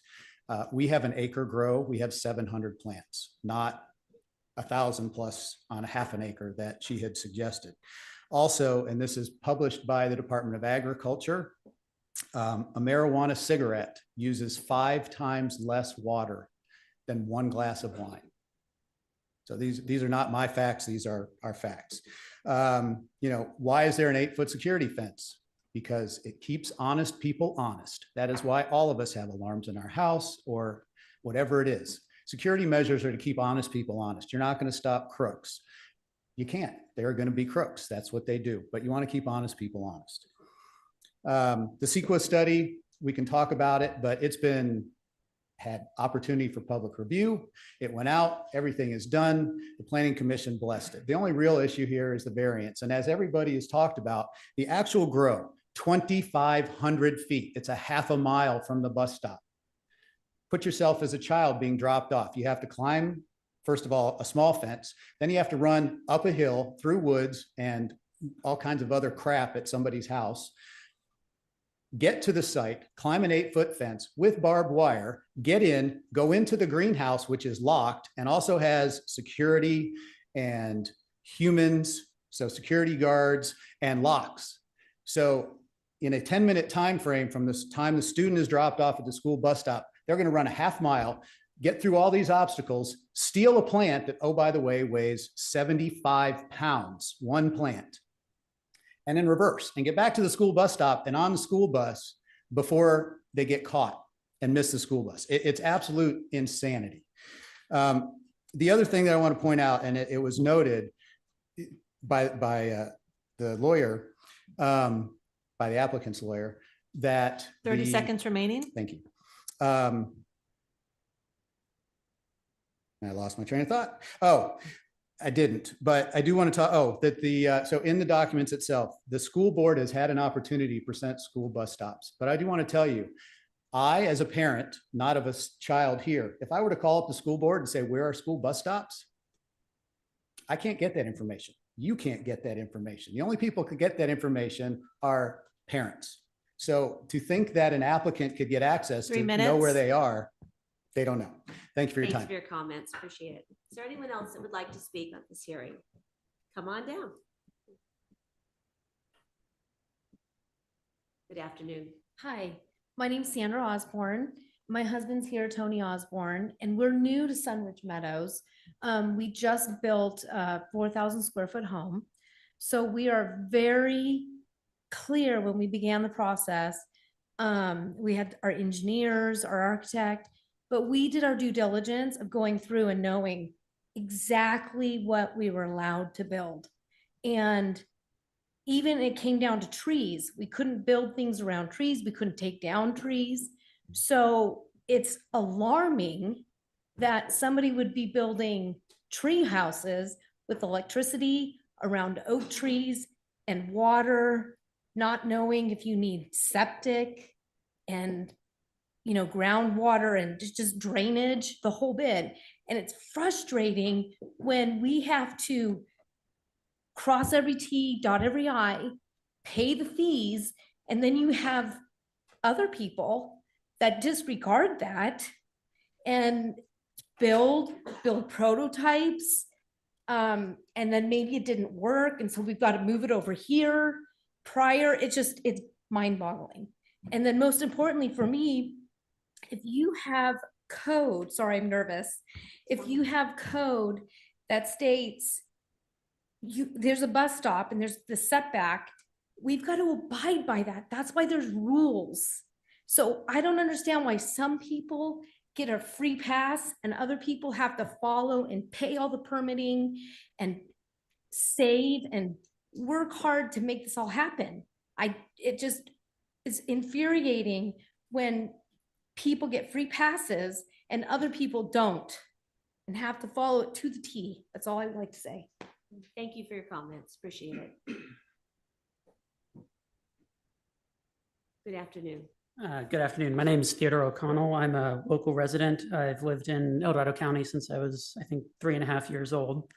So I'd like to just start by saying this, as this is an appeal, the board sits in a quasi-judicial capacity today, which means you have to apply the law and the ordinances as they are written, not as maybe we wish they were written, or some people might like them to be written, but as they are written. And the standard in the cannabis ordinance of this county is property line to property line when measuring for sensitive areas like schools, bus stops, areas of worship. I understand why the applicant doesn't want that to be the standard because it makes it much more difficult for him to conduct his grow, but that is the standard. The other thing I would like to point out is in this county's variance standard, the item 1 is exceptional or extraordinary circumstances of the property relative to other properties in the vicinity and zone. This is a very, as the gentleman from the El Dorado School District said, or superintendent rather, this is a very typical property in the area. There are no physical attributes of it that strike it as separate. The only attribute that the applicant has identified is the fact that it was purchased after November 6, 2018, but this would apply equally to any other property that's ever purchased going forward. Any property that is AG 40 in this area that is purchased after November 6, 2018 would also be subject to these same rules. So no, I do not think that there is an extraordinary or exceptional circumstance. This is in fact the circumstance any subsequent buyer would face ever. The the date after the date of November 6, 2018, all buyers are subject to the 1,500-foot setback. So I really don't think that there are the exceptional or extraordinary circumstances or conditions applying to the land that the applicant says there are. Finally, I would note that it says in the vicinity and the same zone, and the cannabis ordinances are part of the zoning requirements. So some comparisons were brought up to other agricultural properties that were not along a road or near a bus stop. I think that's an incorrect comparison. You have to look at the properties that are along South Shingle, subject to these requirements. And I think the planning staff at the planning meeting hopefully had a map and that showed all the properties that could or couldn't have cannabis without a variance. And literally none of them along South Shingle could do it without a variance. Every property needed a variance in order to satisfy this requirement. So I really do not see the 30 seconds exceptional remaining. the exceptional or extraordinary circumstances. And for that reason alone, there was not the necessary legal basis to grant a variance here. So I'm asking that the Board of Supervisors deny the variance and grant the appellant's appeal. Thank you. Thank you for your comments. Is there anyone else? Good afternoon. Good afternoon. My name is Elizabeth Lewicki. I've owned property and been a resident of the Sunridge Meadow neighborhood for over 25 years. I've seen lots of things happen in the area, and this is a project that doesn't belong here. We are a fully built out residential neighborhood. Any major cannabis operation, even a significant one, is incompatible with this residential neighborhood.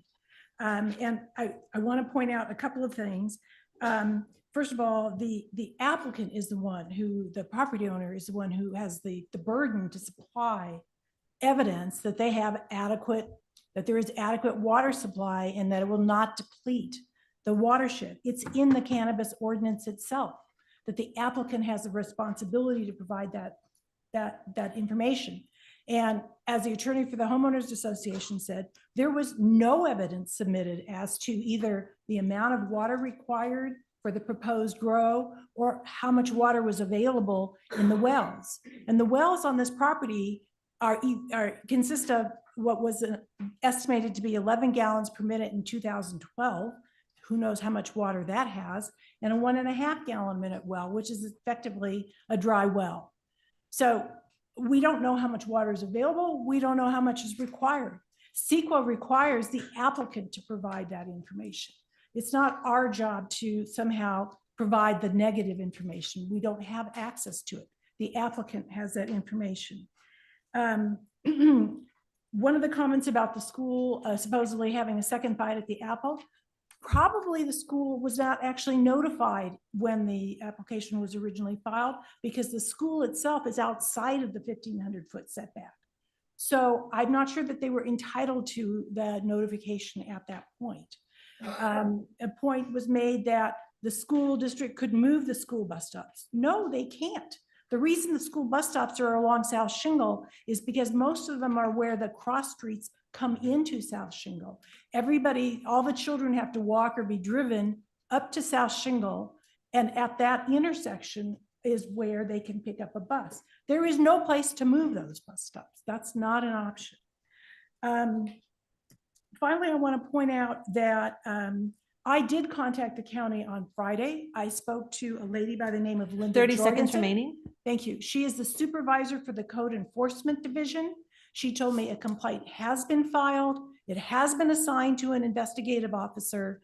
And in fact, while I was speaking to her, she told me she was forwarding it to the planning department so that the planning department would have noticed that a code complaint had been filed. And it is a complaint about building code violations and zoning violations, according to Ms. Jorgensen. So the complaint, there is a complaint. 3 and it minutes. is in process. Thank you. Thank you for your comments. Appreciate that. Is there anyone else in the boardroom that would like to speak at this hearing? Seeing none, Kim, let's go online. Now taking public comment from Zoom participants. Now taking public comment from Kelly. Good afternoon. Yes, hi, good afternoon.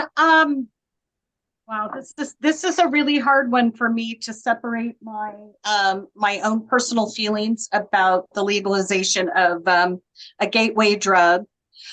But I just would like to echo the previous speakers that this is a time where we must apply as written. Overall in our county, we are going to be seeing more and more applicants who are looking to skew different uses of land in all sorts of different way, whether it's high density residential, whether it's becoming a large box corporate center, whether it's another Amazon type variance. It's time that we make sure that we apply everything exactly as written. And I'm really shocked to hear somebody who sounds very educated, such as the applicant and their legal counsel, say they didn't know if something needed a permit. Anyone knows everything needs a permit. You need a permit to get a water heater. We are learning that ourselves in different journeys of looking at working with the planning department and different options just to add a simple ADU. So I find it very hard to believe when people say, I didn't know I needed a permit. I didn't know there was this. I didn't know there was that. They might need a different counsel or architect if that's the case, because these are things that should have been on the checklist. I do worry, yes, as a county for our safety. It is delusional to think that legal cannabis does not bring in illegal activity. My father was one of the first physicians to respond in Half Moon Bay to an 8-person shooting by an immigrant farm worker on a cannabis farm that had been recently converted to cannabis growing from mushrooms. The media liked to make it sound like it was a mushroom farm, but I assure you that's not the case. We know that it has heavy odor. When I now go to my parents' house in Half Moon Bay, you can always tell when it's cultivating season. So as this becomes a more profitable industry, which is really sad, I wish people could find better ways to make money than get people addicted and dependent on drugs. I really ask, since we are a rural community where it would be attractive to come here for things like this, stick to the plan, stick to the law, don't issue variances, and if it can work out, great, and if not, move on. Thank you. Thanks for your comments. Now taking public comment from Kevin M. Good afternoon. Good afternoon. This is Kevin McCarty, District 2 and member of the El Dorado County Growers Alliance. Thank you to the board and to staff for providing their analysis and substantiating their reports for this appeal hearing. I'd like to remind the board that the permit approval at issue today is primarily for land use, and therefore all references, speculation, and invective in certain cases against the specific applicant are irrelevant and should not be considered by the board in making its decision. To address some of the claims made by the appellants, water usage primarily, there is a massive difference between indoor hydroponic and outdoor soil cultivation, which is absolutely critical. I don't blame the appellants for being ignorant of this, but it is extremely important. I am directly involved with, as a consultant with another grow using similar methods. 3 million is an astronomical number for a grow of this size. The real number is about 0.27 gallons per square foot, but this is really only during peak growth season of 90 to 120 days. It is not year long as an indoor facility. That equates to about 0.6 gallons per plant per feeding in mature flowering phase and 1 gallon maximum in the heat of summer. For a grow of just under 8,000 square foot canopy, we're talking about 2,173 gallons per day or 260,000 for the grow season. Even rounding it up, we're talking about 300 to 500. There's absolutely no way that they'll even get close to 1 million unless they're doing something completely different from how it's represented in the application. As far as criminal activity, licensed grows are not associated with criminal activity. This is an unsupported claim by the appellants. It is pure speculation, and it's a remnant of the opposition to legal cannabis, which the people of the state and the people of the county on balance have rejected. Illegal grows are certainly criminal enterprise by definition. This project is the opposite of that. As Mr. Tannenbaum elucidated, the idea that school children are going to run half a mile through, woodland and hills, leap an 8-foot fence with barbed wire to steal wet biomass, which can't even be consumed, and then run back to the bus stop. This is a fantasy. We're all believe it's important to protect our children. I have 2 daughters, but this is not something. I would be far more concerned about the sexual predators living near the bus stop than about this grow. They're not even comparable. Security fences are required by the ordinance, and presence of such does not in and of itself connote security risk. It's something that's required, so it can't be, say it's dangerous. 30 seconds remaining. It is required. The lighting, again, applicants are ignorant of the mitigation measures which are required by the ordinance. They have met the setback and the purpose, which is half a mile. There are plenty of parcels which would be eligible, not even including the grandfather clause. So there is a special deprivation at stake, and the variance is warranted. Finally, I'll refer the board to the Sacramento Comprehensive Cannabis 3 Study, minutes. the EPS study, which analyzes all of these in depth. It is very, very informative. Thank you, Kevin, for your comments. Appreciate it. Now taking public comment from Colleen Morrissey. Good afternoon. Hi, thank you so much. I just wanted to concur with the comments previously made by the people arguing in favor for the denial of the variance. I do believe that it hasn't been demonstrated that there's a ground for the variance. I find it very frustrating to learn that there are additional water closets and structures that have been built on this property. I would encourage the board to ask the planning commission to look at the code violation that's been submitted, apparently only just recently. And I also find the lack of information in the project materials on the actual projected water usage for this project to be completely inadequate. So I don't think there's a valid basis for evaluating that.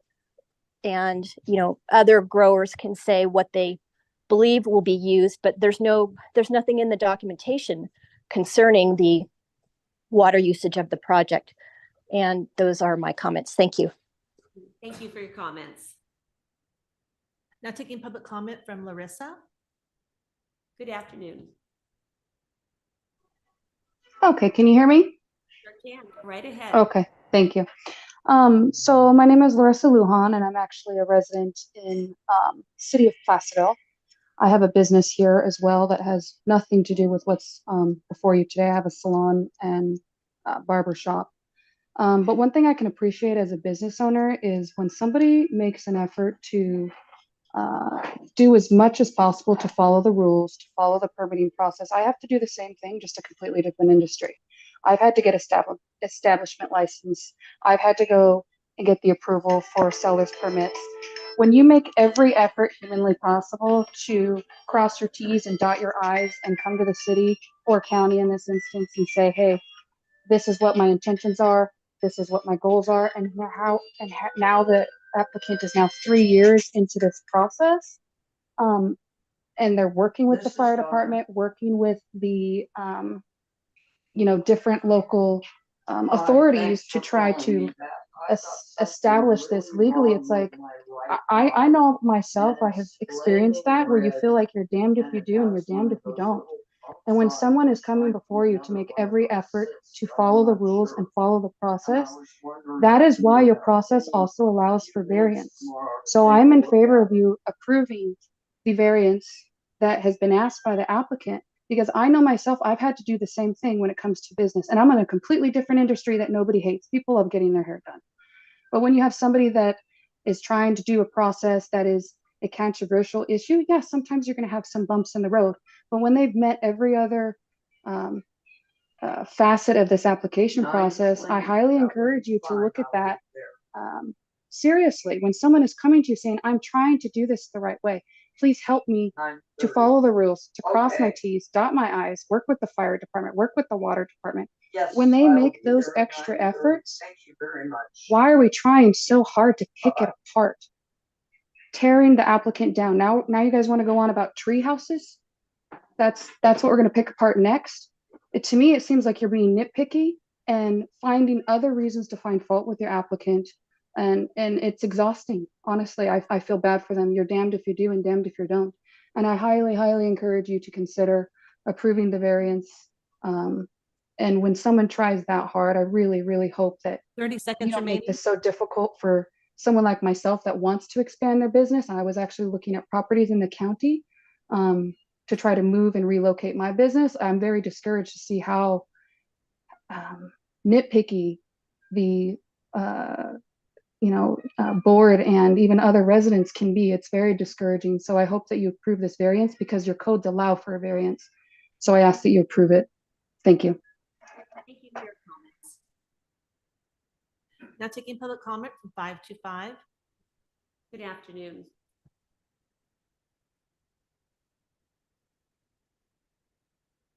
Hi, Leo Bennett Koshan. I live in Pollock Pines, but still own property in Shingle Springs. I like what the previous caller said. I also feel that, you have a hard decision here, but I feel that agreeing to the variance makes sense. For your central comments that I've heard in the past about being friendly to agriculture and also friendly to small businesses. A lot of this is very complicated, so I'm going to wait with interest how you show your wisdom of Solomon. But my area of expertise would be about student safety. And I raised 5 children in a rural area. They rode rural buses. And my biggest concern as a parent was getting adequate monitoring on the buses to assist the drivers as well as cameras because of my concern what happened with a few bad apple students, God bless them, but making bad decisions in terms of much harder drugs than marijuana. And marijuana use is pretty pervasive among most of the teenage population. And so to me, it makes no sense to kind of have a moral panic when we have so many other bigger issues, especially including mental health among our students. Thank you for taking my comment. Thanks for your call.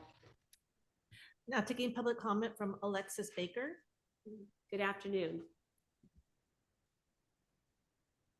Hi, can you hear me? Certainly can. Thank you. Go right ahead. Thank you. My name is Alexis Baker. I am a parent in the Latrobe School District, and I want to address a couple of different issues. I actually responded to an email that was sent to us by Superintendent Scroggins, Principal Scroggins, and my email was ignored. I received no response, even though in his emails he did ask to, write if there were any questions or concerns. I'm sure that in my email, he understood that I am in support of this small business, this entrepreneurship, as well as being a concerned parent. I respect Mr. Scroggins. I think that it is definitely, his intention to look out for the best interest of our students. However, I am also well aware of the bias against the cannabis industry because I have been working in it since legalization. I have written approved applications in several counties in the state. I've worked in consulting in the industry for 5 years, and I wanted to address a couple specific issues, and those were the impact to the bus stops, which I'm curious about, and my questions were this: what is the usage at the bus stops? We live in an extremely rural area. No one walks to the bus stops. We're all very far away from our bus stops. So in general, most parents drive their children to the bus and are there to pick them up when the bus arrives. And aside from the points that the other speakers have made about the difficulty of actually accessing,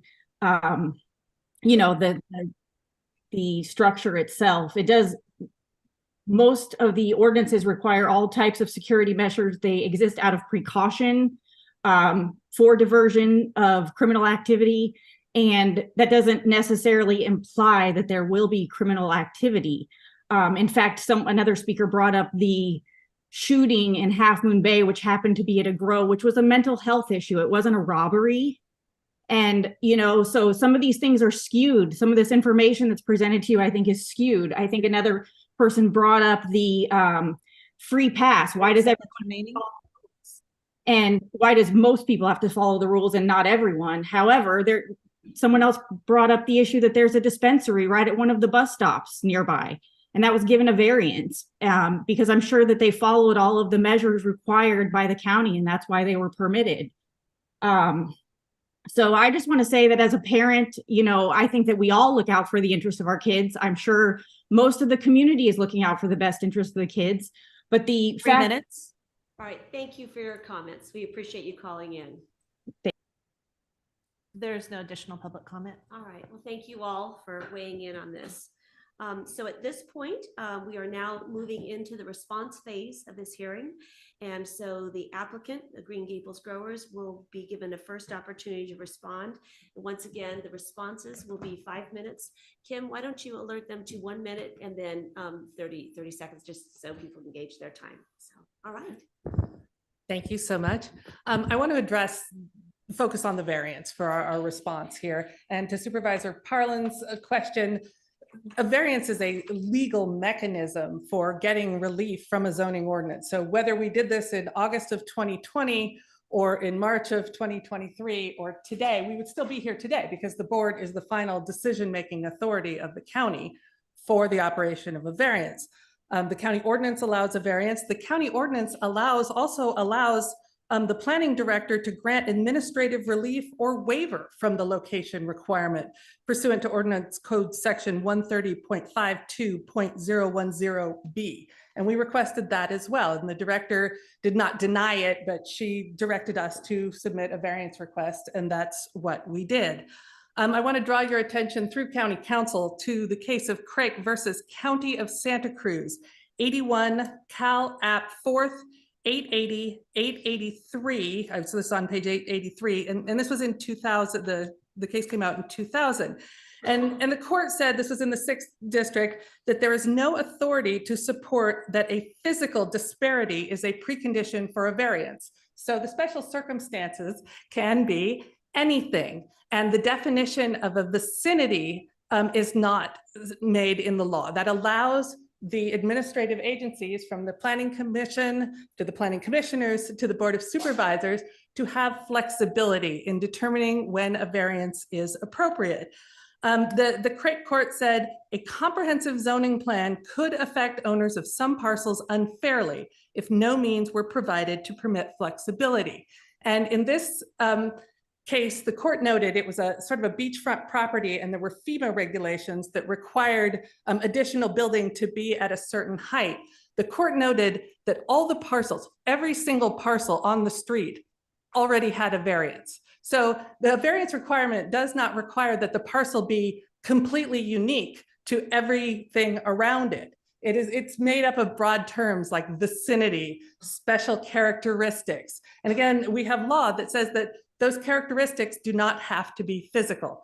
And that's why I want to point, the Planning Commission noted that the distinguishing characteristic that we addressed at the Planning Commission meeting was that these properties along these rural routes that have bus stops some years they don't have bus stops. The California Code of Regulation is Title 13, Section 1238, that specifically says that it is that school bus stops made for receiving and discharging pupils shall be designated by the school district superintendent.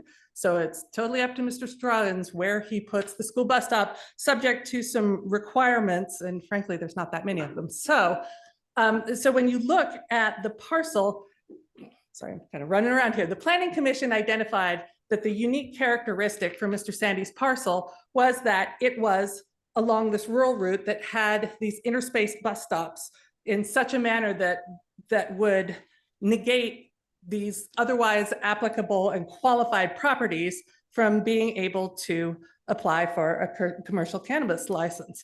But we also noted that the even more distinguishing characteristic is the fact that there is this grandfathering clause that protects landowners who own their property prior to the passing of the proposition that legalized cannabis in the county. Now, we would argue that it's an illegal grandfathering clause, but we're not quite there yet. And so right now it is in place and it allows landowners who are in the exact same situation as Mr. Sandy, but who had the fortuitous circumstance, arbitrary and fortuitous, of owning their property prior to November 6th, 2018. One And when- minute remaining. When you look at the map with the gold box being Mr. Sandy's property, these are the parcels. There were 2 that were not grandfathered in addition to Mr. Sandy's parcel. And it was 5081 Swift Road. The last ownership change was in 2021. And 6580 Heffron Drive, the last ownership change was also in 2021.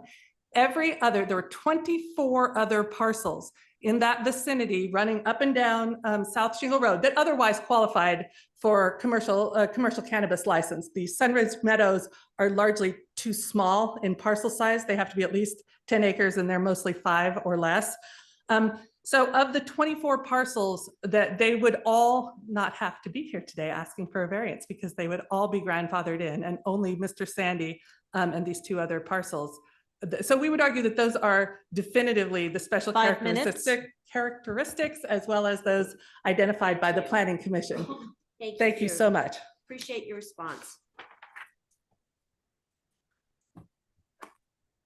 With that, we will invite the Sunridge Meadows Homeowners Association to give their response. So I'm going to split my time with our attorney, Marcia Birch, but I'm first going to speak. The applicant's counsel said she didn't know where I got the statement saying that they knew about the school bus stops in June of 2020. This is a letter to the county to Karen Gardner, Rob Peters, Evan Mattis, Planning Services, dated May 9th of 2023. The quote that I had in my presentation: the county identified 2 bus stops designated by the Latrobe School District in June of 2020 when Green Gables submitted its pre-application. So now she knows where we got that from. The other comment I wanted to make is the applicant said that there's 2 water closets in the tree houses. There's also kitchenettes, sinks, showers. Excuse me, Mr. Sandy, we may not respond from there. I'm reading from his flyer that we received at the private showing for the Century 21. It says there's kitchenettes, full bathroom. So that's what we're going by. At this point, I'll turn it over to Marcia Birch. Thank you. I would just like to address a couple of items. There was a statement by counsel for the applicant that that the appeal is being based upon speculation, and that the appellants are required to bring evidence to the board to show that this approval was incorrect. In fact, that is just a fundamental misunderstanding of CEQA. At this point, with a mitigated negative declaration, the fair argument standard applies. And if there is any substantial evidence to show that there may be a significant impact, the board simply cannot approve this project based upon the M&D. And right now, it's also failing to meet the disclosure requirements for CEQA. And I think it's very interesting that the cannabis professional who spoke and commented did some quick math for us and came up with around 500,000 gallons per year. Well, that's considerably more than what's analyzed in the mitigated negative declaration. And again, we still do not have one single piece of evidence in the record regarding the number of plants that will be grown, how they will be spaced, how they will be watered. Will he grow multiple crops year-round, which can easily be done in those types of greenhouses? The notion that this is an outdoor grow is just incorrect. Right now, the board doesn't have information about water supply needs. You don't have information about the actual water supply available. You have a 2012 well report that may or may not still be accurate. You simply do not have substantial evidence upon which to base your decision. The other item of concern is the fire. Now, there was a statement, oh, I've got some tanks and it's going to be okay because the fire department said so. Not true. The last piece of evidence in the record is from 2021. It's from the El Dorado Fire Department, and it says there is insufficient water supply for an emergency. And they underlined it. And before any new structures are constructed, a new plan needs to be developed. No new plan has been developed. There's no additional tanks out there. There are no additional hydrants. We still don't know how much water the well generates. We have these unpermitted structures that have plumbing. They also have electrical that has not been inspected by the county. Maybe they have fireplaces. I don't know. But if there's been no county inspection, part of the reason we have a building code is so we don't have fires starting in residential structures or other health hazards. And right now, the county has information that there are the unpermitted structures. And I think that is a really important factor when it comes to fire risk. And that's all I have. Thank you. Thank you. I'd like to make one more comment and perhaps address this to Mr. Sandy. This is regarding his brother's letter. His brother reached out to me and the other appellant. I personally did not engage in this matter. Once I understood the genesis for the ire, the brotherly conflict that was going on, it was just clear to me that this was going to be messy, and did not engage, did not have substantive conversations, did not share anything with him, was not the person behind this letter. It is just a messy situation, and I apologize for that. So that's it. Thank you. Thank you for your comments and for your response. And with that, I'd like to invite Mr. Scroggins up for the Latrobe School District for his final comments and response. Thank you. So I'll just start by saying I do appreciate that Mr. Sandy has been living in our community for 5 years. However, the Latrobe School District has been educating and caring for students since 1865. That's nearly 160 years. I would like to respond to Mr. Sandy's and his council's claim that the Latrobe School District operates a school bus stop in a bar parking lot next to a dispensary. Our district boundaries end at Big Branch and South Shingle. So assuming that the applicants are referring to the bar and dispensary at the north end of South Shingle, that is not within our school district, and we do not operate a bus stop in that vicinity. Next, I would just to say, if you want to know where a school bus stop is, call the school district. We're happy to help with that. I appreciate the Planning Commission's work with that. Incidentally, the Latrobe School District was open in 2020. We're one of the few school districts that did not shut down. Because of our low class size, we operated in person, fully staffed throughout the COVID pandemic. We could have helped there. Our staff would have been happy to do so. Additionally, it was suggested that only parents can get that information about bus stops. That's inaccurate. All of that information is publicly available online on our district website, and it's actually available right now. I would also just like to address the fact that Mr. Sadie's council asked, where was Mr. Scroggins in 2020? Well, I'll tell you, I was working for a different school district. I didn't work for the Latrobe School District in 2020. So I can assure you this is not my, as the council suggested, my second bite at an apple. This is my first involvement in a matter that I feel is critically important for public safety and for our local laws. Finally, like our homeowners president suggested, yes, I was contacted by Mr. Sandy's brother. The suggestion that we nefariously track down his brother is false. He reached out to us, and I'll be quite honest, the input in his letter is irrelevant to my specific objections and the specific objections of my school district. So looking at the facts, this project is in violation of the 1,500-foot setback required in County Ordinance 5111. Therefore, a variance is required. The grounds to grant such a variance were clearly not satisfied, so we are simply asking that the board uphold County Ordinance 5111 and immediately vacate the variance granted to the applicant. Thank you. Thank you for your final comments. All right, so with that, we have heard all of the final responses, and at this point, we will close the public hearing. Thank you all. I recognize that this is a challenging process for everyone, and appreciate everyone's thoughtful responses, and appreciate that it's a challenging process. So we will work our way through this. Before we get into questions and board deliberation, I'd like to to get some clarity from county council. There has been a lot of issues raised today, and I want to make sure that the board has the right parameters on which we are to operate in this hearing. So we heard a lot about potential code violations, and I wanted to clarify that those are outside the scope of this hearing today. Is that correct? That really at issue is the Planning Commission's adopt approval of the MMD and the approval of the use permit and the variance.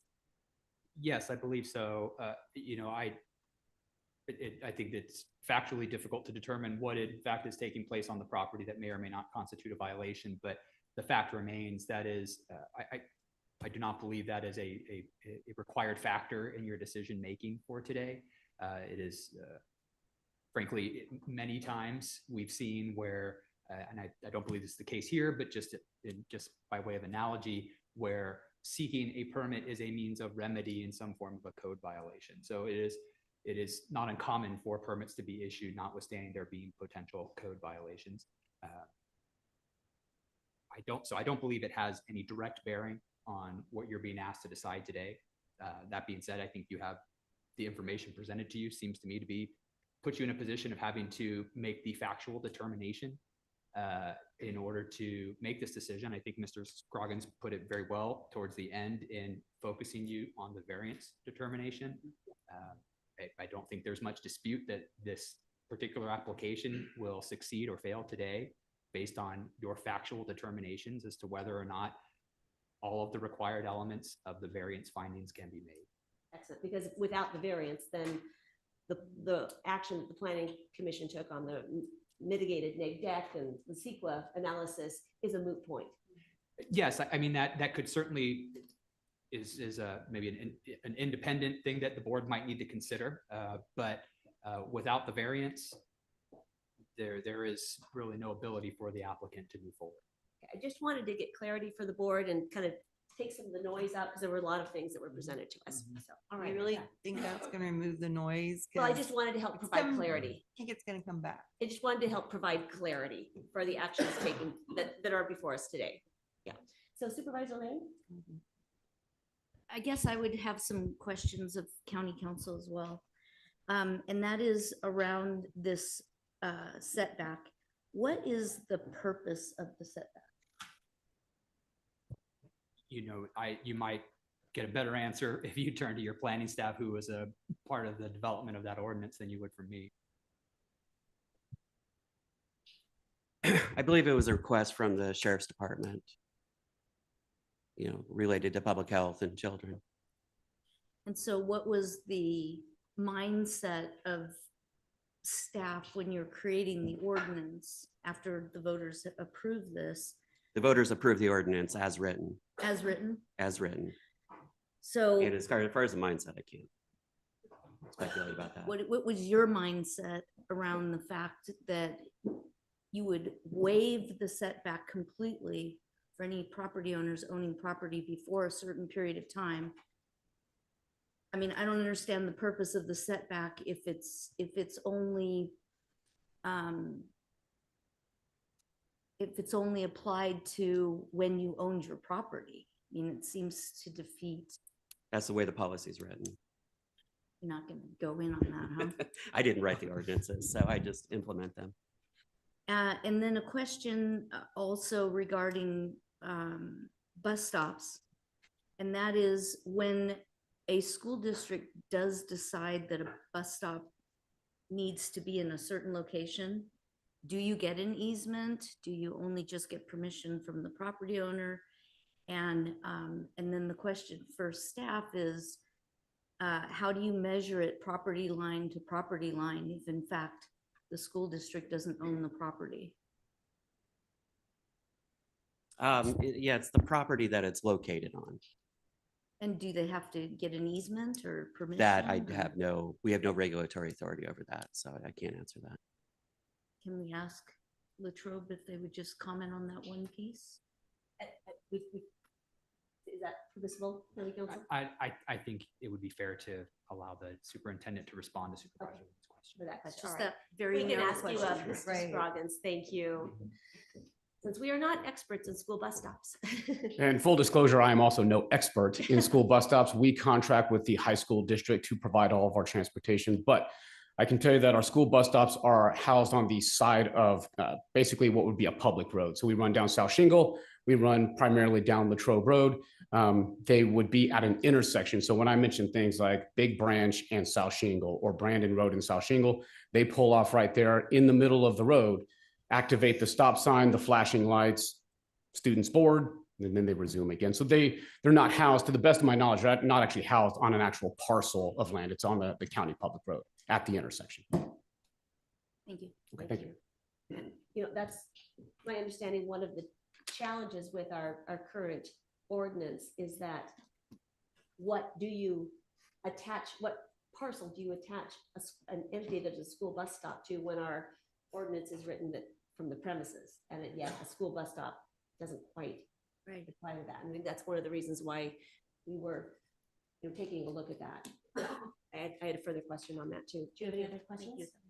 I have a comment on that though. If it's on the county right of way, it would seem that DOT should be notified that it's a bus stop so we can properly mark it and understand that it's operating as a bus stop. And that doesn't seem to be happening with the school district. I don't know if it doesn't happen with any school districts, but it is county right of way that's being used. And there is a safety aspect. If somebody comes down that road too fast, plows into the back of the bus, and it's on a county right of way, stopped without proper notification, proper blinking lights, whatever could happen, what's our liability? Because we didn't mark it as a bus stop. That's where I think this whole thing is very confused. And that is kind of a separate issue. It's outside separate this, issue. but yeah, It's but a separate but issue, it's but interesting, yeah, point. I don't understand it yet. Any other comments? So where are we in the process? So I understand what I need to do right now. We are at the board deliberation and action.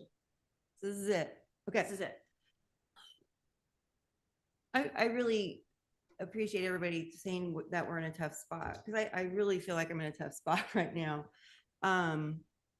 You know, we hear folks saying that they want us to get going and get some grows and cultivation and, you know, get these things approved and get our industry going. And I appreciate that. However, on the other hand, you know, I am always concerned about neighbors, how they're impacted, especially with the CUP. I don't know how familiar all of you are about CUPs, but once you give someone a CUP, it stays with the land, and they are very difficult to revoke. Even though they're revocable, I've seen it. Personally, I have one next door to me, and it's been difficult. So I'm really mindful of when the county grants CUPs, and in addition, the CUP not only is a CUP, it has a variance attached to it, and I'm really concerned about that. I was trying to go back to the thoughts of the voters. You know, how did this all come about? And it was a long process. The working groups, and I tried to find some of the Growers Alliance mailers that were sent out to everyone, and I didn't keep them, I guess. So I only found a couple things. But this is where I keep going back to. You know, the Growers Alliance, who, you know, comes and represents all the time, they were the driving force behind measures NPQRNS. They were the biggest advocates, and their messaging to the voters was, and I'm quoting one of their flyers, was vote yes for safe communities, new enforcement, and safe cannabis. That's what they were telling everybody that was going to happen if you vote yes for this. That doesn't mean start giving out variances. And that's my concern. And I really appreciate, Ms. Osborne, your statement about, you know, once you start bending the rules here for one person and bending it for another, I've always had that concern about, well, then what rules you have left. And I really want to be cognizant of that. So I also, I think I've said it before in other conversations, granting one-off variances here and there, it causes angst to the residents in the area because they don't know what we might grant next. And, you buy your home, you do your due diligence, you try to understand what may or may not happen around you, you do your best you can.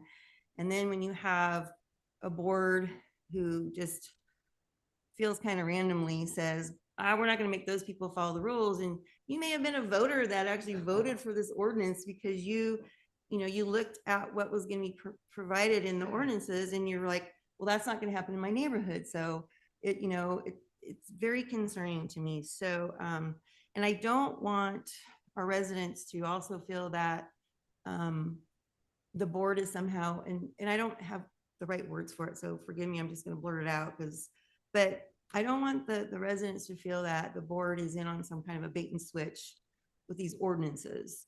It's like they were approved by the voters, and thank you for saying that. This ordinance was all the language, all of it was there so people could look and see these were the setbacks that, were being provided. And so that way they could look at it and say, oh, that doesn't fit the parcels in my neighborhood, so I don't have to worry about it. I'm going to support this. And there are parcels in the county that do fit. I think Lee, you have one, I believe. You did not have to get a variance. And I think most of us have been to your row and it works. So it can work. I know it's been challenging, but I think we need to stick with what we have. And we are starting the process. We started at the workshop of looking at things as a whole and not do one-offs.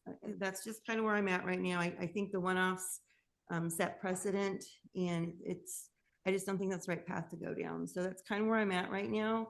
And we'll see where everybody else is at. Are there any other board? I have some Supervisor Go Turner. ahead. Go ahead. My comments. For district, I was going to defer to you to go first if you want. Well, okay, I'll go first. There's just, to me, some of the issues here, it bothers me. Especially when you're talking about a prototype that was put in place. Why would you do that? Why would you build a prototype prior to having this permit done? And especially spending all that kind of money. Was there a permit pulled for this prototype? Obviously, I don't know. Yes or no? Has there been, Chris? No, there's no permit pulled for this particular prototype. Okay. So there's a lot of concerns here, and especially when the safety and the well-being of children, it's a big concern to me. That's how I feel, and I understand the person has a right. He has a right. But all we're saying is making sure you follow the laws that was put in place by the voters of this county. I'm not against the grows at all. I'm not against cannabis, but just follow the process. That's all I'm asking. Thank you. Supervisor Heidel? Yeah, so my overall take on this is independent of what the board's decision is, litigation is likely. We've heard that from two different attorneys on two different sides. So my focus at this point is more understanding the findings from the Planning Commission hearing.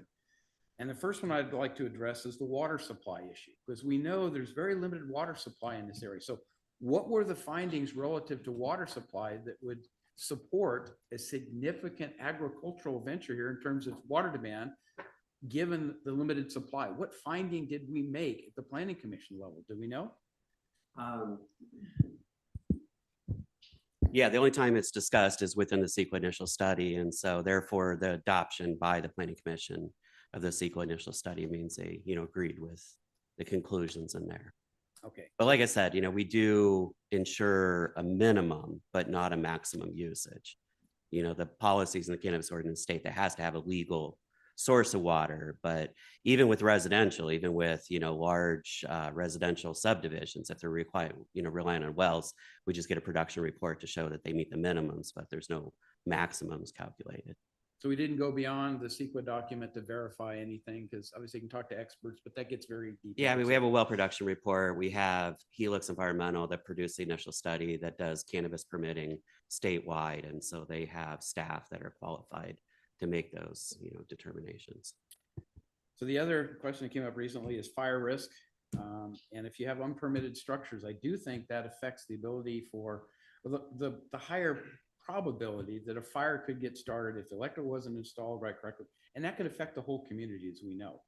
So I'm guessing we didn't look at anything at the planning commission level relative to fire risk for this particular permit. For which aspect? I mean, there's a potential code enforcement and there is the use permit before us. Right, but at the time of the planning commission hearing, were all of the structures that were there that were unpermitted and the potential for fire risk known? That issue just arose Okay, recently. all right, so thanks. So I understand Yeah. that part of it. The other part I want to look at is the 4 specific items identified by the Latrobe School District. It says there are no special circumstances involved with this, and I presume we made a finding at the planning commission hearing that yes, there are, and here are the qualifying conditions at which that finding was made. And that's where we defer to the planning commission, recommendation or approval. Okay, so there wasn't. I mean, we gave them specific finding options. The related plan- to As far that. as the planning department's concerned, Okay. we gave them options. All right. And then the second one, the strict application of the zoning regulations that apply to the subject property would not deprive the subject property of the privileges. So we didn't address each of the 4 items that are identified in the appeal letter from the Latrobe School District. At the planning commission hearing, is that correct? They weren't specifically addressed as findings? They weren't specifically addressed as findings, no. Okay, all right. So those are still there.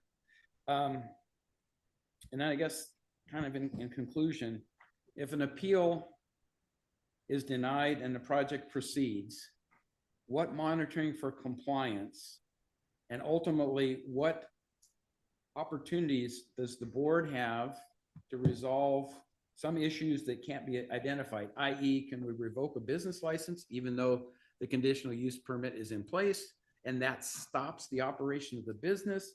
So the first part of it is, what do we do to monitor how this really proceeds if it continues on the path that the planning commission approved?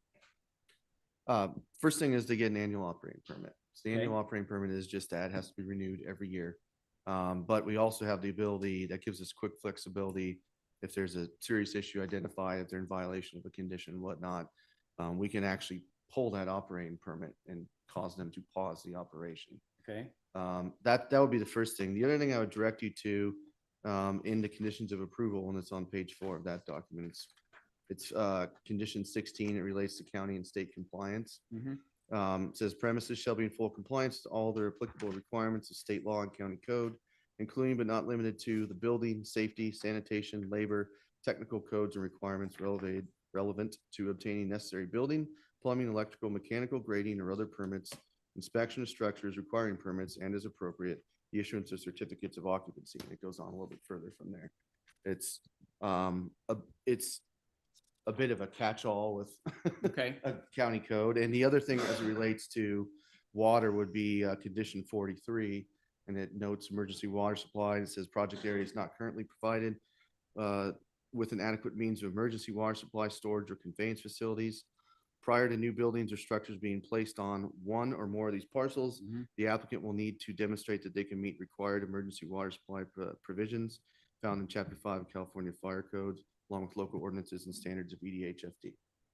So that would those be done by the- conditions exist in here already. And that I would think be done by the local addresses fire department or be done by the county? I'm just trying to figure out who has the authority to exercise that. The local fire district will review the building Okay. permits and ensure that the fire safe plan is implemented. All right, and then the other side of it, what do we do to look for compliance? For instance, is there any activity the county takes on in looking at the water supply, the aquifer, the depletion of the aquifer? Because my understanding is groundwater, the state of California is now trying to monitor and control, and they've set up this system where people are supposed to be monitoring. So what assurance do we have when we renew this annually that we aren't significantly reducing that total aquifer water supply by this particular activity? How do you get to that level of resolution? I mean, that gets into implied water rights that are not Okay. within our purview. I mean, just from experience in other applications, once you have an approved well, you have certain implied water rights to the water within your parcel and as far as the aquifer. But Okay. like I said, we don't, I conferred with Brian Biberberg, environmental management, and he confirmed that as far as non-residential, meaning any type of non-human consumption, other than the well itself being permitted, we don't regulate the use. Okay, I appreciate that answer because I do know of circumstances where vineyards were put in and residents who lived on higher elevations and where the vineyard is, their wells went dry. They had to dig deeper. And so it becomes a competition. How much water can you draw by going deeper versus what's their demand? And somehow that's got to be balanced out for groundwater supplies. It's not our responsibility. I think it's the state's responsibility. But if we were to get information from the state in the future that's saying this particular aquifer has a significant concern relative to reducing the water supply, et cetera, would we be allowed then to take action under the annual review of the permit and revoke the permit because it's strictly the water depletion? If the state, basically made that measurement and made that declaration? It may be within the regulatory authority of other departments and agencies. It could be the water board. I know for sure that, all cannabis cultivation applications do have to receive a permit from the state water board, that they're not impounding water, that they have a legal well or they have public water, because of past issues with gray market and illegal cultivation, impounding creeks, that is a known issue. And so they have put checks in place to ensure that, it mentions in our code that you can't impound water illegally. You have to show you have water Okay, but rights. again, it would be outside of our purview to take action on that relative to the NU permit. I'm just determining the boundaries of what we can respond I mean, to. this is kind of outside the purview today, but I know when it comes to enforcement of illegal operations, they do bring in Fish and Wildlife Water Board to look into those issues. Okay, thank you. It's a joint enforcement action. The questions have been answered. Thank you. All right, thank you. I'd like to offer my comments on this. The appeal of a planning commission decision is significant, and I want everyone to know that is not something that we take lightly on either side. So I appreciate the board's, thoughtful deliberation on this and preparation for this, but want you to know we don't take this lightly. To me, this issue boils down to the variance. That's what I'm focusing on. And I do find it problematic to govern by variance. As Supervisor Parlin stated, I think, and as the applicant also stated, there is wisdom in following the law and the process in that it gives clarity for everyone, for homeowners, for those that want to start a business. It's an even level playing field when the law is clear. That said, this board has, in some of our deliberations this year, recognized that there are some issues within our cannabis ordinance that we want to take another look at. And so we've already directed our staff to work with the Planning Commission on some of those issues. So I find it very problematic to grant a variance while we're in that process. That's where I am. For example, in the cultivation standards, when we talk about the 1,500-foot setback, which is really the heart of this issue, our ordinance states that outdoor or mixed light commercial cannabis cultivation shall not be located within 1,500 feet from any school, bus stop, place of worship, park, playground, youth center, and it goes on to the other sensitive sites that we identified. And it talks about the distance shall be measured from the nearest point of the property line of the premises that contains the commercial cultivation to the nearest point of the property line of the enumerated use, the direct straight line measurement. So the challenge I have with the way this ordinance is written is that everything other than a school bus stop is located on a premises. So it's rather easy to measure that. But as we look at the school bus stops, they could be touching 2 or 3 parcels. And so how do you measure those? Which parcel or premise do you apply to that bus stop? So I think that is something that we have to reconcile. And maybe a bus stop which is its own thing, not a part of a parcel, needs to be called out on its own. And so that's something that I think we do need to address in our ordinance. And since that is at the heart of this issue, once again, I am very uncomfortable with granting, especially a zero variance, which I understand it's maybe not quite that, but that's the way it's written, that is perhaps precedent setting and a dangerous precedent. So I find that challenging. Also, as this board has articulated, and as the voters have articulated, if we want a new industry to develop appropriately in the county with community support, we need to hold the line on our regulations so our residents and our growers know what to expect. And so making land use decisions by variance is incredibly problematic for everyone. So County Council, once again, I have a clarifying question for you. So the action before us today is either to, number one, deny the appeals and uphold the approval of Green Gables growers, or to approve the appeals and deny the approval of Green Gable growers. Now, recognizing that we have directed the Planning Commission and our staff to look at some of these issues that we have identified and to bring it back to us to perhaps make changes to our ordinance. And we're in that process. Are there any other options, in this framework, rather than just to outright deny or outright approve? Yeah, so I know that there have been times in the past where the board may have heard an item on appeal and will have upheld the appeal, but instead of perhaps denying the project, would then refer it to the Planning Commission for some subsequent changes that could be made. That has happened from time to time. If the thought here would be to refer it back, not so much for changes to the project, but perhaps to await potential changes to the ordinance, I'd be a little bit concerned about whether that is an appropriate path to follow here, given that the ordinance changes that you're referencing, if I understand them correctly, were on kind of the second list that the board chose to move forward Okay, they're with. not on the short list. Correct. Right. And as such, I think there really is no defined time frame within which those would even be considered, and certainly no certainty as to what the outcome of that process would be. So I'd be a little concerned about that. If there is, but in recognition of maybe wanting to keep the door open for the applicant, if what you're considering is upholding the appeal, if that's where this particular line of inquiry is going. Generally speaking, if a project is denied, our zoning ordinance would preclude an applicant from reapplying for that same project within 12 months of denial, absent some changes to the project itself. So again, another thing that the board has done in the past is to take action they may have denied a project without prejudice to resubmittal within that 12-month period. What that has allowed the board to do in the past is to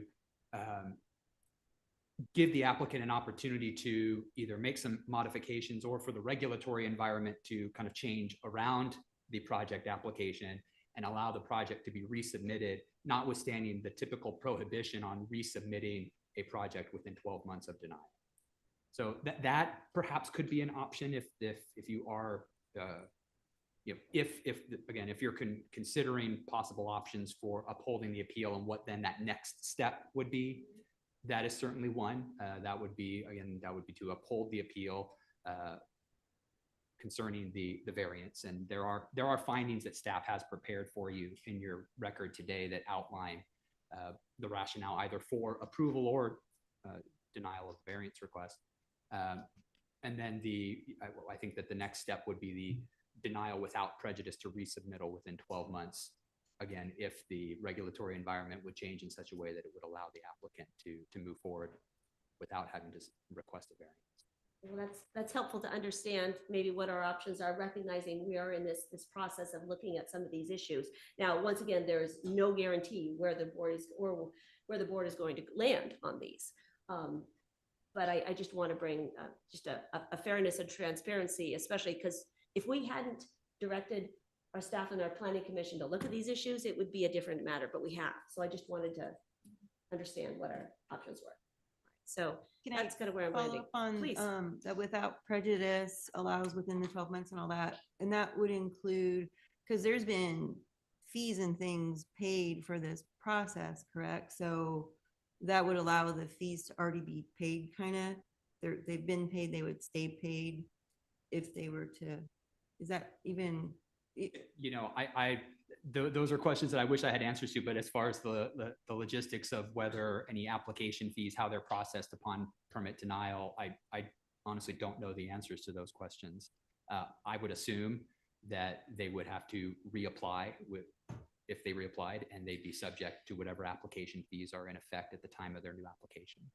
Oh, okay, so you're saying that we would potentially uphold appeal, which denies the project, but the without prejudice just allows them within the 12 months to apply again. Is kind of what Yeah, you're and to be saying. clear, that it is Okay, so it's not protecting their application that they have now. No, That's different. it's Okay. not. And I'm going to be clear, this without prejudice concept is not a term that I've seen used in our zoning code. That is the term that the board has used in the past when they have tried to provide some level of relief to an applicant to resubmit an application within that 12 months. And for everyone's reference, it's section 130.54.080 concerning resubmittals that otherwise precludes resubmittal of an application within 12 months following disapproval. Okay. So any other? You know, where I'm struggling with this is what we should be focused on, which is the variance, and it is then therefore specifically the setback. And where my struggle is with this date of November 6th of 2018. If you owned the property, had control of the property prior to that date, setback doesn't even apply to you. So a variance is a legal remedy that is a tool that we have. And if you look at the findings, it does clearly state that parcels within the project vicinity located to the east of the project parcel do not require the same setbacks. I mean, it really is, there's no understanding of, number one, what's the purpose of the setback? I asked that question, and the answer was the sheriff's required it. So how did we get to 1,500 feet? How come it wasn't 1,000? But really, specifically, how come it applies to certain properties, but there's a whole bunch of other properties that, irregardless of how close they are to a bus stop, it doesn't apply just because of the date that they had ownership of it. That to me is the problem. And the reason why I would lean in the direction of denying the appeal and upholding the approval, because there are so many other parcels in this area that don't even have a setback requirement simply because of their date of ownership. I think that's the crux of the problem, in my opinion. Can I have a community in District 4 that was very concerned about all of this, because I think that their parcel size and their zoning and everything allows for growth, and the community it's a community kind of subdivision kind of thing, bigger subdivision, you know. The date does matter to them when they you know, looked at the ordinances, because in their minds, everyone that was currently living in that community at that time when the ordinances were passed, nobody was interested in growing. And so that particular subdivision was okay. They felt we're good. And that way, if somebody were to sell and a new owner came in, if they needed a variance, they couldn't get it. So that was a little bit of that peace of mind kind of thing. And again, that's where I get really concerned about, you know, if the voters, since I have that example where that community really looked at the ordinances and, you know, how big the parcels were in their community, and if somebody needed a variance for the setbacks and all that stuff. So that's why I think we need to be very thoughtful when we change this. And again, doing one-offs could set a really weird precedent. And I want to be very careful on that. That's, you know, and I appreciate that I had the opportunity to talk to some folks as to what their thinking was when they voted for it. That was good to hear. Well, and I think Supervisor Parlin, that's very good additional information, and it does provide some clarity as to why that date was put in.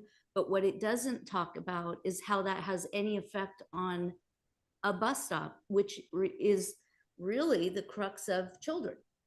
So either children shouldn't be within or can be, but you can't, I mean, just to say because of the date of ownership, but I understand what you're saying in terms of people maybe selling because now there's an opportunity, but you know, as laws change, good and bad all the time, those are always, you know, possible fallouts. But from my standpoint, a setback in this particular application is intended to protect a child.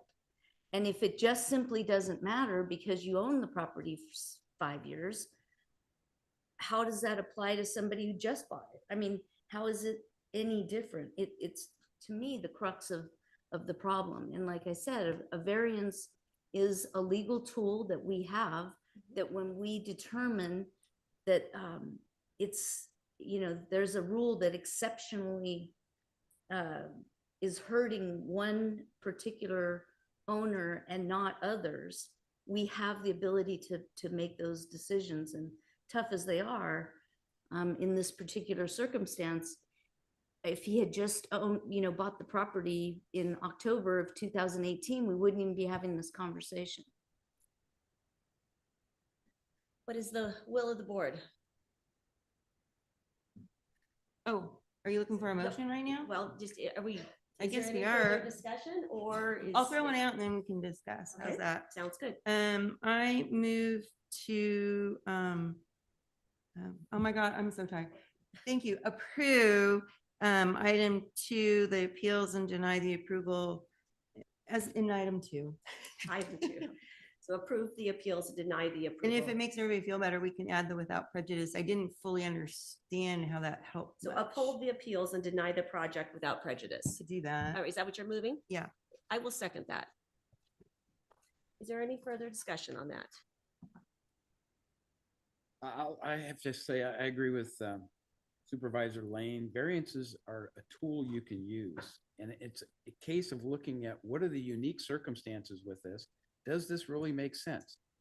And I agree that we need to go back and revise, or at least review what's in the current cannabis ordinance for what really makes sense today, as opposed to easing into it when we first got started with this. And very few of us on this board had any real inputs into what happened in that ordinance, but it ended up resulting obviously in a ballot measure. And those are the conditions that I think we need to honor with respect to the residents, because that did establish parameters.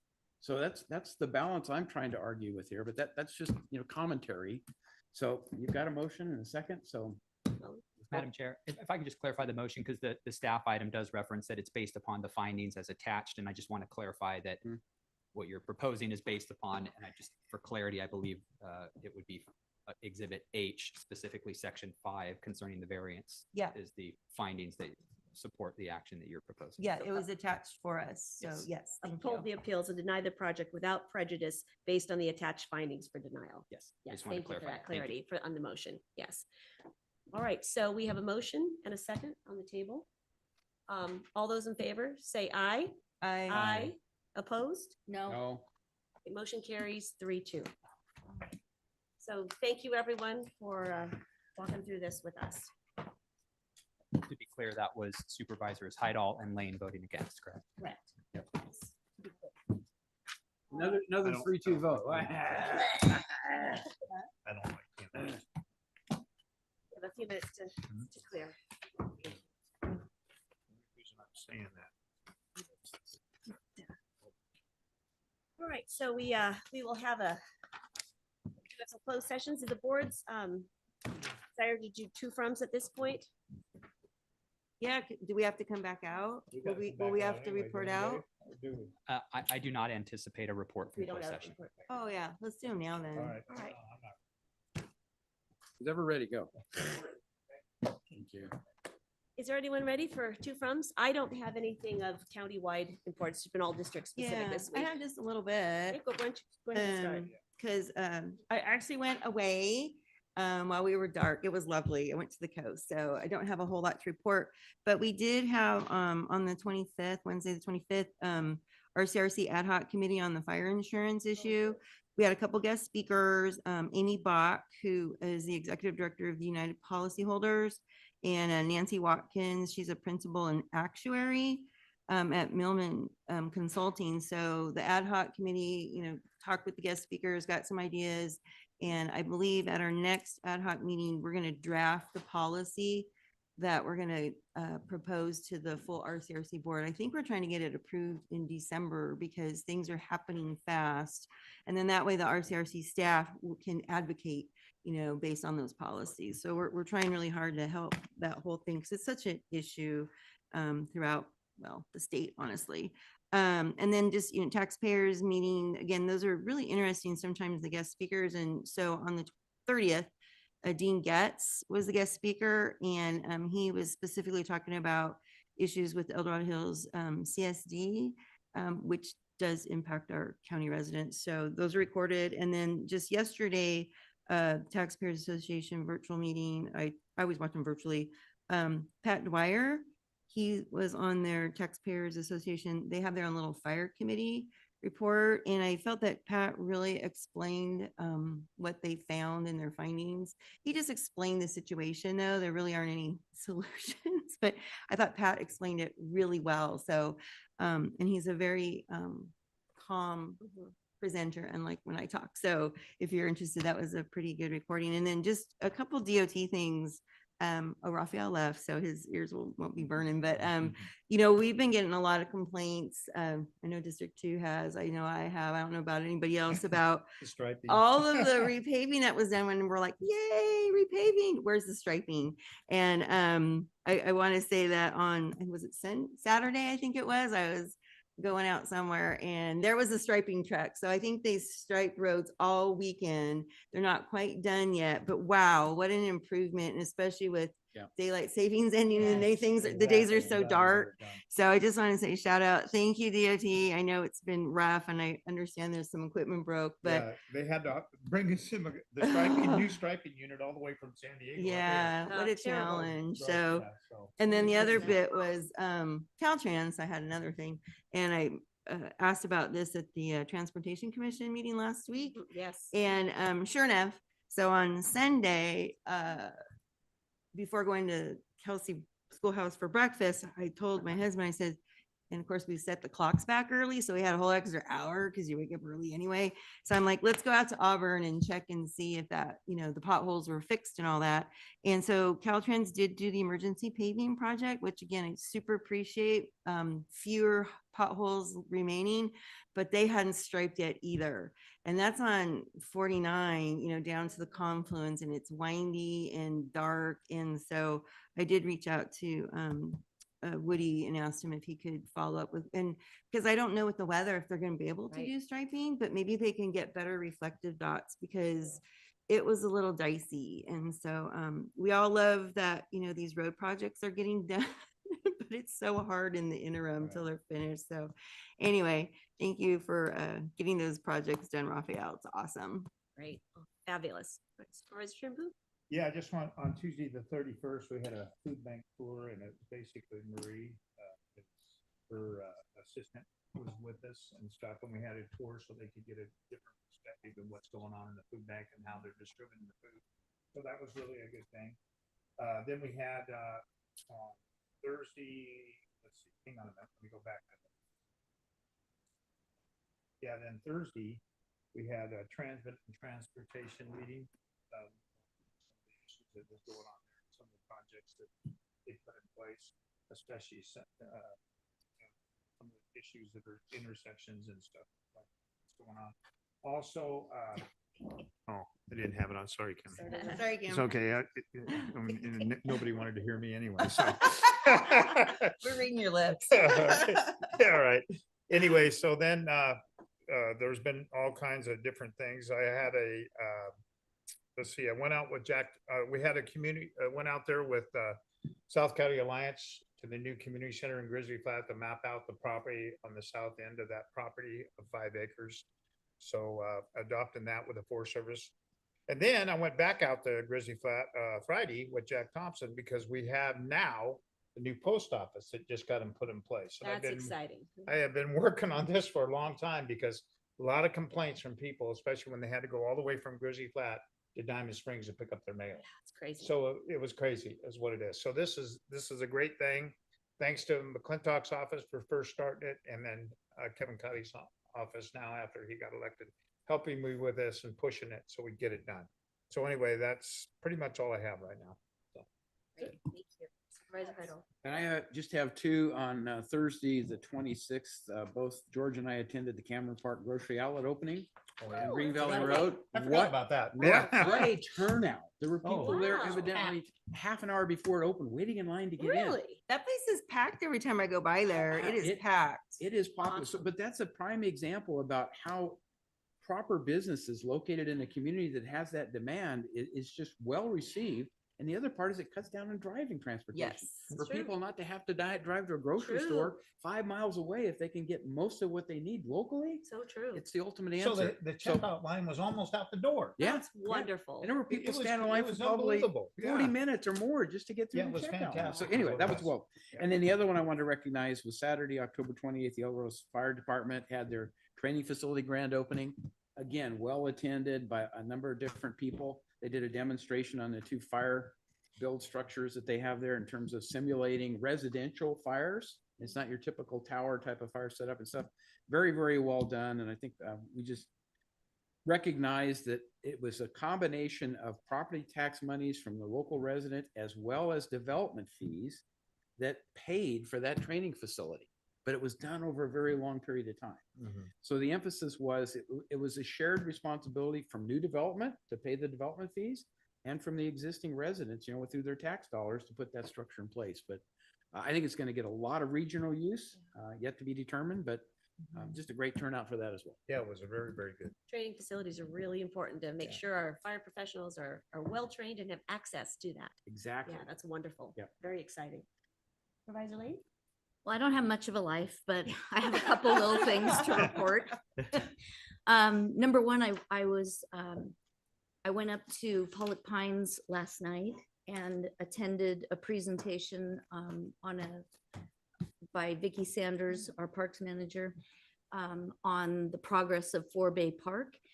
She reported to the group of residents that the Board of Supervisors has allocated $3 million from ARPA funds to get this project started, and they were very appreciative. So I passed that on to you. And the project was well received.